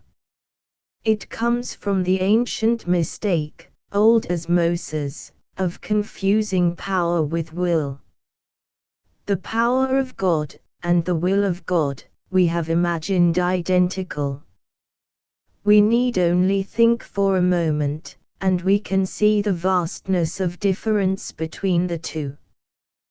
The Jews, in Moses' time, and again particularly in the time of the kings, came to look upon Jehovah as the apotheosis of arbitrary will. This is the root of a very great deal of evil, an old, old root. Will is no more than an attribute of the ego. It is, as it were, the accelerator of the engine, or the instrument which increases the pressure. A man may have a strong will, an iron will, as we say, and yet be a stupid mechanical instrument, useful simply as an instrument, without any power at all. An instrument, even an iron one, has no power. the power has to be put into it. This is true of men with iron wills, just the same. The Jews made the mistake of deifying will, the ethical will of God. The Germans again made the mistake of deifying the egoistic will of man, the will to power. There is a certain inherent stupidity in apotheosist will, and a consequent inevitable inferiority in the devotees thereof. They all have an inferiority complex. Because power is not in the least like will. Power comes to us, we know not how, from beyond. Whereas our will is our own. When a man prides himself on something that is just in himself, part of his own ego, he falls into conceit, and conceit carries an inferiority complex as its shadow. If a man, or a race, or a nation is to be anything at all, he must have the generosity to admit that his strength comes to him from beyond. It is not his own, self-generated. It comes as electricity comes, out of nowhere into somewhere. It is no good trying to intellectualize about it. All attempts to argue and intellectualize merely strangle the passages of the heart. We wish to keep our hearts open. Therefore we brush aside argument and intellectual haggling. The intellect is one of the most curious instruments of the psyche. But, like the will, it is only an instrument. And it works only under pressure of the will. By willing and by intellectualizing we have done all we can, for the time being. We only exhaust ourselves, and lose our lives, that is, our livingness, our power to live, by any further straining of the will and the intellect. It is time to take our hands off the throttle, knowing well enough what we are about, and choosing our course of action with a steady heart. To take one's hand off the throttle is not the same as to let go the reins. Man lives to live, and for no other reason. And life is not mere length of days. Many people hang on, into a corrupt old age, just because they have not lived, and therefore cannot let go. We must live. And to live, life must be in us. It must come to us, the power of life, and we must not try to get a stranglehold upon it. From beyond comes to us the life, the power to live, and we must wisely keep our hearts open. But the life will not come unless we live. That is the whole point. To him that hath shall be given. To him that hath life shall be given life, on condition, of course, that he lives. And again, life does not mean length of days. Poor old Queen Victoria had length of days. But Emily Bronte had life. She died of it. And again, living doesn't mean just doing certain things, running after women, or digging a garden, or working an engine, or becoming a member of Parliament. Just because, for Lord Byron, to sleep with a crowned head was life itself, it doesn't follow that it will be life for me to sleep with a crowned head, or even a head uncrowned. Sleeping with heads is no joke, anyhow. And living won't even consist in jazzing or motoring or going to Wembley, just because most folks do it. Living consists in doing what you really, vitally want to do, what the life in you wants to do, not what your ego imagines you want to do. And to find out how the life in you wants to be lived, and to live it, is terribly difficult. Somebody has to give us a clue. And this is the real exercise of power. That settles 2 points. First, power is life rushing into us. Second, the exercise of power is the setting of life in motion. And this is very far from will. If you want a dictator, whether it is Lenin, or Mussolini, or Primo de Rivera, ask, not whether he can set money in circulation, but if he can set life in motion, by dictating to his people. Now, although we hate to admit it, Lenin did set life a good deal in motion, for the Russian proletariat. The Russian proletariat was like a child that had been kept under too much. So it was dying to be free. It was crazy to keep house for itself. Now, like a child, it is keeping house for itself, without papa or mama to interfere. And naturally it enjoys it. For the time it's a game. But for us, English or American or French or German people, it would not be a game. We have more or less kept house for ourselves for a long time, and it's not very thrilling after years of it. So a Lenin wouldn't do us any good. He wouldn't set any life going in us at all. The Gallic and Latin blood isn't thrilled about keeping house, anyhow. It wants glory, or else glory. Glory on horseback, or glory upset. If there was any glory to upset, either in France or Italy or Spain, then communism might flourish.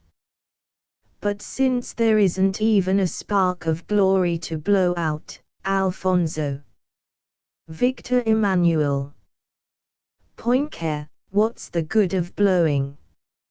So they set up a little harmless glory in baggy trousers, Papa Mussolini, or a bit of fat, self-loving but amiable elder brother glory in General de Rivera, and they call it power. And the democratic world holds up its hands, and moans, dictators, tyranny. While the conservative world cheers loudly, and cries, the man. The man. El hombre. El uomo. El hom. Hooray. Bunk. We want life. And we want the power of life. We want to feel the power of life in ourselves. We're sick of being soft, and amiable, and harmless. We're sick to death of even enjoying ourselves. We're a bit ashamed of our own existence. Or if we aren't, we ought to be. But what then? Shall we exclaim, in a fat voice, aha! Power, glory, force, the man, and proceed to set up a harmless Mussolini, or a fat Rivera? Well, let us, if we want to. Only it won't make the slightest difference to our real living. Except it's probably a good thing to have the press, the newspaper press, crushed under the up-to-date rubber heel of a tyrannous but harmless dictator. We won't speak of poor old Hindenburg. Except, why didn't they set up his wooden statue with all the nails knocked into it, for a president? For surely they drove something in, with those nails. We had a harmless dictator, in Mr. Lloyd George. Better go ahead with the Houses of Representatives than have another shot in that direction. Power. How can there be power in politics, when politics is money? Money is power, they say. Is it? Money is to power what margarine is to butter, a nasty substitute. No, power is something you've got to respect, even revere, before you can have it. It isn't bossing, or bullying, hiring a manservant or salvationizing your social inferior, issuing loud orders and getting your own way, doing your opponent down. That isn't power. Power is pouvoir, to be able to. Might, the ability to make, to bring about that which may be. And where are we to get power, or might, or glory, or honor, or wisdom? Out of Lloyd George, or Lenin, or Mussolini, or Rivera, or anything else political. Bah! It has to be in the people, before it can come out in politics. Do we want power, might, glory, honor, and wisdom? If we do, we'd better start to get them, each man for himself. But if we don't, we'd better continue our lickspittling course of being as happy as kings. The world is so full of a number of things we ought all to be happy as kings. Which kings, might we ask? Better be careful. Myself, I want power. But I don't want to boss anybody. I want honor. But I don't see any existing nation or government that could give it me. I want glory. But heaven save me from mankind. I want might. But perhaps I've got it. The first thing, of course, is to open one's heart to the source of power, and might, and glory, and honor. It just depends which gates of one's heart one opens. You can open the humble gate, or the proud gate. Or you can open both, and see what comes. Best open both, and take the responsibility. But set a guard at each gate, to keep out the liars, the snivellers, the mongrel and the greedy. However smart we be, however rich and clever or loving or charitable or spiritual or impeccable, it doesn't help us at all. The real power comes into us from beyond. Life enters us from behind, where we are sightless, and from below, where we do not understand. And unless we yield to the beyond, and take our power and might and honor and glory from the unseen, from the unknown, we shall continue empty. We may have length of days. But an empty tin can last longer than Alexander lived. So, anomalous as it may sound, if we want power, we must put aside our own will, and our own conceit, and accept power from the beyond. And having admitted the power from the beyond into us, we must abide by it, and not traduce it. Courage, discipline, inward isolation, these are the conditions upon which power will abide in us. And between brave people there will be the communion of power, prior to the communion of love. The communion of power does not exclude the communion of love. It includes it. The communion of love is only a part of the greater communion of power. Power is the supreme quality of God and man, the power to cause, the power to create, the power to make, the power to do, the power to destroy. And then, between those things which are created or made, love is the supreme binding relationship. And between those who, with a single impulse, set out passionately to destroy what must be destroyed, joy flies like electric sparks, within the communion of power. Love is simply and purely a relationship, and in a pure relationship there can be nothing but equality, or at least equipoise. But power is more than a relationship. It is like electricity, it has different degrees. Men are powerful or powerless, more or less, we know not how or why. But it is so. And the communion of power will always be a communion in inequality. In the end, as in the beginning, it is always power that rules the world. There must be rule. And only power can rule. Love cannot, should not, does not seek to. The statement that love rules the camp, the court, the grove, is a lie, and the fact that such love has to rhyme with grove, proves it. Power rules and will always rule. Because it was power that created us all. The act of love itself is an act of power, original as original sin. The power is given us. As soon as there is an act, even in love, it is power. Love itself is purely a relationship.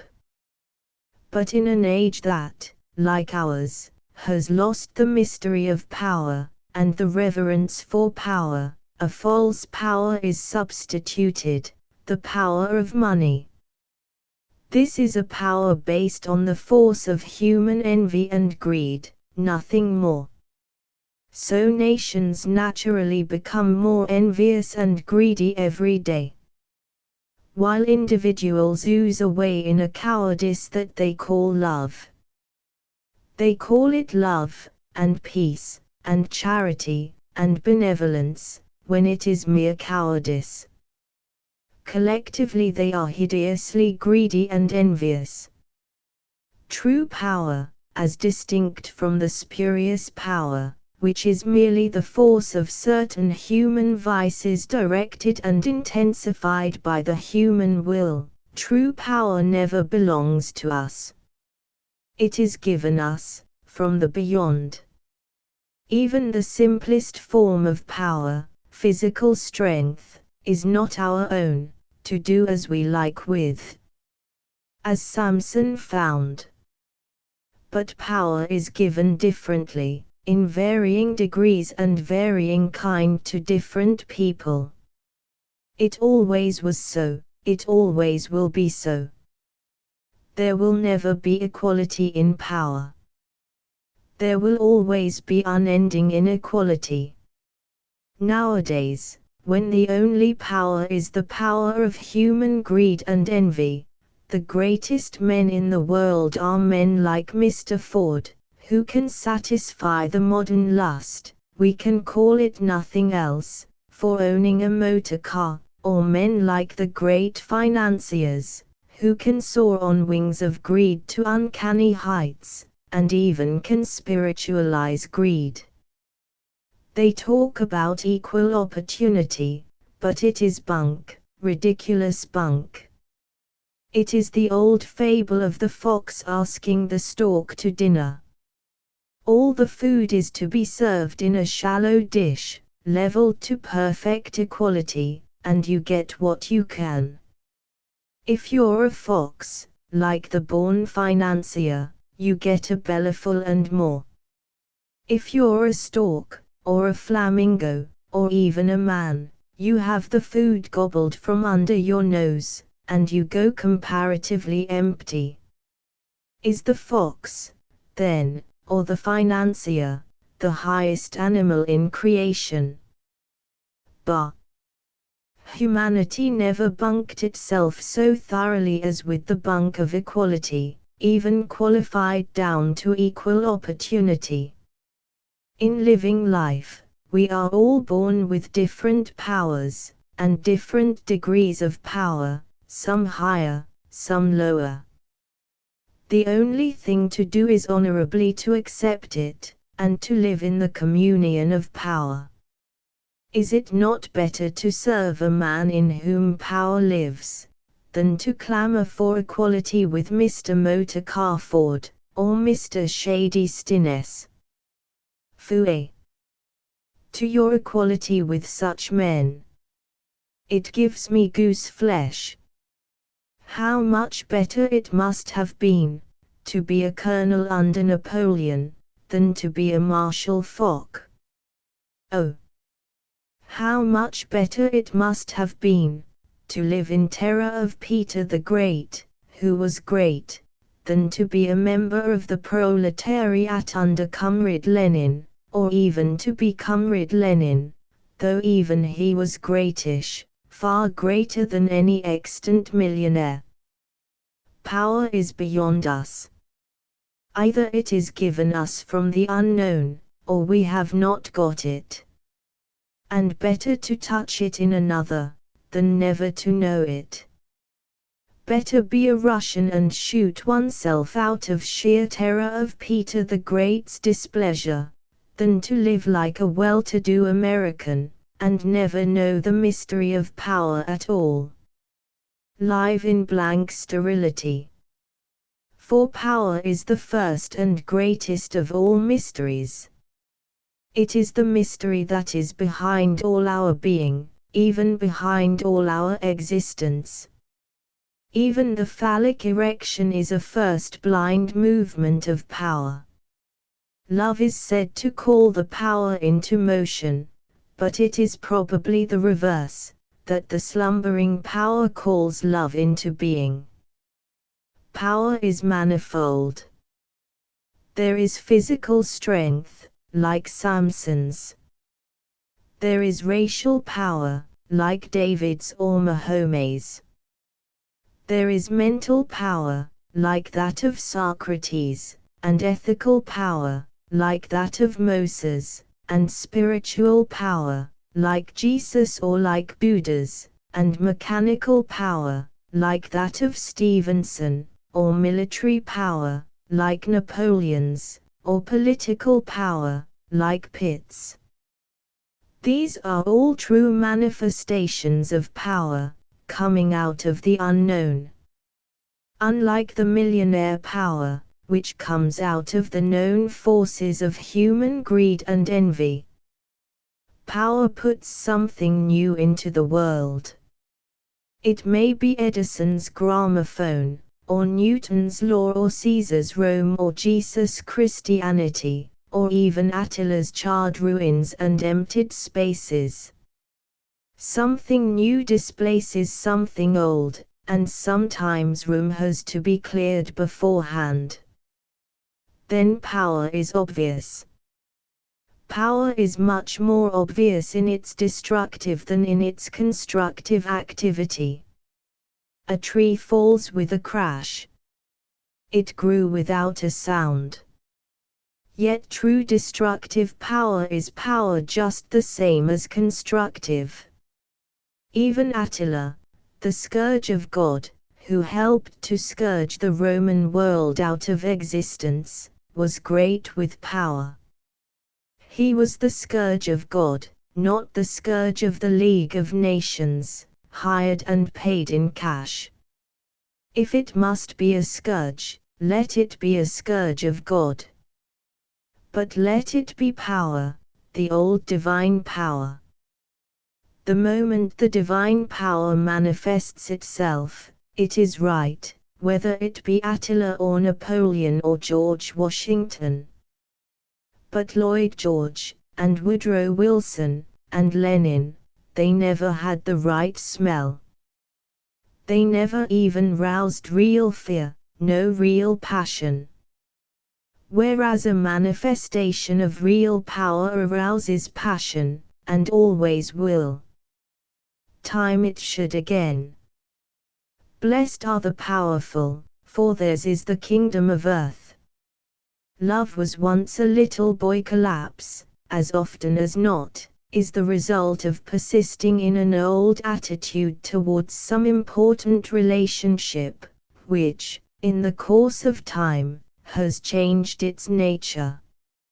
Love itself is a relationship, which changes as all things change, save abstractions.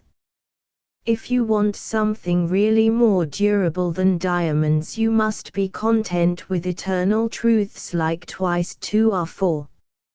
Love is a relationship between things that live, holding them together in a sort of unison. There are other vital relationships, but love is this special one. In every living thing there is the desire for love, or for the relationship of unison with the rest of things. That a tree should desire to develop itself between the power of the sun, and the opposite pole of the earth's center, and to balance itself between the four winds of heaven, and to unfold itself between the rain and the shine, to have roots and feelers in blue heaven and innermost earth, both. This is a manifestation of love, a knitting together of the diverse cosmos into a oneness, a tree. At the same time, the tree must most powerfully exert itself and defend itself, to maintain its own integrity against the rest of things. So that love, as a desire, is balanced against the opposite desire, to maintain the integrity of the individual self. Hate is not the opposite of love. The real opposite of love is individuality. We live in the age of individuality, we call ourselves the servants of love. That is to say, we enact a perpetual paradox. Take the love of a man and a woman, today. As sure as you start with a case of true love between them, you end with a terrific struggle and conflict of the two opposing egos or individualities. It is nobody's fault, it is the inevitable result of trying to snatch an intensified individuality out of the mutual flame. Love, as a relationship of unison, means and must mean, to some extent, the sinking of the individuality. Woman for centuries was expected to sink her individuality into that of her husband and family. Nowadays the tendency is to insist that a man shall sink his individuality into his job, or his business, primarily, and secondarily into his wife and family. At the same time, education and the public voice urges man and woman into intenser individualism. The sacrifice takes the old symbolic form of throwing a few grains of incense on the altar. A certain amount of time, labor, money, emotion are sacrificed on the altar of love, by man and woman, especially emotion. But each calculates the sacrifice. And man and woman alike, each saves his individual ego, her individual ego, intact, as far as possible, in the scrimmage of love. Most of our talk about love is cant and bunk. The treasure of treasures to man and woman today is his own, or her own ego. And this ego, each hopes it will flourish like a salamander in the flame of love and passion. Which it well may, but for the fact that there are two salamanders in the same flame, and they fight till the flame goes out. Then they become grey cold lizards of the vulgar ego. It is much easier, of course, when there is no flame. Then there is no serious fight. You can't worship love and individuality in the same breath. Love is a mutual relationship, like a flame between wax and air. If either wax or air insists on getting its own way, or getting its own back too much, the flame goes out and the unison disappears. At the same time, if one yields itself up to the other entirely, there is a guttering mess. You have to balance love and individuality, and actually sacrifice a portion of each. You have to have some sort of balance. The Greeks said equilibrium. But whereas you can quite nicely balance a pound of butter against a pound of cheese, it is quite another matter to balance a rose and a ruby. Still more difficult is it to put male man in one scale and female woman in the other, and equilibrate that little pair of opposites. Unless, of course, you abstract them. It's easy enough to balance a citizen against a citizeness, a Christian against a Christian, a spirit against a spirit, or a soul against a soul. There's a formula for each case. Liberty, equality, fraternity, etc., etc. But the moment you put young Tom in one scale, and young Kate in the other, why, not God himself has succeeded as yet in striking a nice level balance. Probably doesn't intend to, ever. Probably it's one of the things that are most fascinating because they are nearly possible, yet absolutely impossible. Still, a miss is better than a mile. You can at least draw blood. How can I equilibrate myself with my black cow Susan? I call her daily at 6 o'clock. And sometimes she comes. But sometimes, again, she doesn't, and I have to hunt her away among the timber. Possibly she is lying peacefully in cowy inertia, like a black Hindu statue, among the oak scrub. Then she rises with a sighing heave. My calling was a mere nothing against the black stillness of her cowy passivity. Or possibly she is away down in the bottom corner, lowing sotto voce and blindly to some far-off, inaccessible bull.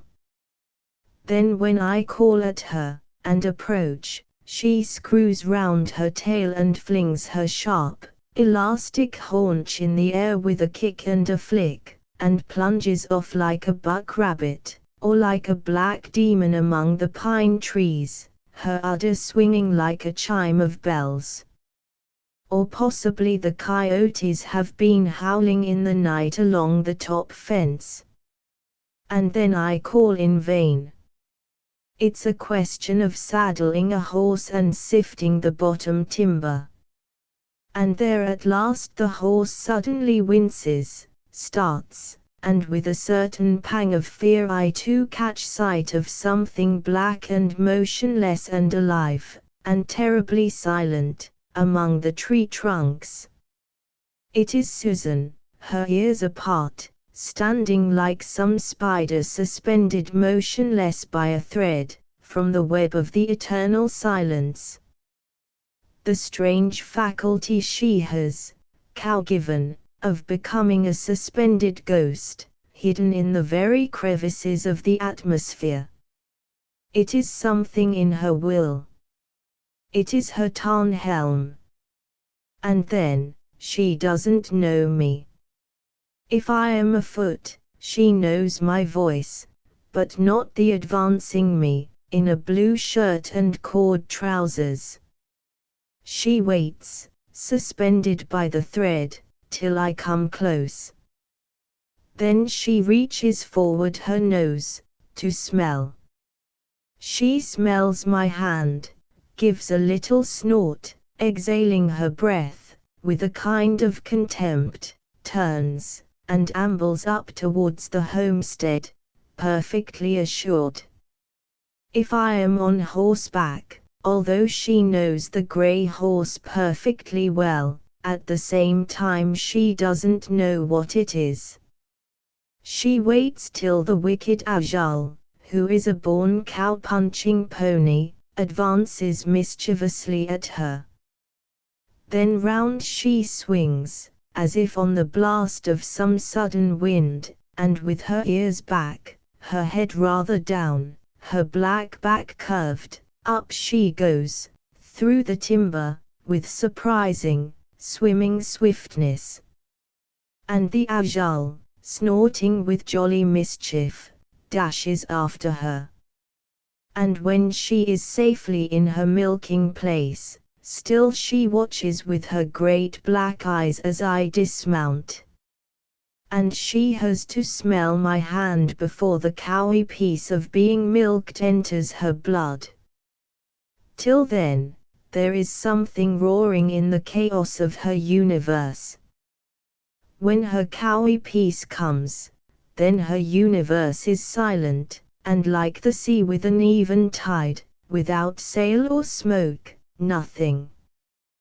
That is Susan, my black cow. And how am I going to equilibrate myself with her?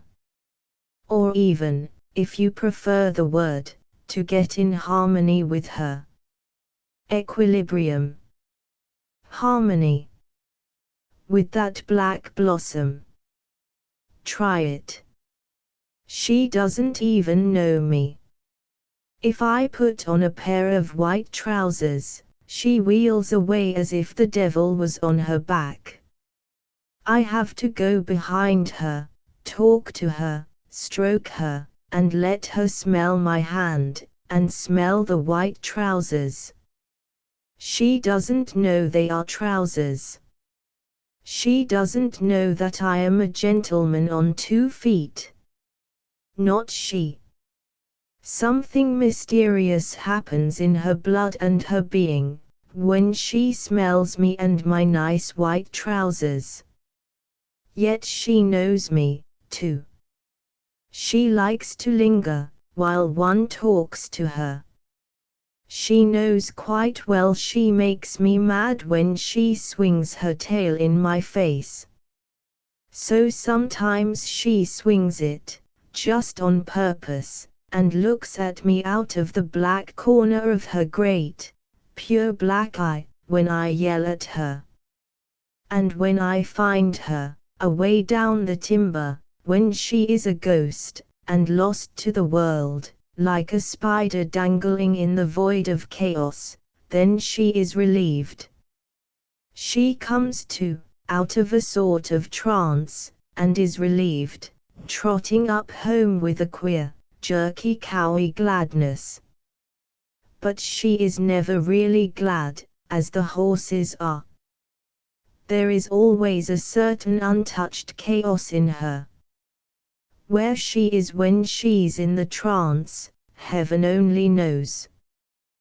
That's Susan. I have a certain relation to her. But that she and I are in equilibrium, or in harmony, I would never guarantee while the world stands.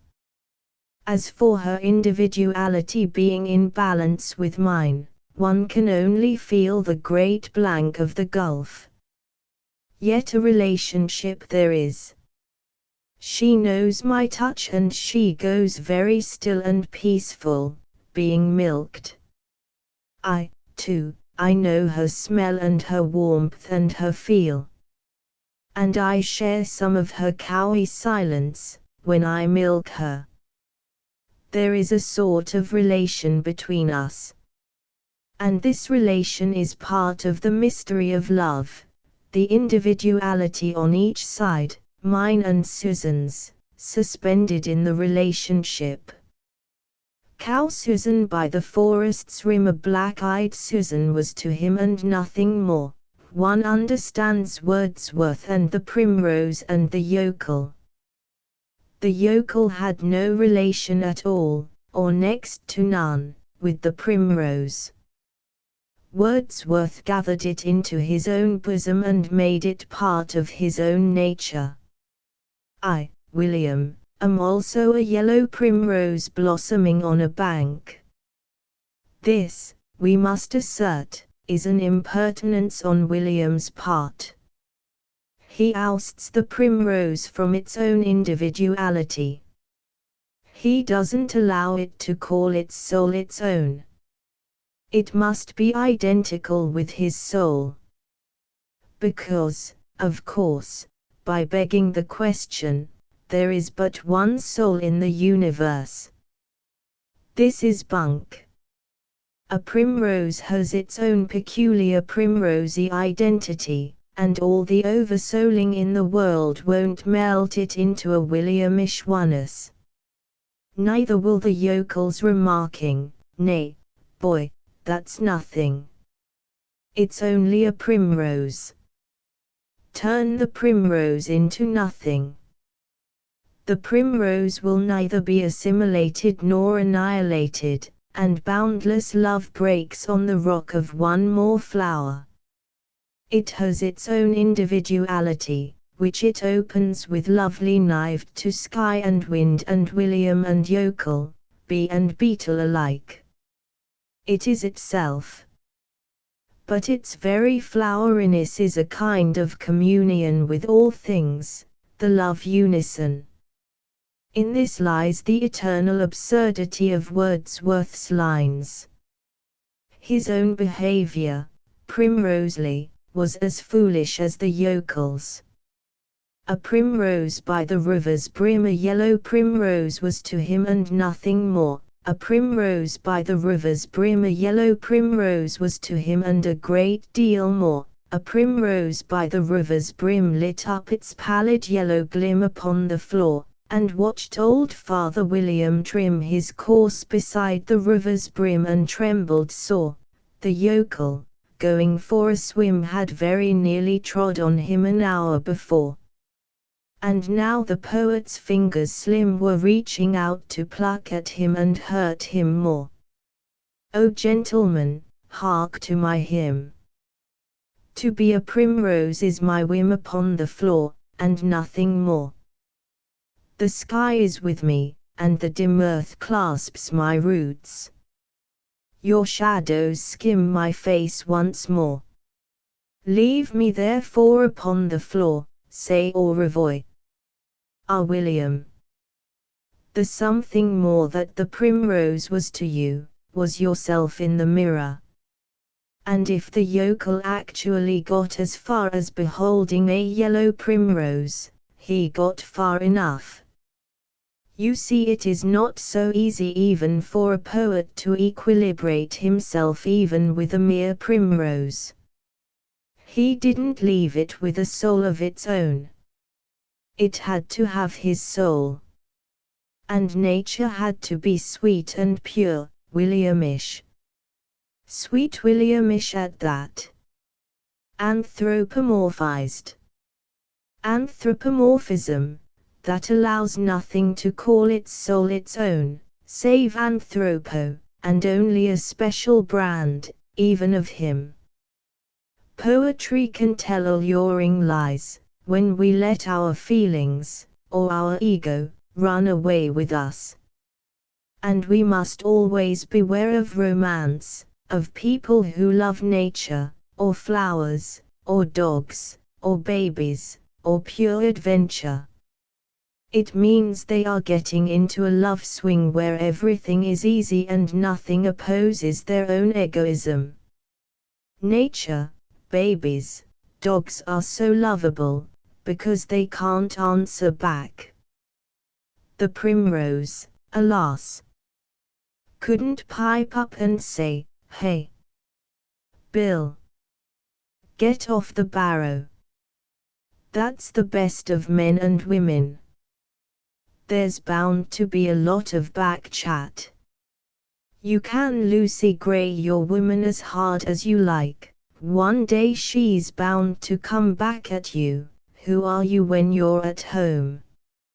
A man isn't going to spread his own ego over a woman, as he has done over nature and primroses, and dogs, or horses, or babies, or the people, or the proletariat, or the poor and needy.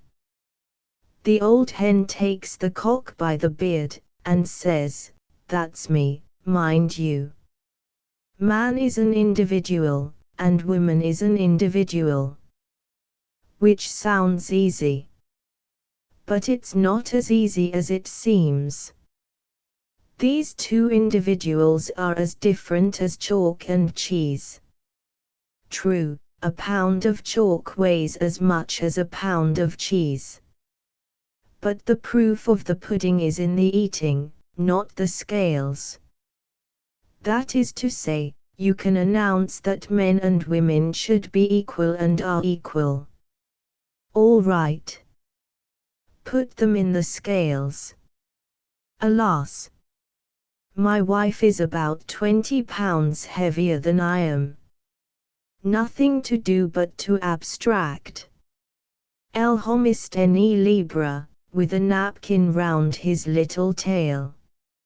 Nevertheless, I am a citizen, my wife is a citizeness, I can vote, she can vote, I can be sent to prison, she can be sent to prison, I can have a passport, she can have a passport, I can be an author, she can be an authoress. Ore. Oh bloomin' ray. You see, we are both British subjects. Everybody bo. Subjects. Subjects. Subjects. Madam is already shaking herself like a wet hen. But yes, my dear. We are both subjects. And as subjects, we enjoy a lovely equality, liberty, my dear. Equality. Fraternity or sorority. My dear. Aren't you pleased? But it's no use talking to a wet hen. That subject was a cold douche. As subjects, men and women may be equal. But as objects, it's another pair of shoes. Where, I ask you, is the equality between an arrow and a horseshoe? Or a serpent and a squash blossom? Find me the equation that equates the cock and the hen. You can't. As inhabitants of my backyard, as loyal subjects of my rancho, they, the cock and the hen, are equal. When he gets wheat, she gets wheat. When sour milk is put out, it is as much for him as for her. She is just as free to go where she likes, as he is. And if she likes to crow at sunrise, she may. There is no law against it. And he can lay an egg, if the fit takes him. Absolutely nothing forbids. Isn't that equality? If it isn't, what is? Even then, they're two very different objects. As equals, they are just a couple of barnyard fowls, clucking. Generalized. But dear me, when he comes prancing up with his red beard shaking, and his eye gleaming, and she comes slowly pottering after, with her nose to the ground, they are two very different objects. You never think of equality, or of inequality, for that matter. They're a cock and a hen, and you accept them as such. You don't think of them as equals, or as unequals. But you think of them together. Wherein, then, lies the togetherness? Would you call it love? I wouldn't. Their two egos are absolutely separate. He's a cock, she's a hen. He never thinks of her for a moment, as if she were a cock like himself, and she never thinks for a moment that he is a hen like herself. I never hear anything in her squawk which would seem to say, "Aren't I a fowl as much as you are, you brute?" Whereas I always hear women shrieking at their men, "Aren't I a human being as much as you are?" It seems beside the point. I always answer my spouse, with sweet reasonableness, "My dear, we are both British subjects. What can I say more, on the score of equality? You are a British subject as much as I am." Curiously, she hates to have it put that way. She wants to be a human being as much as I am. But absolutely and honestly, I don't know what a human being is. Whereas I do know what a British subject is. It can be defined. And I can see how a civis Romanum, or a British subject can be free, whether it's he or she. The he-ness or the she-ness doesn't matter.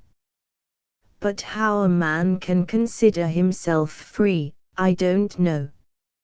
Any more than a cock-robin or a dandelion. Imagine a dandelion suddenly hissing, "I am free and I will be free." Then wriggling on his root like a snake with his tail pegged down. What a horrifying sight! So it is when a man, with 2 legs and a penis, a belly and a mouth begins to shout about being free. One wants to ask, which bit do you refer to? There's a cock and there's the hen, and their 2 egos or individualities seem to stay apart without friction. They never coo at one another, nor hold each other's hand. I never see her sitting on his lap and being petted. True, sometimes he calls for her to come and eat a titbit. And sometimes he dashes at her and walks over her for a moment. She doesn't seem to mind. I never hear her squawking, "Don't you think you can walk over me?" Yet she's by no means downtrodden. She's just herself, and seems to have a good time, and she doesn't like it if he is missing. So there is this peculiar togetherness about them. You can't call it love. It would be too ridiculous. What then? As far as I can see, it is desire. And the desire has a fluctuating intensity, but it is always there. His desire is always towards her, even when he has absolutely forgotten her. And by the way she puts her feet down, I can see she always walks in her plumes of desirableness, even when she's going broody. The mystery about her is her strange undying desirableness. You can see it in every step she takes. She is desirable. And this is the breath of her life. It is the same with Susan. The queer cowy mystery of her is her changeless cowy desirableness. She is far, alas, from any bull. She never even remotely dreams of a bull, save at rare and brief periods. Yet her whole being and motion is that of being desirable, or else fractious. It seems to unite her with the very air, and the plants and trees. Even to the sky and the trees and the grass and the running stream, she is subtly, delicately and purely desirable, in cowy desirability. It is her cowy mystery. Then her fractiousness is the fireworks of her desirableness. To me she is fractious, tiresome, and a faggot. Yet the subtle desirableness is in her, for me. As it is in a brown hen, or even a sow, it is like a peculiar charm, the creature's femaleness, her desirableness. It is her sex, no doubt, but so subtle as to have nothing to do with function. It is a mystery, like a delicate flame. It would be false to call it love, because love complicates the ego. The ego is always concerned in love. But in the frail, subtle desirousness of the true male, towards everything female, and the equally frail, indescribable desirability of every female for every male, lies the real clue to the equating, or the relating, of things which otherwise are incommensurable. And this desire, is the reality which is inside love. The ego itself plays a false part in it. The individual is like a deep pool, or tarn, in the mountains, fed from beneath by unseen springs, and having no obvious inlet or outlet. The springs which feed the individual at the depths are sources of power, power from the unknown. But it is not until the stream of desire overflows and goes running downhill into the open world, that the individual has his further, secondary existence. Now we have imagined love to be something absolute and personal. It is neither. In its essence, love is no more than the stream of clear and unmuddied, subtle desire which flows from person to person, creature to creature, thing to thing. The moment this stream of delicate but potent desire dries up, the love has dried up, and the joy of life has dried up. It's no good trying to turn on the tap. Desire is either flowing, or gone, and the love with it, and the life too. This subtle streaming of desire is beyond the control of the ego. The ego says, "This is my love, to do as I like with. This is my desire, given me for my own pleasure." But the ego deceives itself. The individual cannot possess the love which he himself feels. Neither should he be entirely possessed by it. Neither man nor woman should sacrifice individuality to love, nor love to individuality. If we lose desire out of our life, we become empty vessels. But if we break out own integrity, we become a squalid mess, like a jar of honey dropped and smashed. The individual has nothing, really, to do with love. That is, his individuality hasn't.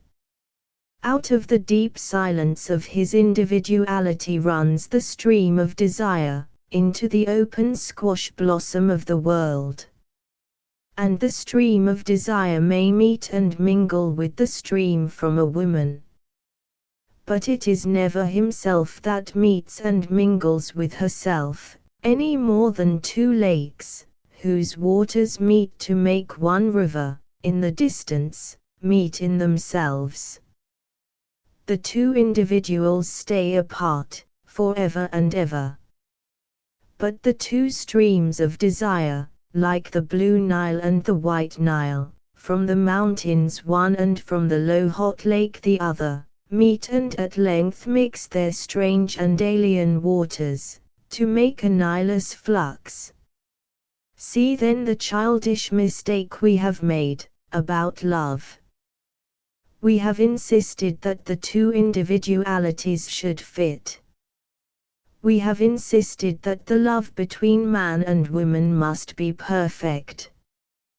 What on earth that means, is a mystery. What would a perfect Nilus flux be, one that never overflowed its banks? Or one that always overflowed its banks? or one that had exactly the same overflow every year, to a hair's breadth. My dear, it is absurd. Perfect love is an absurdity.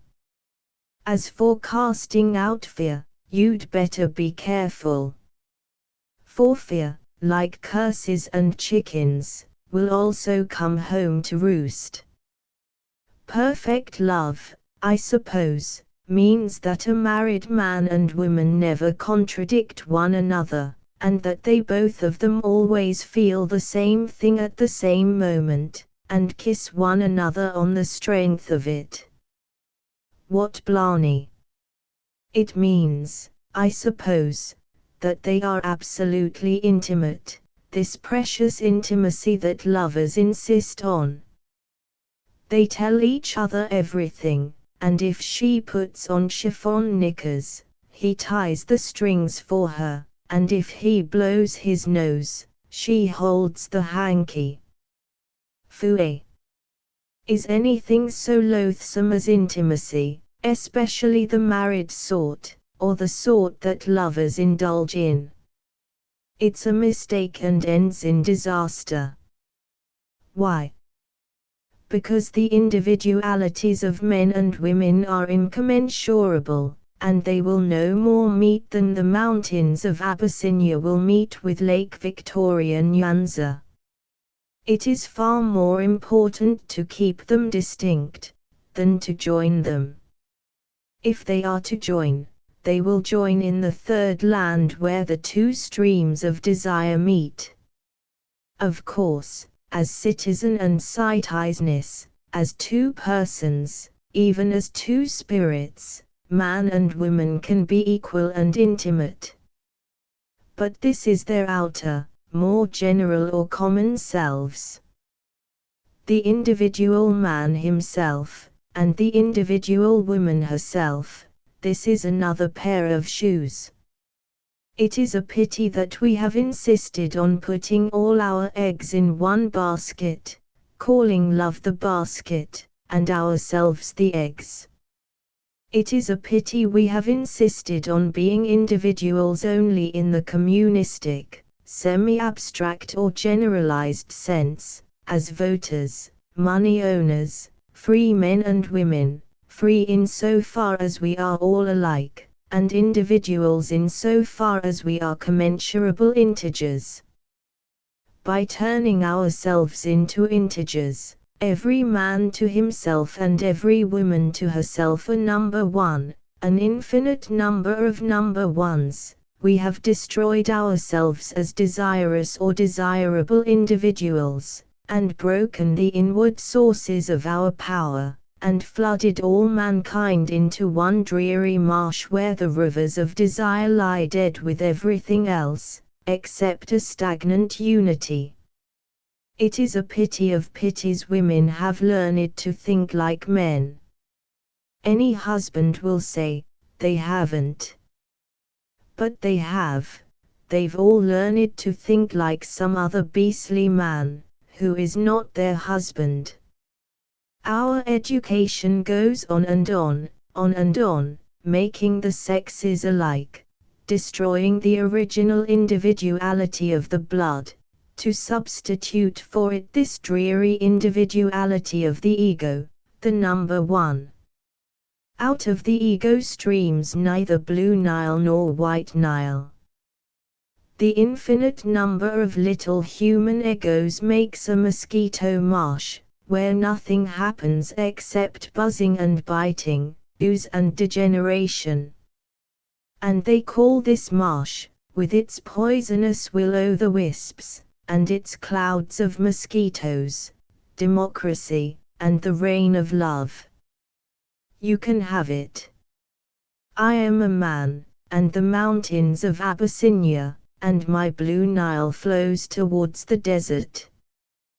There should be a woman somewhere far south, like a great lake, sending forth her white Nile towards the desert, too, and the rivers will meet among the slopes of the world, somewhere. But alas, Every woman I've ever met spends her time saying she's as good as any man, if not better, and she can beat him at his own game. So Lake Victoria Nyanza gets up on end, and declares it's the mountains of Abyssinia, and the mountains of Abyssinia fall flat and cry, "You're all that, and more, my dear. And between them, you're bogged. I give it up. But at any rate it's nice to know what's wrong, since wrong it is. If we were men, if we were women, our individualities would be lone and a bit mysterious, like tans, and fed with power, male power, female power, from underneath, invisibly. And from us the streams of desire would flow out in the eternal glimmering adventure, to meet in some unknown desert. Mais now Savon's changed out Scylla. I'll bet the yokel, even then, was more himself, and the stream of his desire was stronger and more gurgling, than William Wordsworth's. For a long time the yokel retains his own integrity, and his own real stream of desire flows from him. Once you break this, and turn him, who was a yokel, into still another number one, an assertive newspaper parcel of an ego, you've done it. But don't, dear, darling reader, when I say desire, immediately conclude that I mean a jungle full of rampaging Don Juans and raping buck niggers. When I say that a woman should be eternally desirable, don't say that I mean every man should want to sleep with her the instant he sets eyes on her. On the contrary, Don Juan was only Don Juan because he had no real desire. He had broken his own integrity, and was a mess to start with. No stream of desire, with a course of its own, flowed from him. He was a marsh in himself. He mashed and trampled everything up, and desired no woman, so he ran after every one of them, with an itch instead of a steady flame. And tortured by his own itch, he inflamed his itch more and more. That's Don Juan, the man who couldn't desire a woman. He shouldn't have tried. He should have gone into a monastery at 15. As for the yokel, his little stream may have flowed out of commonplace little hills, and been ready to mingle with the streams of any easy, puddly little yokelis. But what does it matter? And men are far less promiscuous, even then, than we like to pretend. It's Don Juanery, sex in the head, no real desire, which leads to profligacy or squalid promiscuity. The yokel usually met desire with desire, which is all right, and sufficiently rare to ensure the moral balance. Desire is a living stream. If we gave free rein, or a free course, to our living flow of desire, we shouldn't go far wrong. It's quite different from giving a free rein to an itching, prurient imagination. That is our vileness. The living stream of sexual desire itself does not often, in any man, find its object, its confluent, the stream of desire in a woman into which it can flow. The two streams flow together, spontaneously, not often, in the life of any man or woman. Mostly, men and women alike rush into a sort of prostitution, because our idiotic civilization has never learned to hold in reverence the true desire stream. We force our desire from our ego, and this is deadly. Desire itself is a pure thing, like sunshine, or fire, or rain. It is desire that makes the whole world living to me, keeps me in the flow connected. It is my flow of desire that makes me move as the birds and animals move through the sunshine and the night, in a kind of accomplished innocence, not shut outside of the natural paradise. For life is a kind of paradise, even to my horse Ajal, though he doesn't get his own way in it, by any means, and is sometimes in a real temper about it. Sometimes he even gets a balayage, with wet alfalfa. But even the balayage is part of the natural paradise. Not like human ennui. So a man can go forth in desire, even to the primroses. But let him refrain from falling all over the poor blossom, as William did. Or trying to incorporate it in his own ego, which is a sort of lust. Nasty anthropomorphic lust. Everything that exists, even a stone, has two sides to its nature. It fiercely maintains its own individuality, its own solidity. And it reaches forth from itself in the subtlest flow of desire. It fiercely resists all inroads. At the same time it sinks down in the curious weight, or flow, of that desire which we call gravitation. And imperceptibly, through the course of ages, it flows into delicate combination with the air and sun and rain. At one time, men worshipped stones, symbolically, no doubt, because of their mysterious durability, their power of hardness, resistance, their strength of remaining unchanged. Yet even then, worshipping man did not rest till he had erected the stone into a pillar, a menga, symbol of the eternal desire, as the phallus itself is but a symbol. And we, men and women, are the same as stones. The powerful resistance and cohesiveness of our individuality is countered by the mysterious flow of desire, from us and towards us. It is the same with the worlds, the stars, the suns. All is alive, in its own degree. And the centripetal force of spinning Earth is the force of Earth's individuality, and the centrifugal force is the force of desire. Earth's immense centripetal energy, almost passion, balanced against her furious centrifugal force, holds her suspended between her moon and her sun, in a dynamic equilibrium. So instead of the Greek, know thyself, we shall have to say to every man, be thyself. Be desirous. And to every woman, be thyself. Be desirable. Be thyself.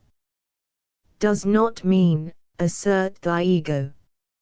It means, be true to your own integrity, as man, as woman, let your heart stay open, to receive the mysterious inflow of power from the unknown. Know that the power comes to you from beyond, it is not generated by your own will, therefore all the time, be watchful, and reverential towards the mysterious coming of power into you.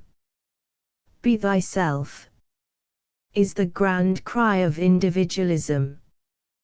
But individualism makes the mistake of considering an individual as a fixed entity, a little windmill that spins without shifting ground or changing its own nature. And this is nonsense. When power enters us, it does not just move us mechanically. It changes us. When the unseen wind blows, it blows upon us, and through us. It carries us like a ship on a sea. and it roars to flame in us, like a draught in a fierce fire, or like a dandelion in flower. What is the difference between a dandelion and a windmill? Heap on more wood. Even the Nirvanists consider man as a fixed entity, a changeless ego, which is capable of nothing, ultimately, but remerging into the infinite. A little windmill that can turn faster and faster, till it becomes actually invisible, and nothing remains in nothingness, except a blur and a faint hum. I am not a windmill. I am not even an ego. I am a man. I am myself, and I remain myself only by the grave of the powers that enter me, from the unseen, and make me forever newly myself. And I am myself, also, by the grace of the desire that flows from me and consummates me with the other unknown, the invisible, tangible creation. The powers that enter me fluctuate and ebb, and the desire that goes forth from me waxes and wanes. Sometimes it is weak, and I am almost isolated. Sometimes it is strong, and I am almost carried away.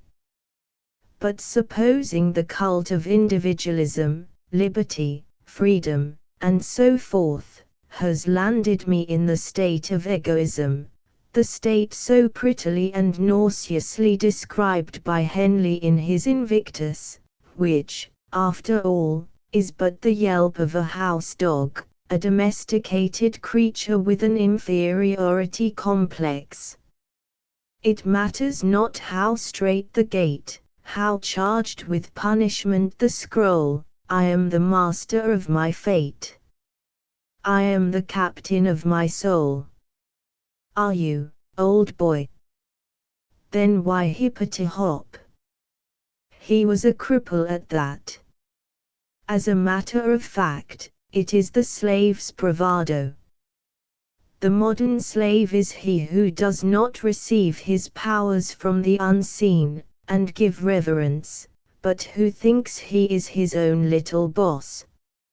Only a slave would take the trouble to shout, I am free. That is to say, to shout it in the face of the open heavens. In the face of men, and their institutions and prisons. Yes, yes. But in the face of the open heavens I would be ashamed to talk about freedom. I have no life, no real power, unless it will come to me.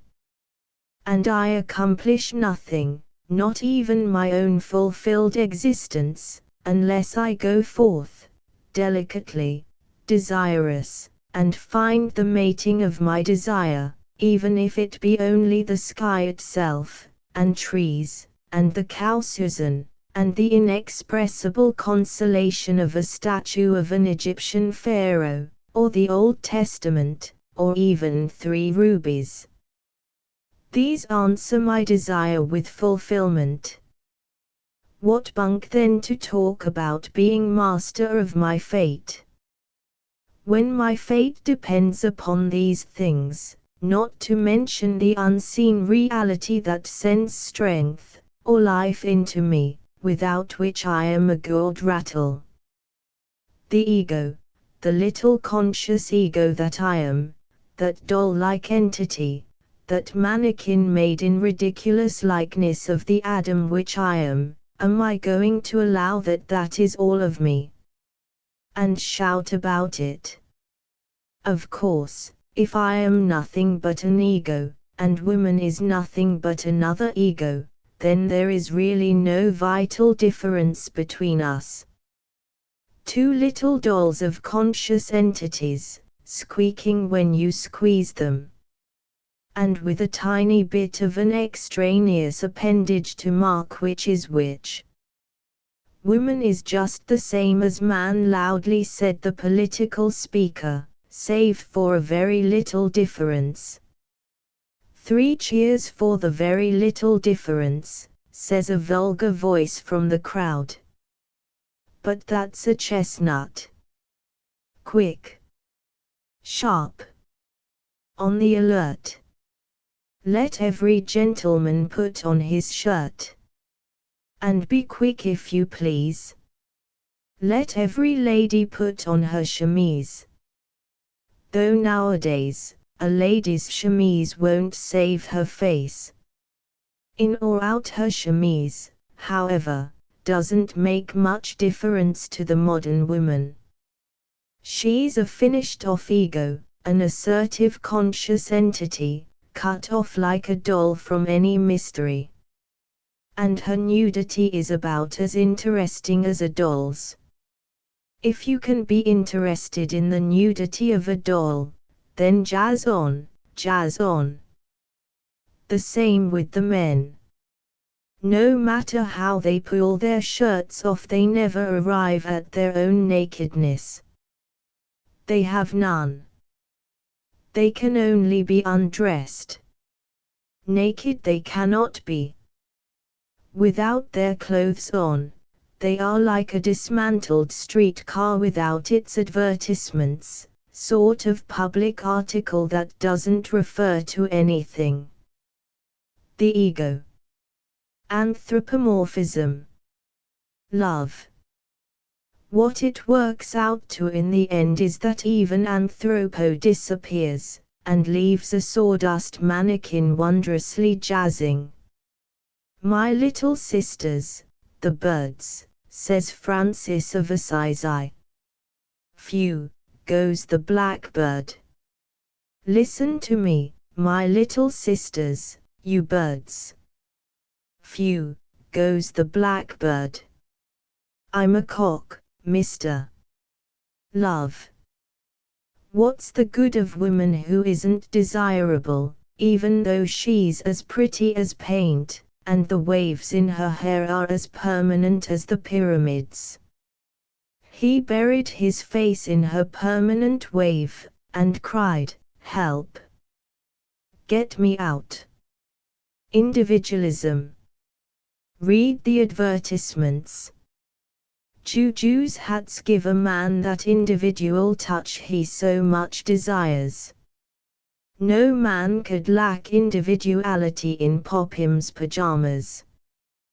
Poor devil. If he was left to his own skin, where would he be? Pop goes the weasel. Reflections on the death of a porcupine. There are many bare places on the little pine trees, towards the top, where the porcupines have gnawed the bark away and left the white flesh showing. And some trees are dying from the top. Everyone says, porcupines should be killed. The Indians, Mexicans, Americans all say the same. At full moon a month ago, when I went down the long clearing in the brilliant moonlight, through the poor dry herbage a big porcupine began to waddle away from me, towards the trees and the darkness. The animal had raised all its hairs and bristles, so that by the light of the moon it seemed to have a tall, swaying, moonlit aureole arching its back as it went. That seemed curiously fearsome, as if the animal were emitting itself demon-like on the air. It waddled very slowly, with its white spiky spoon-tail steering flat, behind the round bear-like mound of its back. It had a lumbering, beetles, squalid motion, unpleasant. I followed it into the darkness of the timber, and there, squat like a great tick, it began scrupily to creep up a pine trunk. It was very like a great oriole tick, a bug, struggling up. I stood near and watched, disliking the presence of the creature. It is a duty to kill the things. But the dislike of killing him was greater than the dislike of him. So I watched him climb. and he watched me. When he had got nearly the height of a man, all his long hairs swaying with a bristling gleam like an aureole, he hesitated, and slithered down. Evidently he had decided, either that I was harmless, or else that it was risky to go up any further, when I could knock him off so easily with a pole. So he slithered podgily down again, and waddled away with the same bestial, stupid motion of that white spiky repulsive spoon tail. He was as big as a middle-sized pig, or more like a bear. I let him go. He was repugnant. He made a certain squalor in the moonlight of the Rocky Mountains. As all savagery has a touch of squalor, that makes one a little sick at the stomach. And anyhow, it seemed almost more squalid to pick up a pine bough and push him over, hit him and kill him.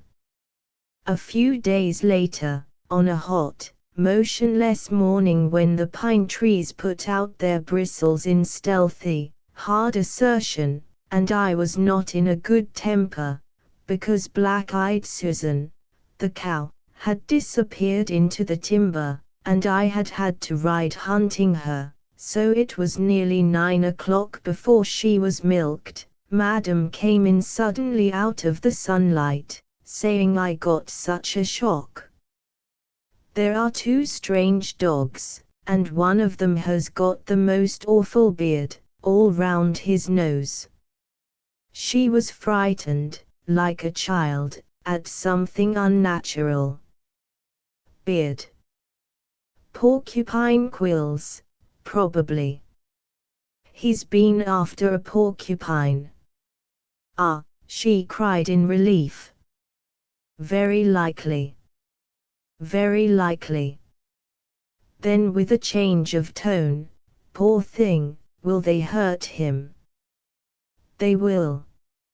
I wonder when he came.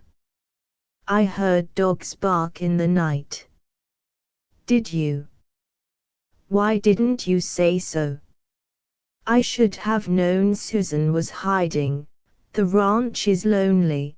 There is no sound in the night, save the innumerable noises of the night, that you can't put your finger on, cosmic noises in the far deeps of the sky, and of the earth.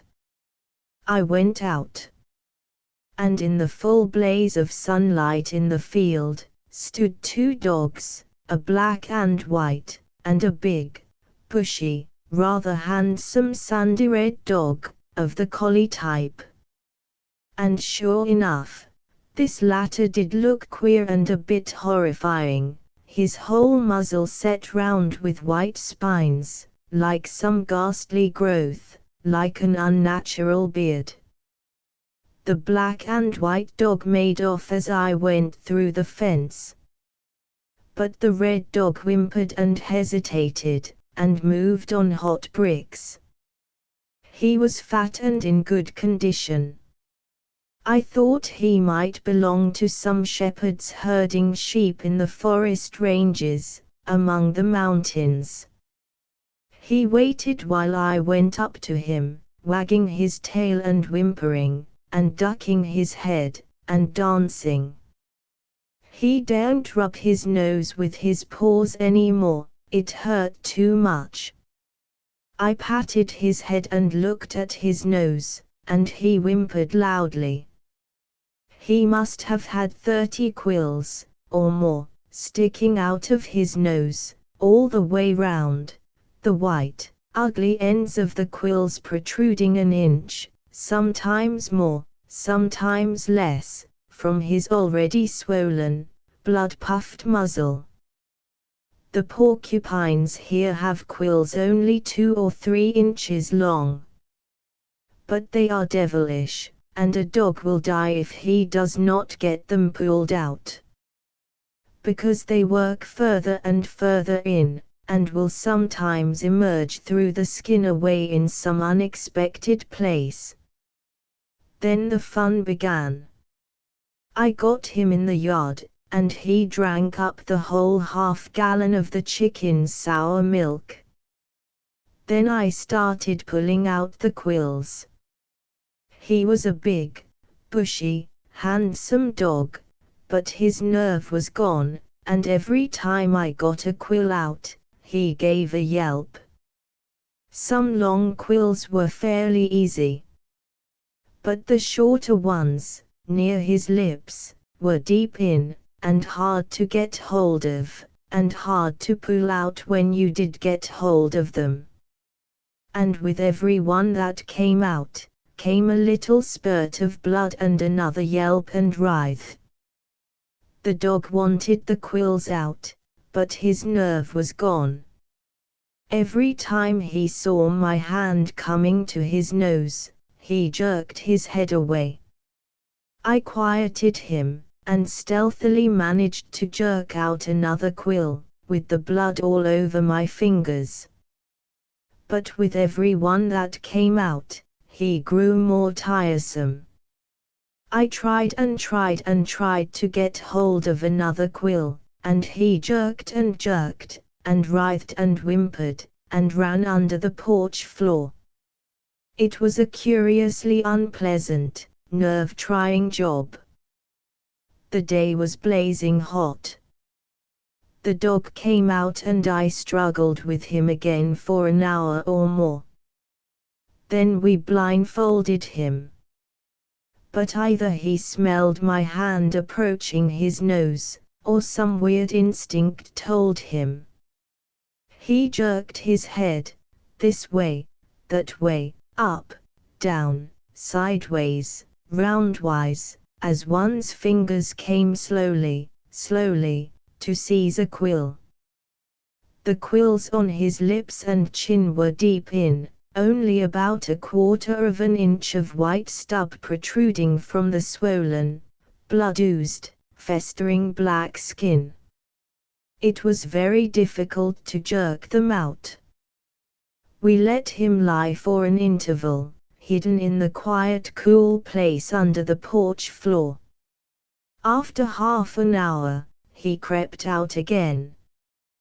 We got a rope round his nose, behind the bristles, and one held while the other got the stubs with the pliers. But it was too trying. If a quill came out, the dog's yelp startled every nerve. And he was frightened of the pain. It was impossible to hold his head still any longer. After struggling for 2 hours, and extracting some 20 quills, I gave up. It was impossible to quiet the creature, and I had had enough. His nose on the top was clear, a punctured, puffy, blood-darkened mess, and his lips were clear. But just on his round little chin, where the few white hairs are, was still a bunch of white quills, 8 or 9, deep in. We let him go, and he dived under the porch, and there he lay invisible, save for the end of his bushy, foxy tail, which moved when we came near. Towards noon he emerged, ate up the chicken food, and stood with that doggish look of dejection, and fear, and friendliness, and greediness, wagging his tail.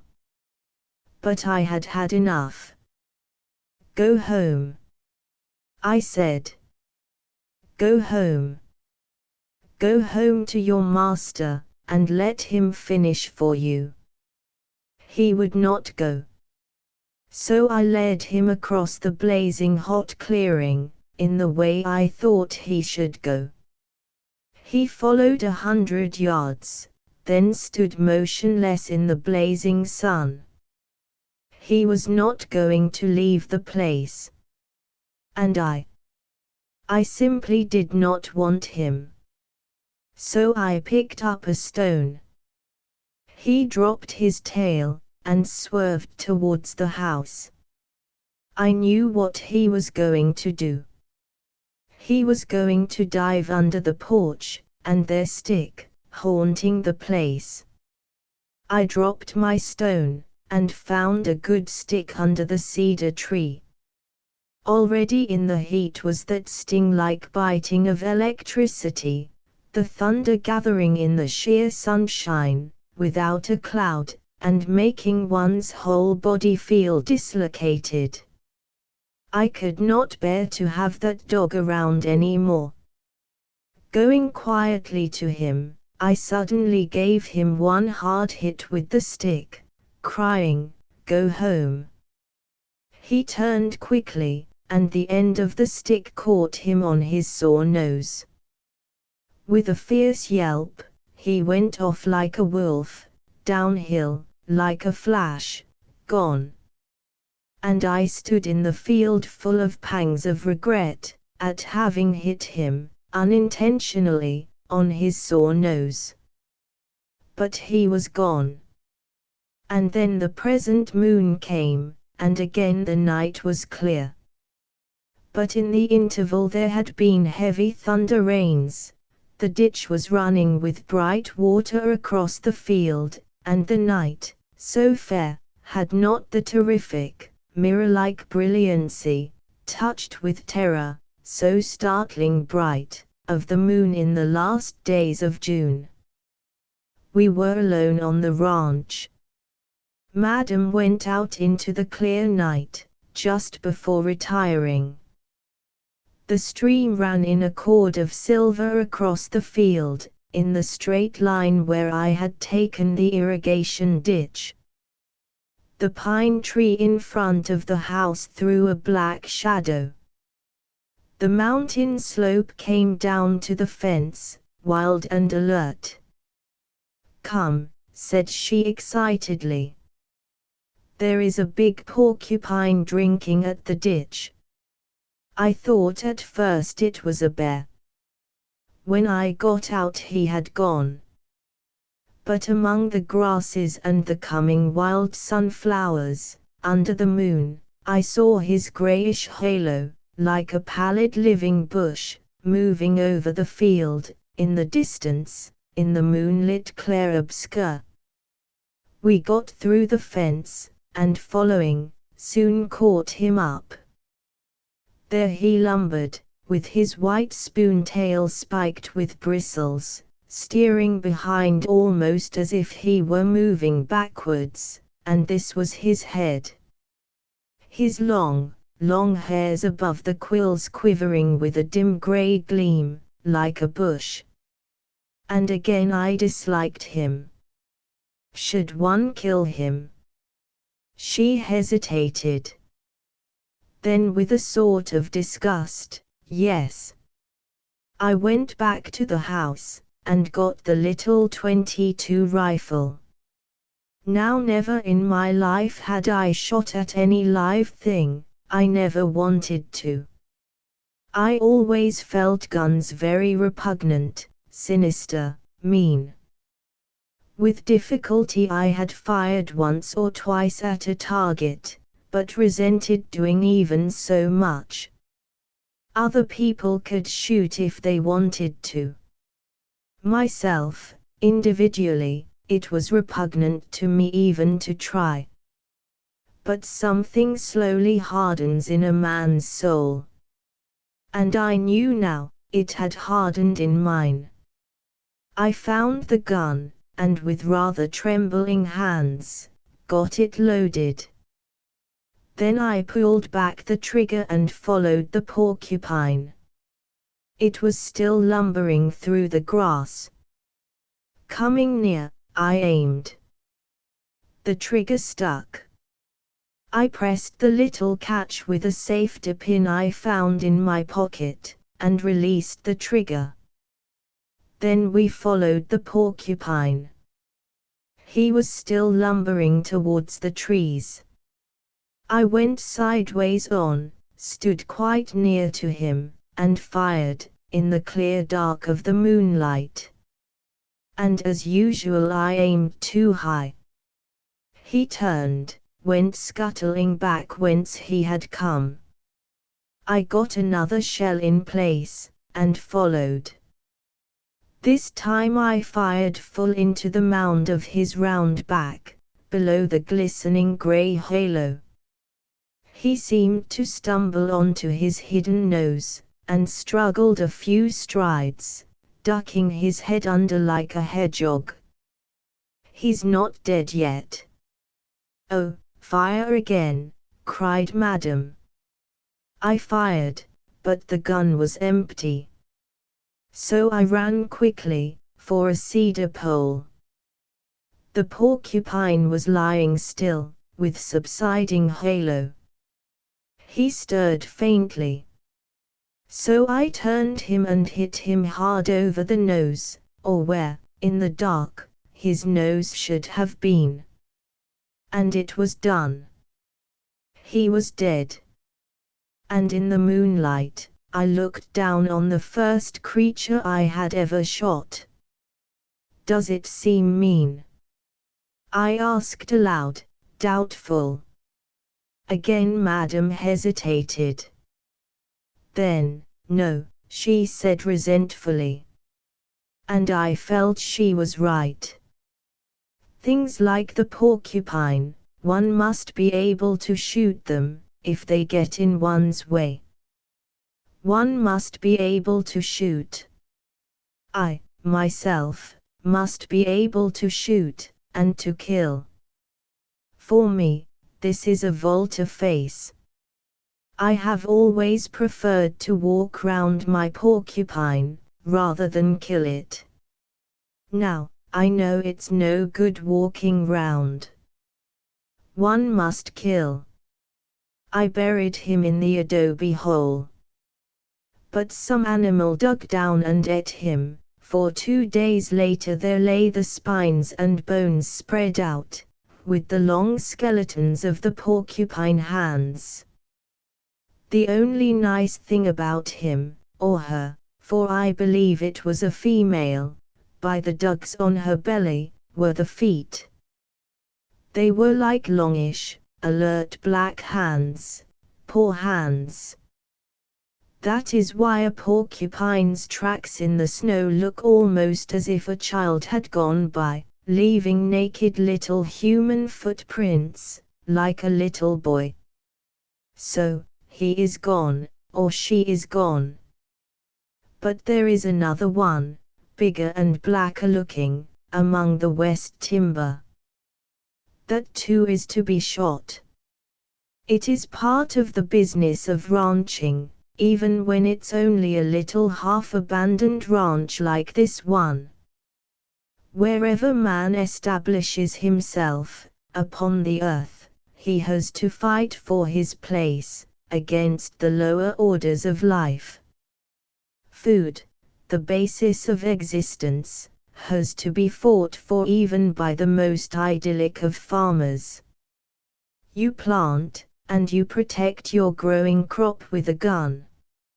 Food, food, how strangely it relates man with the animal and vegetable world. How important it is. And how fierce is the fight that goes on around it. The same when one skins a rabbit, and takes out the inside, one realizes what an enormous part of the animal, comparatively, is intestinal, what a big part of him is just for food apparatus, for living on other organisms. And when one watches the horses in the big field, their noses to the ground, biting at the grass, and stepping absorbedly on, and biting without ever lifting their noses, cropping off the grass, the young shoots of alfalfa, the dandelions, with a blind, relentless, unwearied persistence, one's whole life pauses.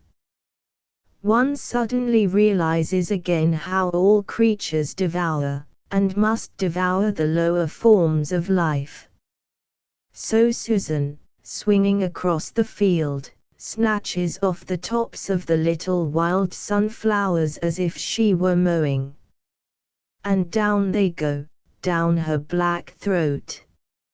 And when she stands in her cowy oblivion chewing her cud, with her lower jaw swinging peacefully, and I am milking her, suddenly the chamomile smell of her breath, as she glances round with glaring, smoke-blue eyes, makes me realize it is the sunflowers that are her ball of cud. Sunflowers. And they will go to making her glistening black hide, and the thick cream on her milk. And the chickens, when they see a great black beetle, that the Mexicans call a toro, floating past, they are after it in a rush. And if it settles, instantly the brown hen stabs it with her beak. It is a great beetle 2 or 3 inches long, but in a second it is in the crop of the chicken. Gone. And Timsy, the cat, as she spies on the chipmunks, crouches in another sort of oblivion, soft and still. The chipmunks come to drink the milk from the chicken's bowl. 2 of them met at the bowl. They were little squirrely things with stripes down their backs. They sat up in front of one another, lifting their inquisitive little noses and humping their backs. Then each put its 2 little hands on the other's shoulders. They reared up, gazing into each other's faces, and finally they put their 2 little noses together, in a sort of kiss. But Miss Timsy can't stand this. In a soft, white and yellow leap she is after them. They skip with the darting jerk of chipmunks, to the wood heap, and with one soft, high-leaping sideways bound Timsy goes through the air. Her snowflake of a paw comes down on one of the chipmunks. She looks at it for a second. It squirms. Swiftly and triumphantly she puts her 2 flowery little white paws on it, legs straight out in front of her, back arched, gazing concentratedly yet whimsically. Chipmunk does not stir. She takes it softly in her mouth, where it dangles softly, like a lady's tippet. And with a proud, prancing motion the Timsy sets off towards the house, her white little feet hardly touching the ground. But she gets shooed away. We refuse to loan her the sitting room anymore, for her gladiatorial displays. If the chippy must be butchered to make a Timsy holiday, it shall be outside. Disappointed, but still high-stepping, the Timsy sets off towards the clay oven by the shed. There she lays the chippy gently down, and soft as a little white cloud lays one small paw on its striped back. Chippy does not move.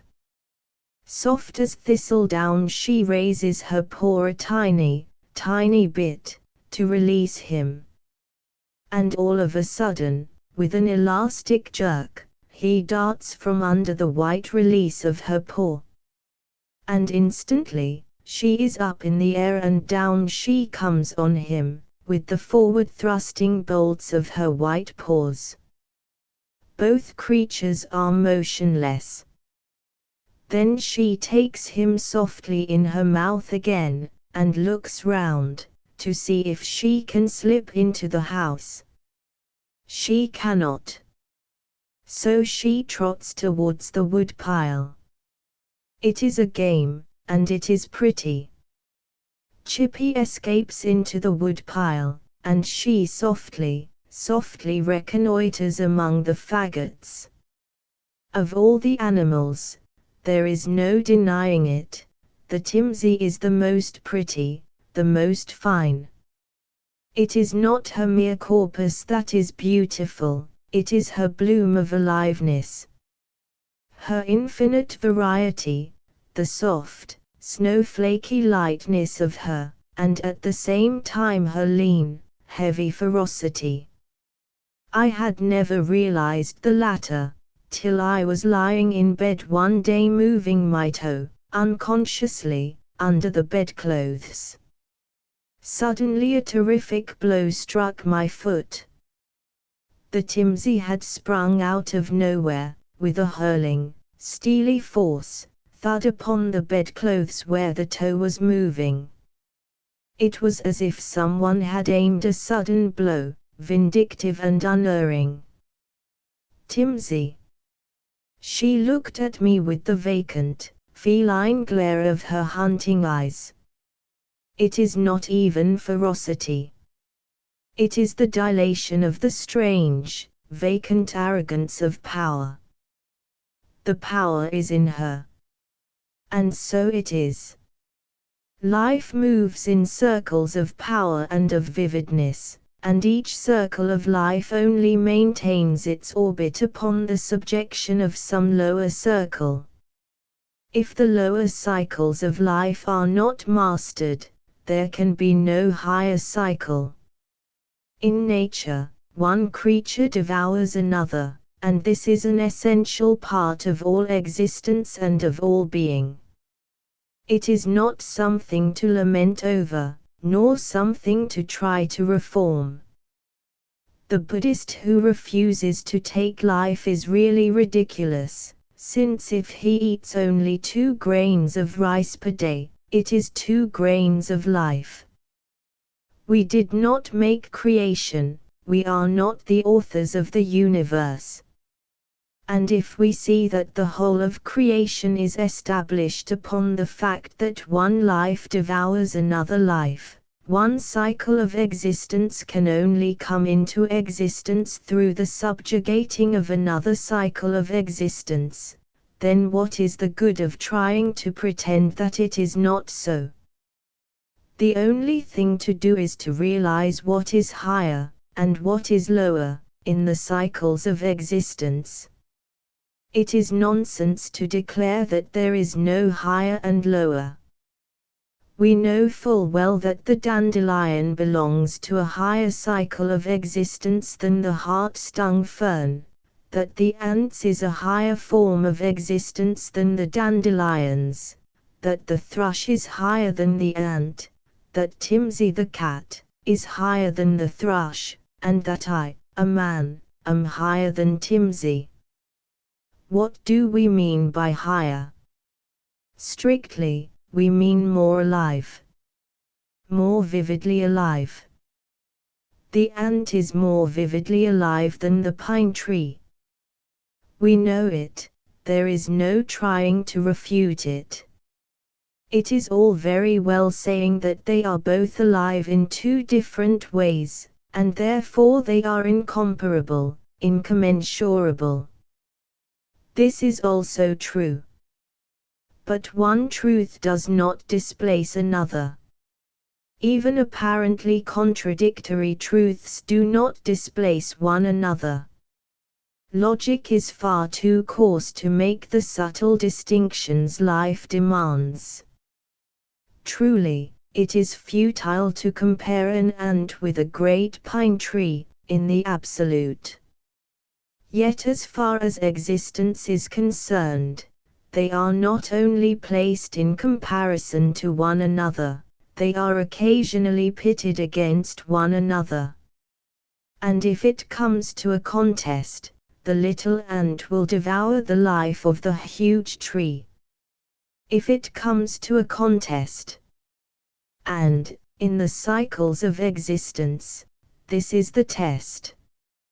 From the lowest form of existence, to the highest, the test question is, can thy neighbor finally overcome thee?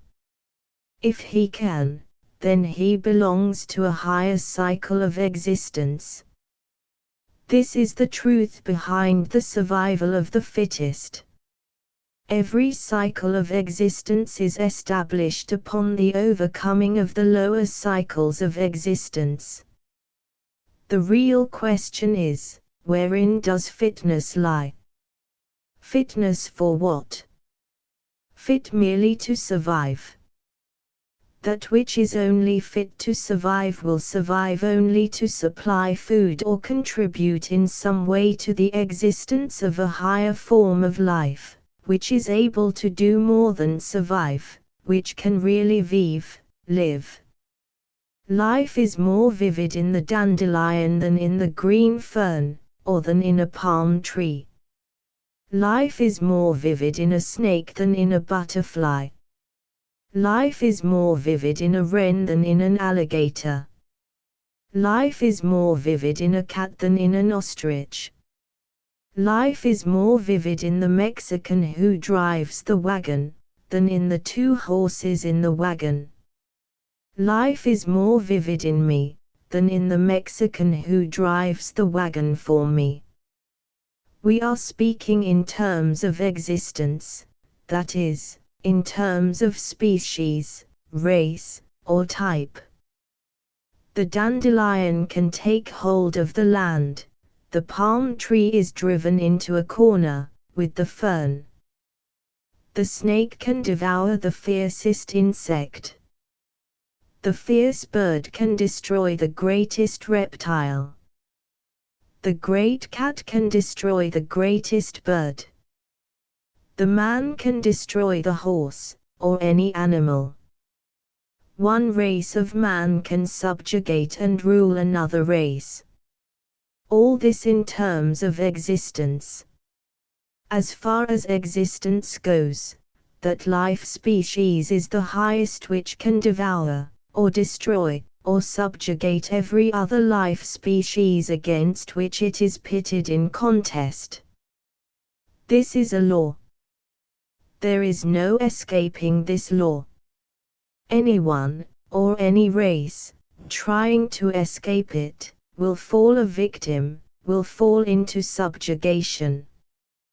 But let us insist and insist again, we are talking now of existence, of species, of types, of races, of nations, not of single individuals, nor of beings.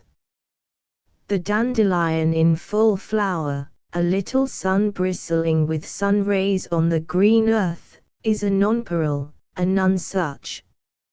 Foolish, foolish, foolish to compare it to anything else on earth. It is itself incomparable and unique. But that is the 4th dimension, of being. It is in the 4th dimension, nowhere else. Because, in the time-space dimension, any man may tread on the yellow sun mirror, and it is gone. Any cow may swallow it. Any bunch of ants may annihilate it. This brings us to the inexorable law of life.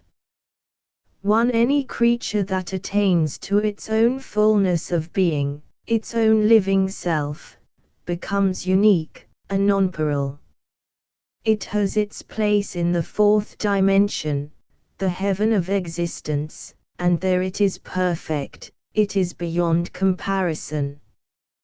2. At the same time, every creature exists in time and space. And in time and space it exists relatively to all other existence, and can never be absolved. Its existence impinges on other existences, and is itself impinged upon. And in the struggle for existence, if an effort on the part of any one type or species or order of life, can finally destroy the other species, then the destroyer is of a more vital cycle of existence than the one destroyed. When speaking of existence we always speak in types, species, not individuals. Species exist. But even an individual dandelion has being. 3. The force which we call vitality, and which is the determining factor in the struggle for existence, is, however, derived also from the 4th dimension. That is to say, the ultimate source of all vitality is in that other dimension, or region, where the dandelion blooms, and which men have called heaven, and which now they call the fourth dimension, which is only a way of saying that it is not to be reckoned in terms of space and time. For the primary way, in our existence, to get vitality, is to absorb it from living creatures lower than ourselves. It is thus transformed into a new and higher creation. There are many ways of absorbing. Devouring food is one way, love is often another. The best way is a pure relationship, which includes the being on each side, and which allows the transfer to take place in a living flow, enhancing the life in both beings. 5. No creature is fully itself till it is, like the dandelion, opened in the bloom of pure relationship to the sun, the entire living cosmos.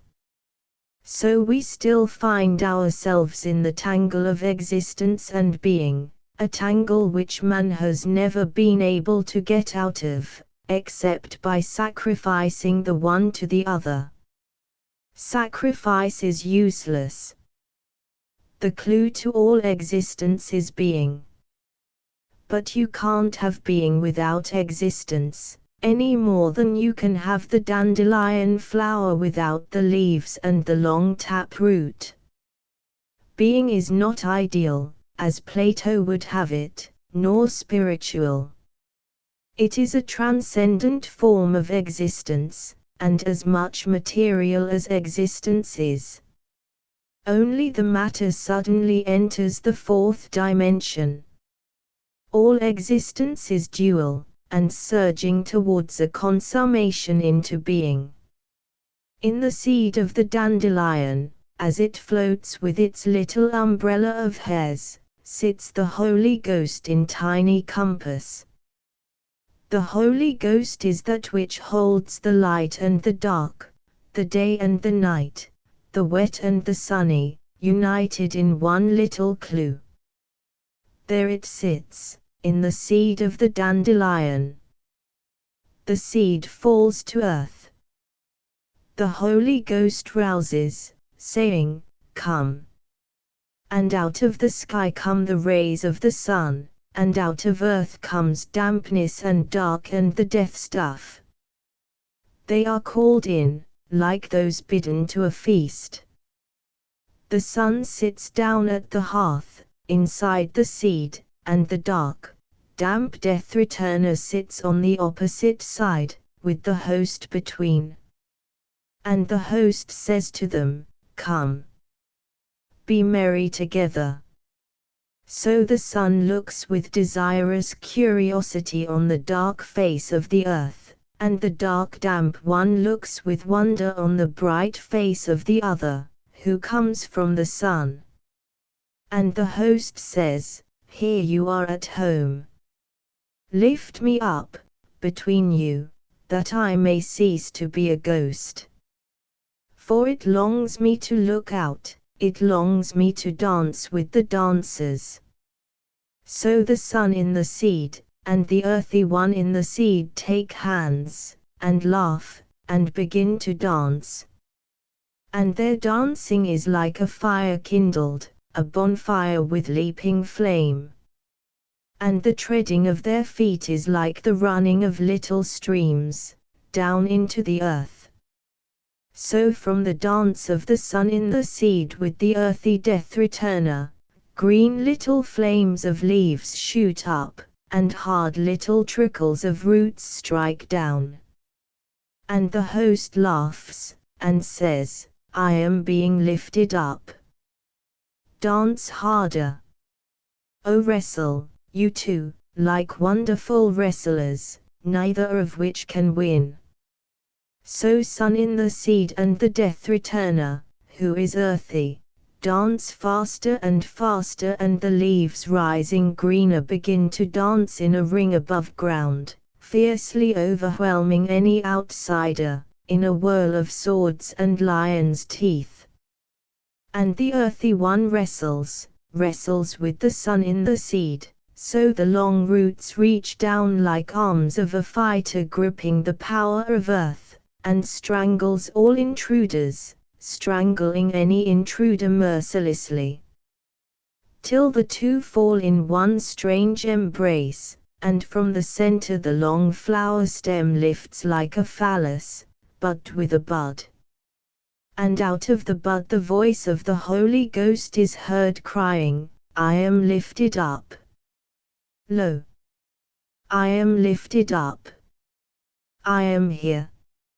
So the bud opens, and there is the flower poised in the very middle of the universe, with a ring of green swords below, to guard it, and the octopus, arms deep in earth, drinking and threatening. So the Holy Ghost, being a dandelion flower, looks round, and says, Lo! I am yellow. I believe the sun has lent me his body. Lo! I am sappy with golden, bitter blood. I believe death out of the damp black earth has lent me his blood. I am incarnate. I like my incarnation. But this is not all. I will keep this incarnation. It is good. But oh! If I can win to another incarnation, who knows how wonderful it will be. This one will have to give place. This one can help to create the next. So the Holy Ghost leaves the clue of himself behind, in the seed, and wanders forth in the comparative chaos of our universe, seeking another incarnation. And this will go on forever. Man, as yet, is less than half grown. Even his flower stem has not appeared yet. He is all leaves and roots, without any clue put forth. No sign of bud anywhere. Either he will have to start budding, or he will be forsaken of the Holy Ghost, abandoned as a failure in creation, as the ichthyosaurus was abandoned. Being abandoned means losing his vitality. The sun and the earth dark will cease rushing together in him. Already it is ceasing. To men, the sun is becoming stale, and the earth sterile. But the sun itself will never become stale, nor the earth barren. It is only that the clue is missing inside men. They are like flowerless, seedless fat cabbages, nothing inside. Vitality depends upon the clue of the Holy Ghost inside a creature, a man, a nation, a race. When the clue goes, the vitality goes.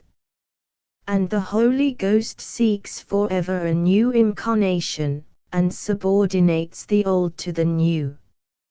You will know that any creature or race is still alive with the Holy Ghost, when it can subordinate the lower creatures or races, and assimilate them into a new incarnation.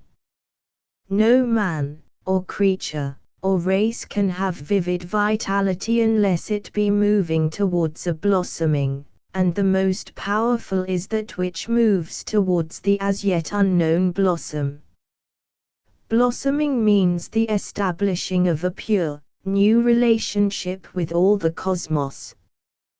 This is the state of heaven. And it is the state of a flower, a cobra, a generin in spring, a man when he knows himself royal and crowned with the sun, with his feet gripping the core of the earth. This too is the fourth dimension, this state, this mysterious other reality of things in a perfected relationship. It is into this perfected relationship that every straight line curves, as if to some core, passing out of the time-space dimension.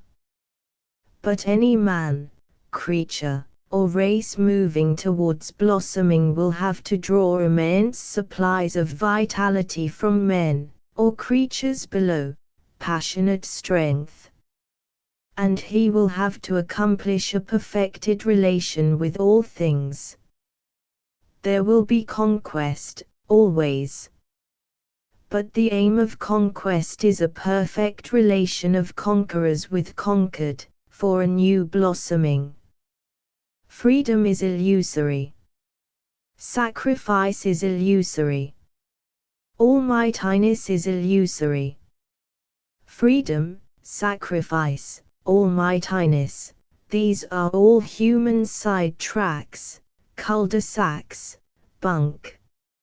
All that is real is the overwhelmingness of a new inspirational command, a new relationship with all things. Heaven is always there. No achieved consummation is lost. Procreation goes on forever, to support the achieved revelation. But the torch of revelation itself is handed on. And this is all important. Everything living wants to procreate more living things. But more important than this is the fact that every revelation is a torch held out, to kindle new revelations. As the dandelion holds out the sun to me, saying, "Can you take it?" Every gleam of heaven that is shown, like a dandelion flower, or a green beetle, quivers with strange passion to kindle a new gleam, never yet beheld. This is not self-sacrifice, it is self-contribution, in which the highest happiness lies. The torch of existence is handed on, in the womb of procreation. And the torch of revelation is handed on, by every living thing, from the protococcus to a brave man or a beautiful woman, handed to whomsoever can take it. He who can take it, has power beyond all the rest.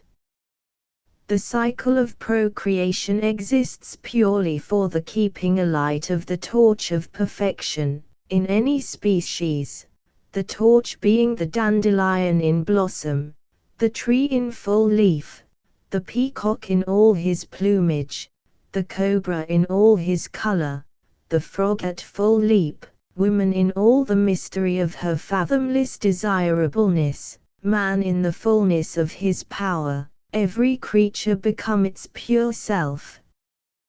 One cycle of perfection urges to kindle another cycle, as yet unknown. And with the kindling from the torch of revelation comes the inrush of vitality, and the need to consume and consummate the lower cycles of existence, into a new thing. This consuming and this consummating means conquest, and fearless mastery. Freedom lies in the honorable yielding towards the new flame, and the honorable mastery of that which shall be new, over that which must yield. As I must master my horses, which are in a lower cycle of existence. And they are relieved and happy to serve. If I turn them loose into the mountain ranges, to run wild till they die, the thrill of real happiness is gone out of their lives. Every lower order seeks in some measure to serve a higher order, and rebels against being conquered. It is always conquest, and it always will be conquest. If the conquered be an old, declining race, they will have handed on their torch to the conqueror, who will burn his fingers badly, if he is too flippant. And if the conquered be a barbaric race, they will consume the fire of the conqueror, and leave him flameless, unless he watch it. But it is always conquest, conquered and conqueror, forever. The kingdom of heaven is the kingdom of conquerors, who can serve the conquest forever, after their own conquest is made. In heaven, in the perfected relation, is peace, in the fourth dimension. But there is getting there. And that, forever, is the process of conquest. When the rose blossomed, then the great conquest was made by the vegetable kingdom. But even this conqueror of conquerors, the rose, had to lend himself towards the caterpillar and the butterfly of a later conquest. A conqueror, but tributary to the later conquest. There is no such thing as equality. In the kingdom of heaven, in the fourth dimension, each soul that achieves a perfect relationship with the cosmos, from its own center, is perfect and incomparable. It has no superior. It is a conqueror and incomparable. But every man, in the struggle of conquest towards his own consummation, must master the inferior cycles of life, and never relinquish his mastery. Also, if there be men beyond him, moving on to a newer consummation than his own, he must yield to their greater demand, and serve their greater mystery, and so be faithful to the kingdom of heaven which is within him, which is gained by conquest and by loyal service. Any man who achieves his own being will, like the dandelion or the butterfly, pass into that other dimension which we call the fourth, and the old people called heaven. It is the state of perfected relationship. And here a man will have his peace forever, whether he serve or command, in the process of living. But even this entails his faithful allegiance to the kingdom of heaven, which must be forever and forever extended, as creation conquers chaos. So that my perfection will but serve a perfection which still lies ahead, unrevealed and unconceived, and beyond my own. We have tried to build walls round the kingdom of heaven, but it's no good. It's only the cabbage rotting inside. Our last wall is the golden wall of money. This is a fatal wall. It cuts us off from life, from vitality, from the alive sun and the alive earth, as nothing can. Nothing, not even the most fanatical dogmas of an iron-bound religion, can insulate us from the inrush of life and inspiration, as money can. We are losing vitality, losing it rapidly. Unless we seize the torch of inspiration, and drop our moneybags, the moneyless will be kindled by the flame of flames, and they will consume us like old rags. We are losing vitality, owing to money and money standards. The torch in the hands of the moneyless will set our house on fire, and burn us to death, like sheep in a flaming corral. Aristocracy. Everything in the world is relative to everything else. And every living thing is related to every other living thing. But creation moves in cycles, and in degrees. There is higher and lower, in the cycles of creation, and greater and less, in the degree of life.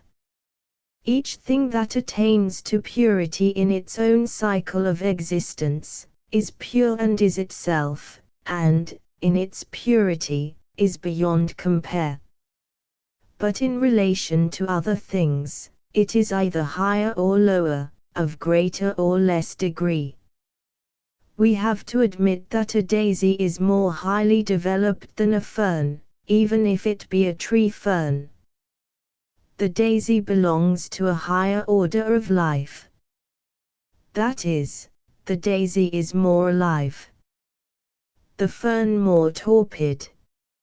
And a bee is more alive than a daisy, of a higher order of life. The daisy, pure as it is in its own being, yet, when compared with the bee, is limited in its being. And birds are higher than bees, more alive. And mammals are higher than birds. And man is the highest, most developed, most conscious, most alive of the mammals, master of them all. But even within the species, there is a difference. The nightingale is higher, purer, even more alive, more subtly, delicately alive, than the sparrow. And the parrot is more highly developed, or more alive, than the pigeon. Among men, the difference in being is infinite. And it is a difference in degree as well as in kind. One man is, in himself, more alive, more of a man, than another. One man has greater being than another, a purer manhood, a more vivid livingness. The difference is infinite.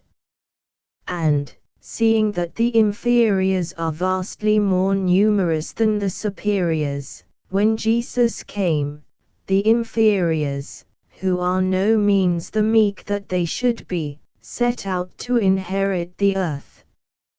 Jesus, in a world of arrogant Pharisees and egoistic Romans, thought that purity and poverty were one. It was a fatal mistake. Purity is often enough poor. But poverty is only too rarely pure.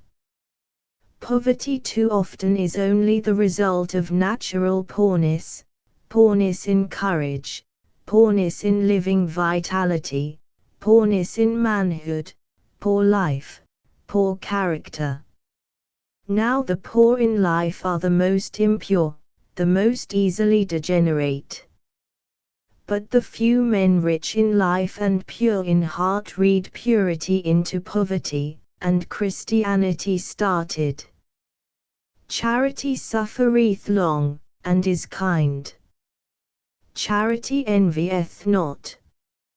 Charity vaunteth not itself, is not puffed up. They are the words of a noble manhood. There happened what was bound to happen. The men with pure hearts left the scramble for money and power to the impure. Still the great appeal, the kingdom of heaven is within you, acted powerfully on the hearts of the poor, who were still full of life. The rich were more active, but less alive. The poor still wanted, most of all, the kingdom of heaven. Until the pure men began to mistrust the figurative kingdom of heaven. Not much kingdom of heaven for a hungry man, they said. This was a mistake, and a fall into impurity.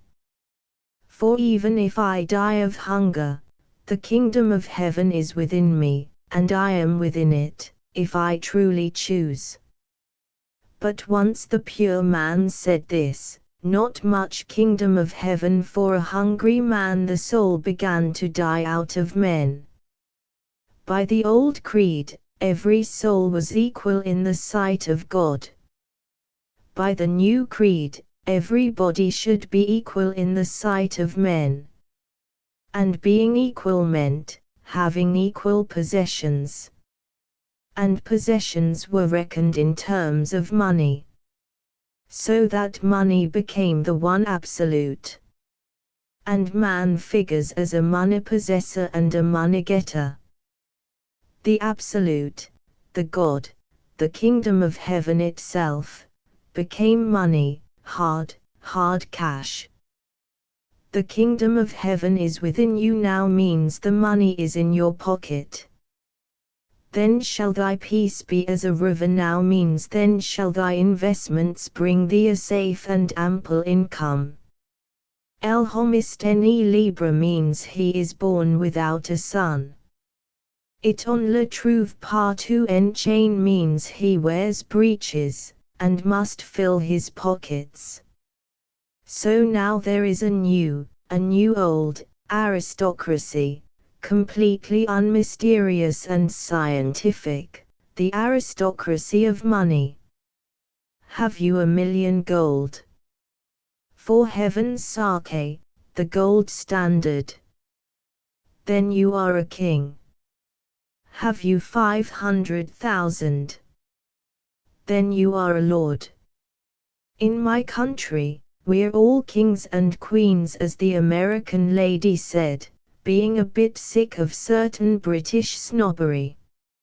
She was quite right, they are all potential kings and queens. But until they come into their kingdom, $500,000 minimum, they might just as well be commoners. Yet even still, there is natural aristocracy. Aristocracy of birth is bunk, when a Kaiser Wilhelm and an Emperor Franz Joseph and a Tsar Nicholas is all that noble birth will do for you. Yet the whole of life is established on a natural aristocracy. And aristocracy of birth is a little more natural than aristocracy of money. Oh, for God's sake, the gold standard. But a millionaire can do without birth, whereas birth cannot do without dollars. So, by the all-prevailing law of pragmatism, the dollar has it. What then does natural aristocracy consist in? It's not just brains. The mind is an instrument, and the savant, the professor, the scientist, has been looked upon since the Ptolemies, as a sort of upper servant. And justly. The millionaire has brains too, so does a modern president or prime minister. They all belong to the class of upper servants. They serve, forsooth, the public. Ca. Caliban. Get a new master, be a new man. What does a natural aristocracy consist in? Count Kieseling says, not in what a man can do, but what he is. Unfortunately, what a man is measured by what he can do, even in nature. A nightingale, being a nightingale, can sing, which a sparrow can't. If you are something, you'll do something, ipso facto. The question is, what kind of thing can a man do? Can he put more life into us, and release in us the fountains of our vitality? Or can he only help to feed us, and give us money or amusement? The providing of food, money, and amusement belongs, truly, to the servant class. The providing of life belongs to the aristocrat. If a man, whether by thought or action, makes life, he is an aristocrat. So Caesar and Cicero are both strictly aristocrats. Lacking these two, the 1st century BC would have been far less vital, less vividly alive. And Antony, who seemed so much more vital, robust and robustious, was, when we look at it, comparatively unimportant. Caesar and Cicero lit the flame. How? It is easier asked than answered. But one thing they did, whatever else, they put men into a new relation with the universe. Caesar opened Gaul, Germany and Britain, and let the gleam of ice and snow, the shagginess of the north, the mystery of the Menger and the mistletoe in upon the rather stuffy soul of Rome, and of the Orient. And Cicero was discovering the moral nature of man, as citizen chiefly, and so putting man in new relation to man. But Caesar was greater than Cicero. He put man in new relation to ice and sun. Only Caesar was, perhaps, also too much an egoist. He never knew the mysteries he moved amongst. But Caesar was great beyond morality. Man's life consists in a connection with all things in the universe. Whoever can establish, or initiate a new connection between mankind and the circumambient universe is, in his own degree, a savior. Because mankind is always exhausting its human possibilities, always degenerating into repetition, torpor, ennui, lifelessness. When ennui sets in, it is a sign that human vitality is waning, and the human connection with the universe is gone stale. Then he who comes to make a new revelation, a new connection, whether he be soldier, statesman, poet, philosopher, artist, he is a savior. When George Stephenson invented the locomotive engine, he provided a means of communication, but he didn't alter in the slightest man's vital relation to the universe. But Galileo and Newton, discoverers, not inventors, they made a big difference. And the energy released in mankind because of them was enormous. The same is true of Peter the Great, Frederick the Great, and Napoleon. The same is true of Voltaire, Shelley, Wordsworth, Byron, Rousseau. They established a new connection between mankind and the universe, and the result was a vast release of energy. The sun was reborn to man, so was the moon. To man, the very sun goes stale, becomes a habit. Comes a savior, a seer, and the very sun dances new in heaven. That is because the sun is always sun beyond sun beyond sun. The sun is every sun that ever has been, Helios or Mithras, the sun of China or of Brahma, or of Peru or of Mexico, great gorgeous suns, besides which our puny envelope of incandescent gas is a smoky candle wick. It is our fault. When man becomes stale and paltry, his sun is the mere stuff that our sun is.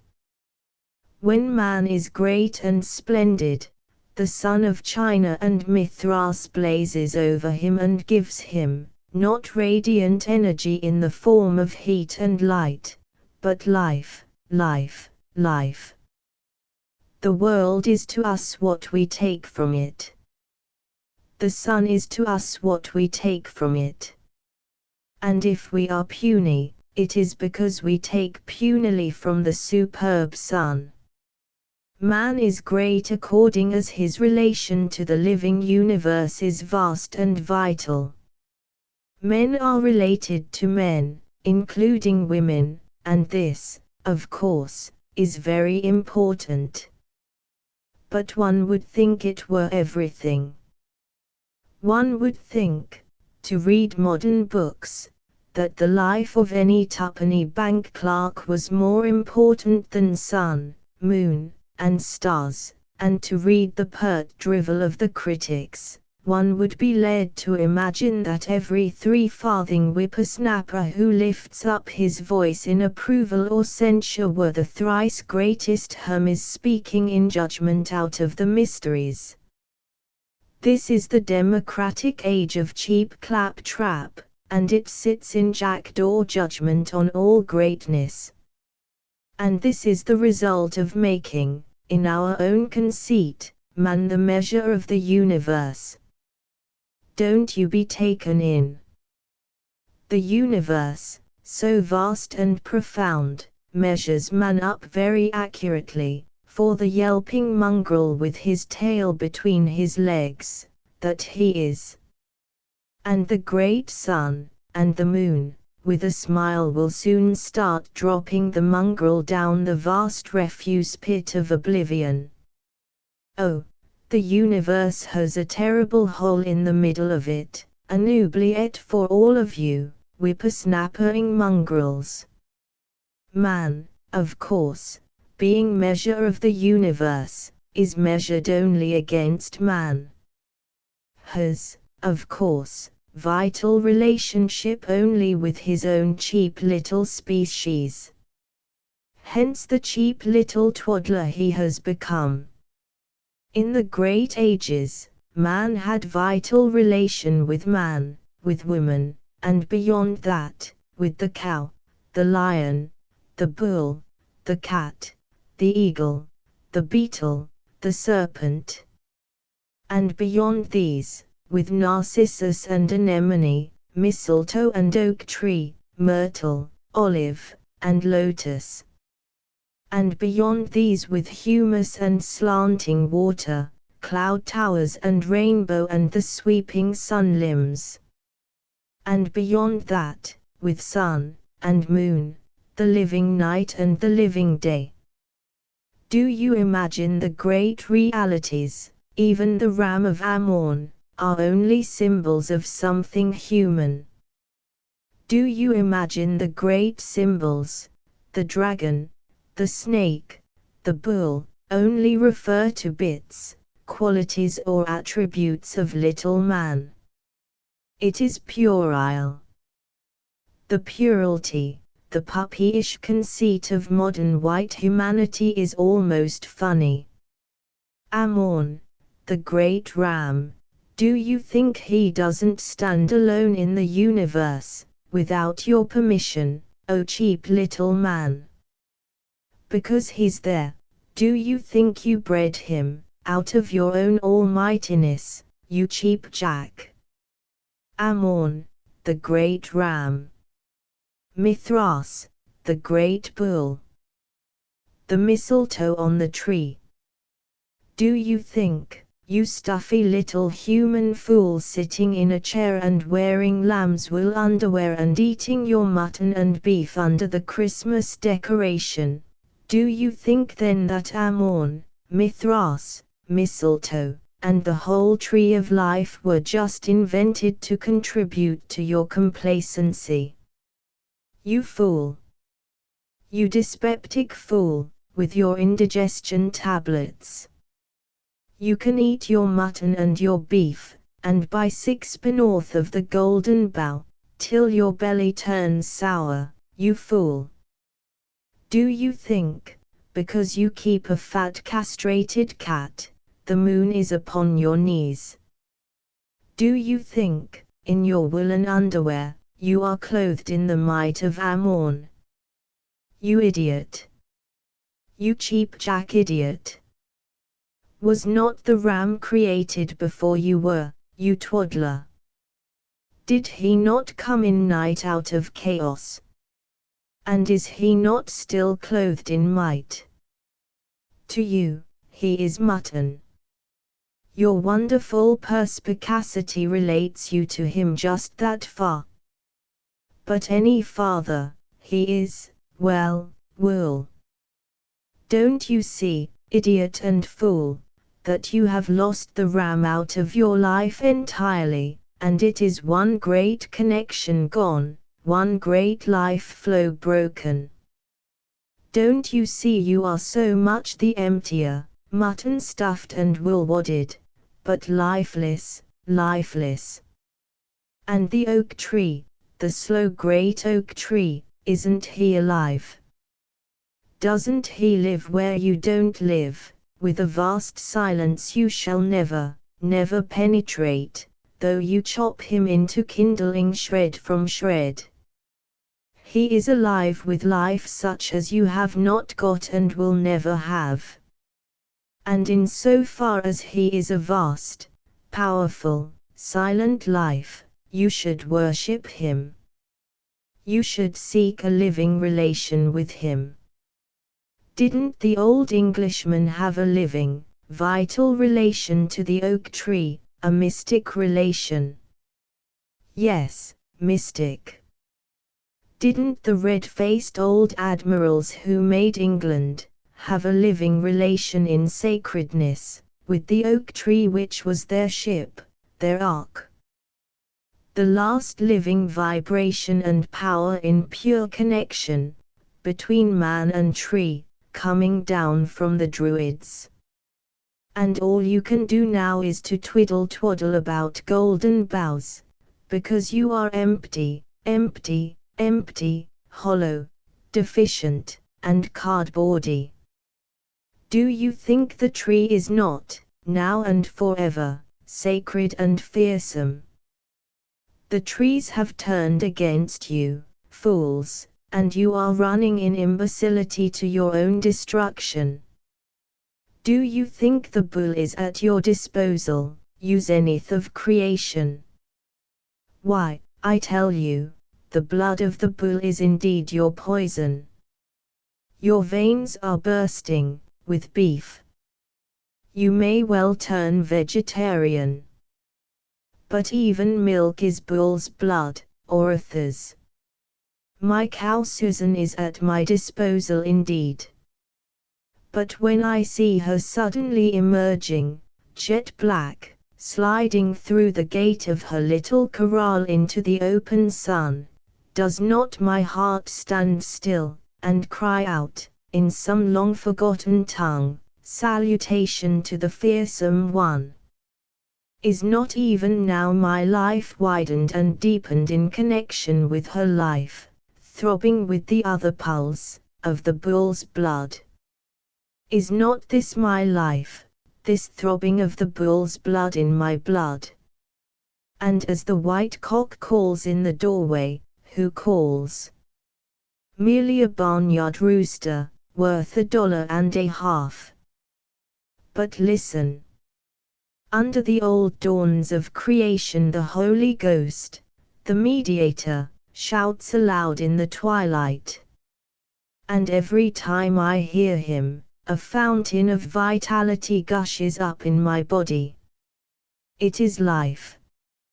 So it is. Degree after degree after degree widens out the relation between man and his universe, till it reaches the sun and the night. The impulse of existence, of course, is to devour all the lower orders of life. So man now looks upon the white cock, the cow, the ram, as good to eat. But living and having being means the relatedness between me and all things. In so far as I am a being who is proud and in place, I have a connection with my circumambient universe, and I know my place.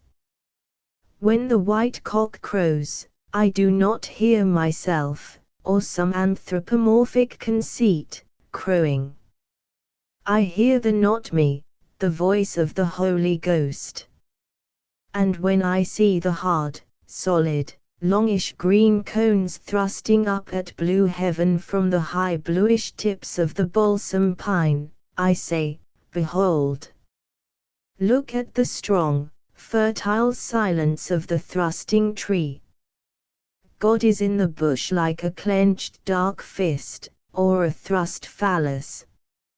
So it is with every natural thing. It has a vital relation with all other natural things. Only the machine is absolved from vital relation. It is based on the mystery of neuters. The neutralizing of one great natural force against another, makes mechanical power. Makes the engine's wheels go round. Does the earth go round like a wheel, in the same way? No. In the living, balanced, hovering flight of the earth, there is a strange leaning, an unstatic equilibrium, a balance that is non-balance. This is owing to the relativity of earth, moon, and sun, a vital, even sentient relatedness, never perpendicular, nothing neutral or neuter. Every natural thing has its own living relation to every other natural thing. So the tiger, striped in gold and black, lies and stretches his limbs in perfection between all that the day is, and all that is night. He has a by-the-way relatedness with trees, soil, water, man, cobras, deer, ants, and of course, the she-tiger. Of all these he is reckless as Caesar was. When he stretches himself superbly, he stretches himself between the living day and the living night, the vast inexhaustible duality of creation. And he is the fanged and brindled Holy Ghost, with ice-shining whiskers. The same with man. His life consists in a relation with all things, stone, earth, trees, flowers, water, insects, fishes, birds, creatures, sun, rainbow, children, women, other men. But his greatest and final relation is with the sun, the son of suns, and with the night, which is moon and dark and stars. In the last great connections, he lifts his body speechless to the sun, and, the same body, but so different, to the moon and the stars, and the spaces between the stars. Sun. Yes, the actual sun. That which blazes in the day. Which scientists call a sphere of blazing gas. What a lot of human gas there is, which has never been set ablaze, and which the Greeks call helios. The sun, I tell you, is alive, and more alive than I am, or a tree is. It may have blazing gas, as I have hair, and a tree has leaves. But I tell you, it is the Holy Ghost in full alignment, shaking and walking, and alive as a tiger is, only more so, in the sky. And when I can turn my body to the sun, and say, Sun, Sun, and we meet, then I am come finally into my own. For the universe of day, finally, is the sun. And when the day of the sun is my day too, I am a lord of all the world. And at night, when the silence of the moon, and the stars, and the spaces between the stars, is the silence of me too, then I am come into my own by night.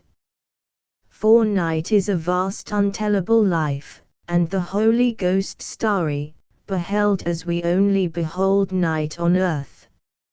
In his ultimate and surpassing relation, man is given only to that which he can never describe or account for, the sun, as it is alive, and the living night.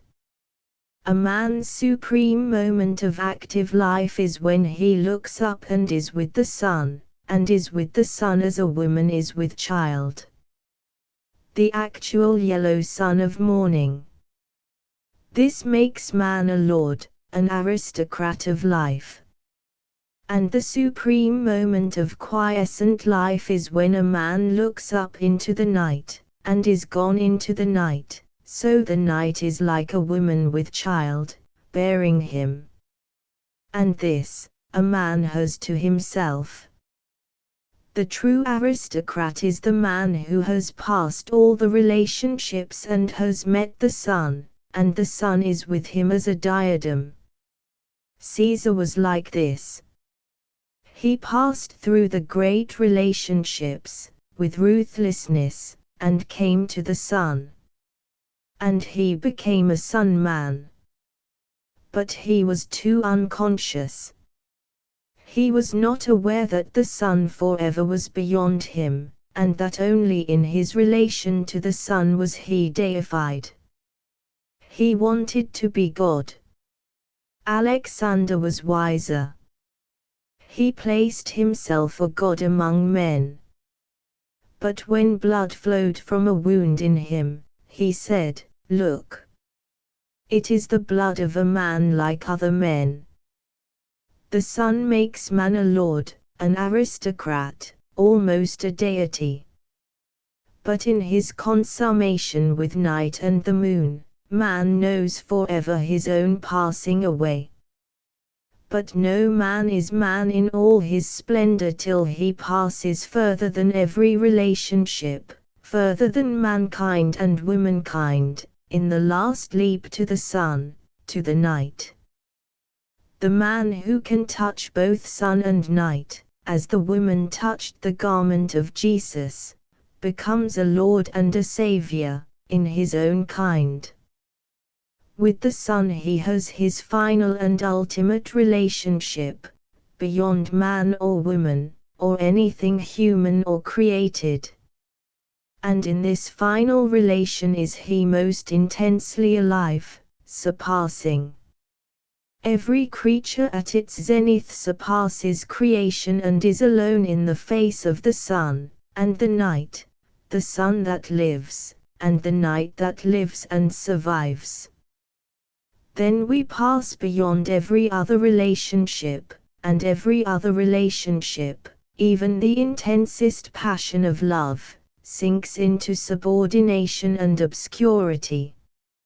Indeed, every relationship, even that of purest love, is only an approach nearer and nearer, to a man's last consummation with the sun, with the moon or night. And in the consummation with the sun, even love is left behind. He who has the sun in his face, in his body, he is the pure aristocrat. He who has the sun in his breast, and the moon in his belly, he is the first, the aristocrat of aristocrats, supreme in the aristocracy of life. Because he is most alive. Being alive constitutes an aristocracy which there is no getting beyond.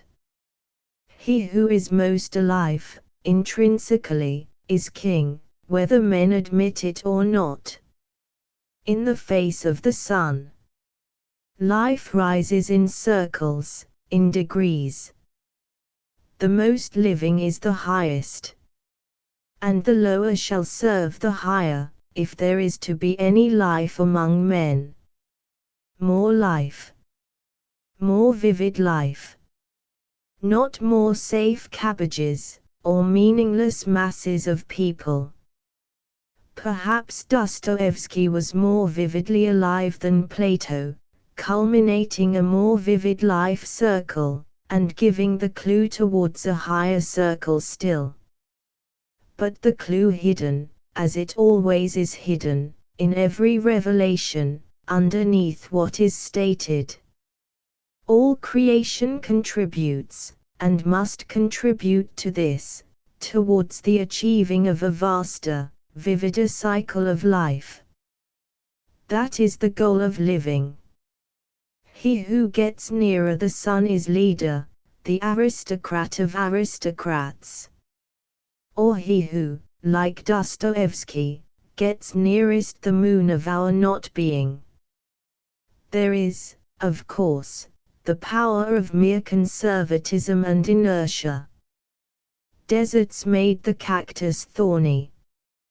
But the cactus still is a rose of roses.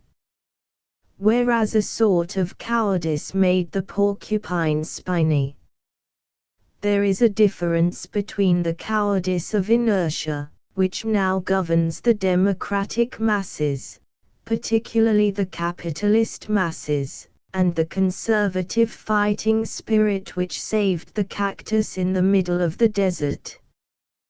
The democratic mass, capitalist and proletariat alike, are a vast, sluggish, ghastlily greedy porcupine, lumbering with inertia. Even Bolshevism is the same porcupine, nothing but greed and inertia. The cactus had a rose to fight for. But what has democracy to fight for, against the living elements, except money, money, money? The world is stuck solid inside an achieved form, and bristling with a myriad spines, to protect its hulking body as it feeds, gnawing the bark of the young tree of life, and killing it from the top downwards, leaving its spines to fester and fester in the nose of the gay dog. The actual porcupine, in spite of legend, cannot shoot its quills. But mankind, the porcupine outpigging the porcupine, can stick quills into the face of the sun. Bah! Enough of the squalor of democratic humanity. It is time to begin to recognize the aristocracy of the sun. The children of the sun shall be lords of the earth. There will form a new aristocracy, irrespective of nationality, of men who have reached the sun. Men of the sun, whether Chinese or Hottentot, or Nordic, or Hindu, or Esquimau, if they touch the sun in the heavens, are lords of the earth. And together they will form the aristocracy of the world. And in the coming era they will rule the world, a confraternity of the living sun, making the embers of financial internationalism and industrial internationalism pale upon the hearth of the earth. The second book of the Centaur Press. The edition is limited to 925 copies for sale, of which this is number ********. End of the Project Gutenberg ebook. Reflections on the Death of a Porcupine and Other Essays. *****. Updated editions will replace the previous one, the old editions will be renamed. Creating the works from print editions not protected by U.S. copyright law means that no one owns a United States copyright in these works, so the Foundation, and you, can copy and distribute it in the United States without permission and without paying copyright royalties. Special rules, set forth in the general terms of use part of this license, apply to copying and distributing Project Gutenberg trademark symbol electronic works to protect the Project Gutenberg trademark symbol concept and trademark. Project Gutenberg is a registered trademark, and may not be used if you charge for an ebook, except by following the terms of the trademark license, including paying royalties for use of the Project Gutenberg trademark. If you do not charge anything for copies of this ebook, complying with the trademark license is very easy. You may use this ebook for nearly any purpose, such as creation of derivative works, reports, performances and research. Project Gutenberg ebooks may be modified and printed and given away. You may do practically anything in the United States with ebooks not protected by U.S. copyright law. Redistribution is subject to the trademark license, especially commercial redistribution.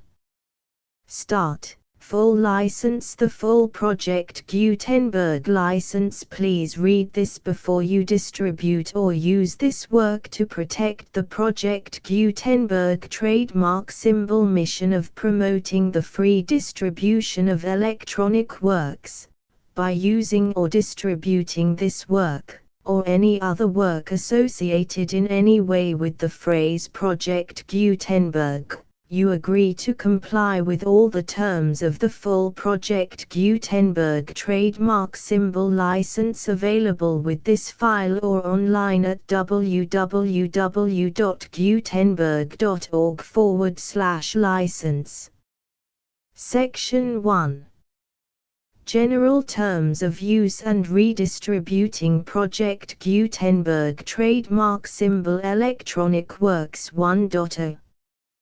By reading or using any part of this Project Gutenberg trademark symbol electronic work, you indicate that you have read, understand, agree to and accept all the terms of this license and intellectual property, trademark/copyright, agreement. If you do not agree to abide by all the terms of this agreement, you must cease using and return or destroy all copies of Project Gutenberg trademark symbol electronic works in your possession. If you paid a fee for obtaining a copy of or access to a Project Gutenberg trademark symbol electronic work and you do not agree to be bound by the terms of this agreement, you may obtain a refund from the person or entity to whom you paid the fee as set forth in paragraph 1.e.8. 1.b Project Gutenberg is a registered trademark. It may only be used on or associated in any way with an electronic work by people who agree to be bound by the terms of this agreement. There are a few things that you can do with most Project Gutenberg trademark symbol electronic works even without complying with the full terms of this agreement. See paragraph 1.c below. There are a lot of things you can do with Project Gutenberg trademark symbol electronic works if you follow the terms of this agreement and help preserve free future access to Project Gutenberg trademark symbol electronic works. See paragraph 1.e below. 1.c. The Project Gutenberg Literary Archive Foundation, the Foundation or PGLAF, owns a compilation copyright in the collection of Project Gutenberg trademark symbol electronic works. Nearly all the individual works in the collection are in the public domain in the United States.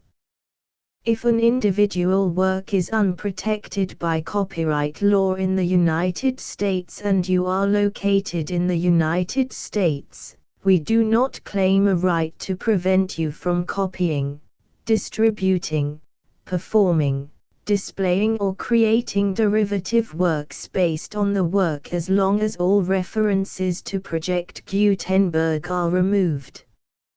Of course, we hope that you will support the Project Gutenberg trademark symbol mission of promoting free access to electronic works by freely sharing Project Gutenberg trademark symbol works in compliance with the terms of this agreement for keeping the Project Gutenberg trademark symbol name associated with the work.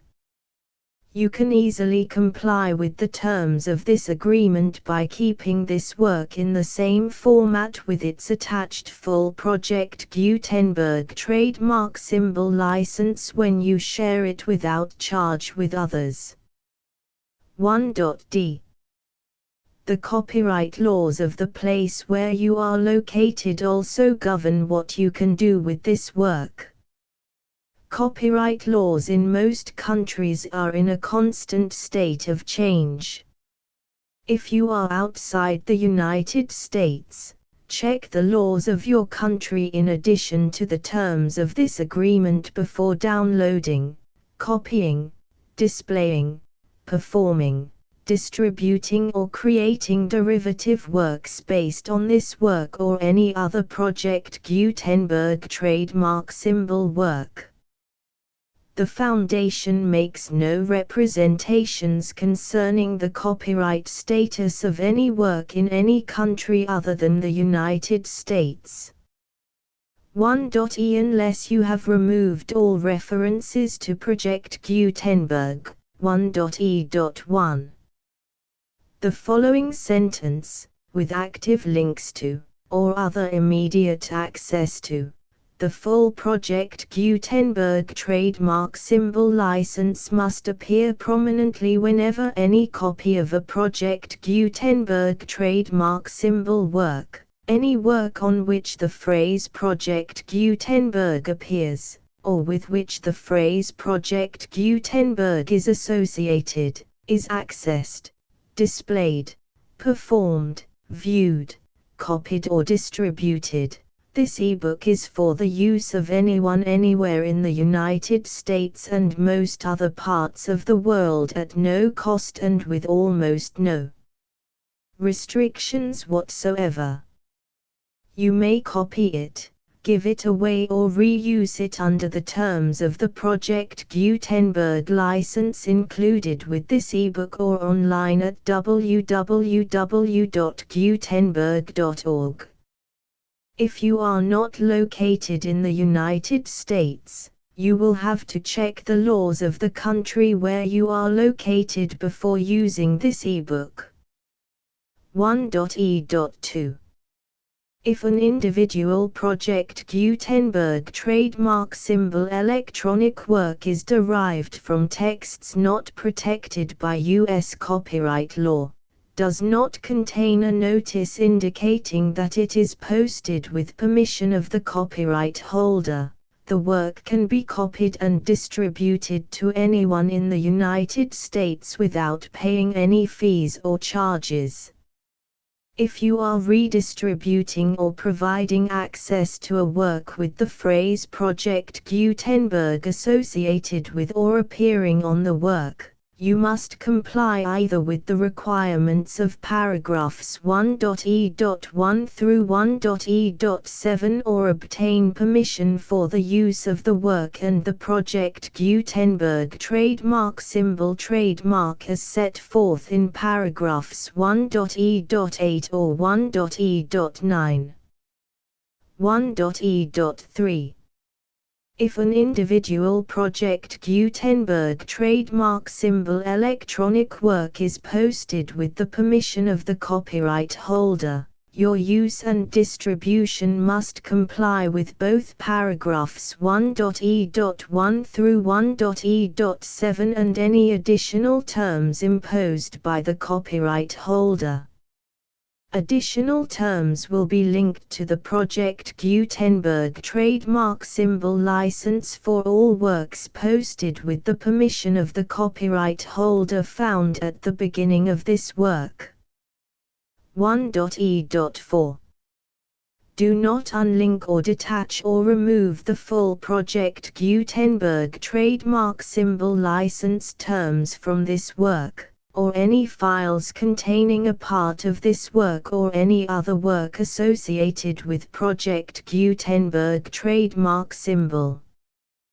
1.e.5 Do not copy, display, perform, distribute or redistribute this electronic work, or any part of this electronic work, without prominently displaying the sentence set forth in paragraph 1.e.1 with active links or immediate access to the full terms of the Project Gutenberg trademark symbol license. 1.e.6 You may convert to and distribute this work in any binary, compressed, marked up, non-proprietary or proprietary form, including any word processing or hypertext form. However, if you provide access to or distribute copies of a Project Gutenberg trademark symbol work in a format other than plain vanilla ASCII or other format used in the official version posted on the official Project Gutenberg trademark symbol website, www.gutenberg.org, you must, at no additional cost, fee or expense to the user, provide a copy, a means of exporting a copy, or a means of obtaining a copy upon request, of the work in its original plain vanilla ASCII or other form.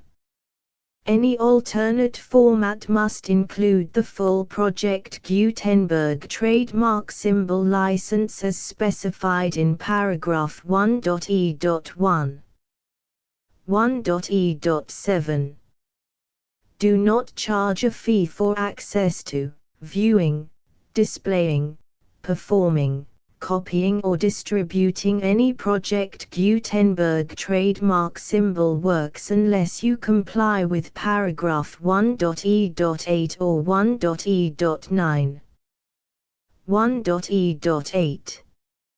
You may charge a reasonable fee for copies of or providing access to or distributing Project Gutenberg trademark symbol electronic works provided that you pay a royalty fee of 20% of the gross profits you derive from the use of Project Gutenberg trademark symbol works calculated using the method you already use to calculate your applicable taxes. The fee is owed to the owner of the Project Gutenberg trademark symbol trademark, but he has agreed to donate royalties under this paragraph to the Project Gutenberg Literary Archive Foundation. Royalty payments must be paid within 60 days following each date on which you prepare, or are legally required to prepare, your periodic tax returns. Royalty payments should be clearly marked as such and sent to the Project Gutenberg Literary Archive Foundation at the address specified in Section 4, Information about donations to the Project Gutenberg Literary Archive Foundation.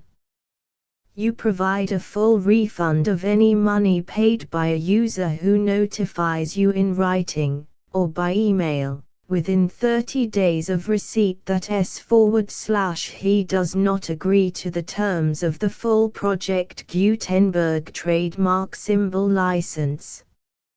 You must require such a user to return or destroy all copies of the works possessed in a physical medium and discontinue all use of and all access to other copies of Project Gutenberg trademark symbol works.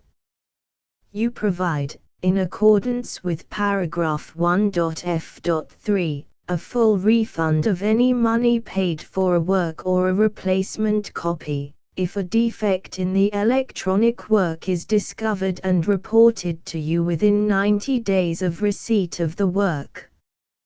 You comply with all other terms of this agreement for free distribution of Project Gutenberg trademark symbol works. 1.e.9. If you wish to charge a fee or distribute a Project Gutenberg trademark symbol electronic work or group of works on different terms than are set forth in this agreement, you must obtain permission in writing from the Project Gutenberg Literary Archive Foundation, the manager of the Project Gutenberg trademark symbol trademark. Contact the Foundation as set forth in Section 3 below. 1.f1.f.1. Project Gutenberg volunteers and employees expend considerable effort to identify, do copyright research on, transcribe and proofread works not protected by U.S. copyright law in creating the Project Gutenberg trademark symbol collection. Despite these efforts, Project Gutenberg trademark symbol electronic works, and the medium on which they may be stored, may contain defects such as, but not limited to, incomplete, inaccurate or corrupt data, transcription errors, a copyright or other intellectual property infringement, a defective or damaged disk or other medium, a computer virus, or computer codes that damage or cannot be read by your equipment. 1.f.2. Limited warranty, disclaimer of damages. except for the right of replacement or refund described in paragraph 1.f.3, the Project Gutenberg Literary Archive Foundation, the owner of the Project Gutenberg trademark symbol trademark, and any other party distributing a Project Gutenberg trademark symbol electronic work under this agreement, disclaim all liability to you for damages, costs and expenses, including legal fees. You agree that you have no remedies for negligence, strict liability, breach of warranty or breach of contract except those provided in paragraph 1.f.3. You agree that the Foundation, the trademark owner, and any distributor under this agreement will not be liable to you for actual, direct, indirect, consequential, punitive or incidental damages even if you give notice of the possibility of such damage. 1.f.3. Limited right of replacement or refund. If you discover a defect in this electronic work within 90 days of receiving it, you can receive a refund of the money, if any, you paid for it by sending a written explanation to the person you received the work from. If you received the work on a physical medium, you must return the medium with your written explanation. The person or entity that provided you with the defective work may elect to provide a replacement copy in lieu of a refund. If you received the work electronically, the person or entity providing it to you may choose to give you a second opportunity to receive the work electronically in lieu of a refund. If the second copy is also defective, you may demand a refund in writing without further opportunities to fix the problem. 1.f.4.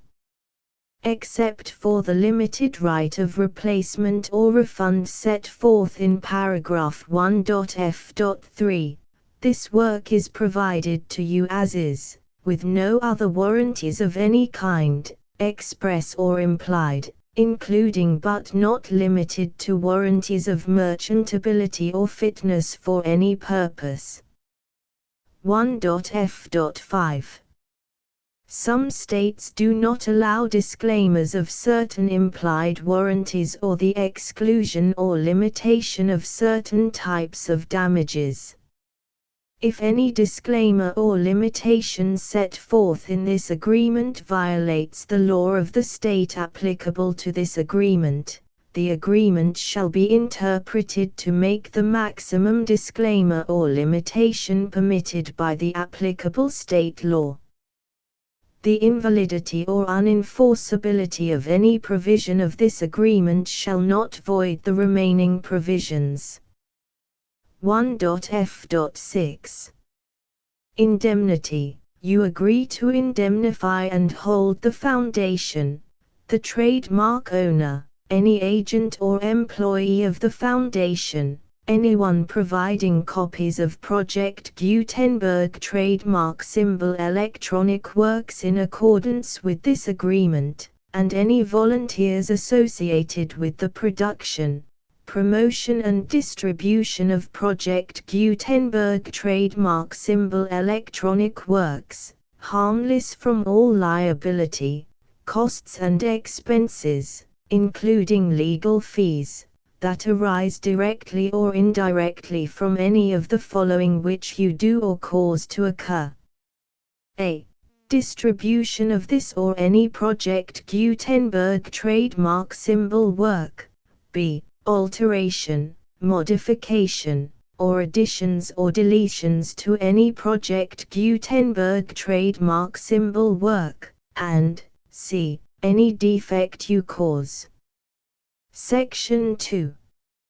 Information about the mission of Project Gutenberg trademark symbol. Project Gutenberg trademark symbol is synonymous with the free distribution of electronic works in formats readable by the widest variety of computers, including obsolete, old, middle-aged and new computers.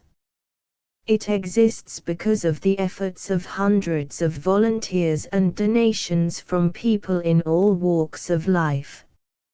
Volunteers and financial support to provide volunteers with the assistance they need are critical to reaching Project Gutenberg trademark symbol's goals and ensuring that the Project Gutenberg trademark symbol collection will remain freely available for generations to come. In 2001, the Project Gutenberg Literary Archive Foundation was created to provide a secure and permanent future for Project Gutenberg trademark symbol and future generations. To learn more about the Project Gutenberg Literary Archive Foundation and how your efforts and donations can help, see sections 3 and 4 and the Foundation information page at www.gutenberg.org. Section 3. Information about the Project Gutenberg Literary Archive Foundation. The Project Gutenberg Literary Archive Foundation is a non-profit 501(c)(3) educational corporation organized under the laws of the state of Mississippi and granted tax-exempt status by the Internal Revenue Service. The Foundation's IN or Federal Tax Identification Number is 64-6221541. Contributions to the Project Gutenberg Literary Archive Foundation are tax-deductible to the full extent permitted by U.S. federal laws and your state's laws. The Foundation's business office is located at 809 North 1500 West, Salt Lake City, UT 84116. 801-596-1887. Email contact links and up-to-date contact information can be found at the Foundation's website and official page at www.gutenberg.org/contact section 4. Information about donations to the Project Gutenberg Literary Archive Foundation. Project Gutenberg trademark symbol depends upon and cannot survive without widespread public support and donations to carry out its mission of increasing the number of public domain and licensed works that can be freely distributed in machine-readable form accessible by the widest array of equipment, including outdated equipment. Many small donations, $1 to $5,000, are particularly important to maintaining tax-exempt status with the IRS. The Foundation is committed to complying with the laws regulating charities and charitable donations in all 50 states of the United States. Compliance requirements are not uniform and it takes a considerable effort, much paperwork and many fees to meet and keep up with these requirements. We do not solicit donations in locations where we have not received written confirmation of compliance. To send donations or determine the status of compliance for any particular state, visit www.gutenberg.org/donate. While we cannot and do not solicit contributions from states where we have not met the solicitation requirements, we know of no prohibition against accepting unsolicited donations from donors in such states who approach us with offers to donate. International donations are gratefully accepted, but we cannot make any statements concerning tax treatment of donations received from outside the United States. U.S. laws alone swamp our small staff. Please check the Project Gutenberg web pages for current donation methods and addresses. Donations are accepted in a number of other ways, including checks, online payments and credit card donations. To donate, please visit www.gutenberg.org/donate. Section 5. General information about Project Gutenberg Trademark Symbol Electronic Works. Professor Michael S. Hart was the originator of the Project Gutenberg trademark symbol concept of a library of electronic works that could be freely shared with anyone. For 40 years, he produced and distributed Project Gutenberg trademark symbol ebooks with only a loose network of volunteer support. Project Gutenberg trademark symbol ebooks are often created from several printed editions, all of which are confirmed as not protected by copyright in the US unless a copyright notice is included. Thus, we do not necessarily keep ebooks in compliance with any particular paper edition.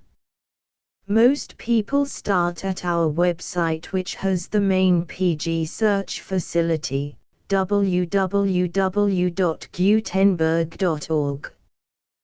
This website includes information about Project Gutenberg trademark symbol, including how to make donations to the Project Gutenberg Literary Archive Foundation, how to help produce our new ebooks, and how to subscribe to our email newsletter to hear about new ebooks.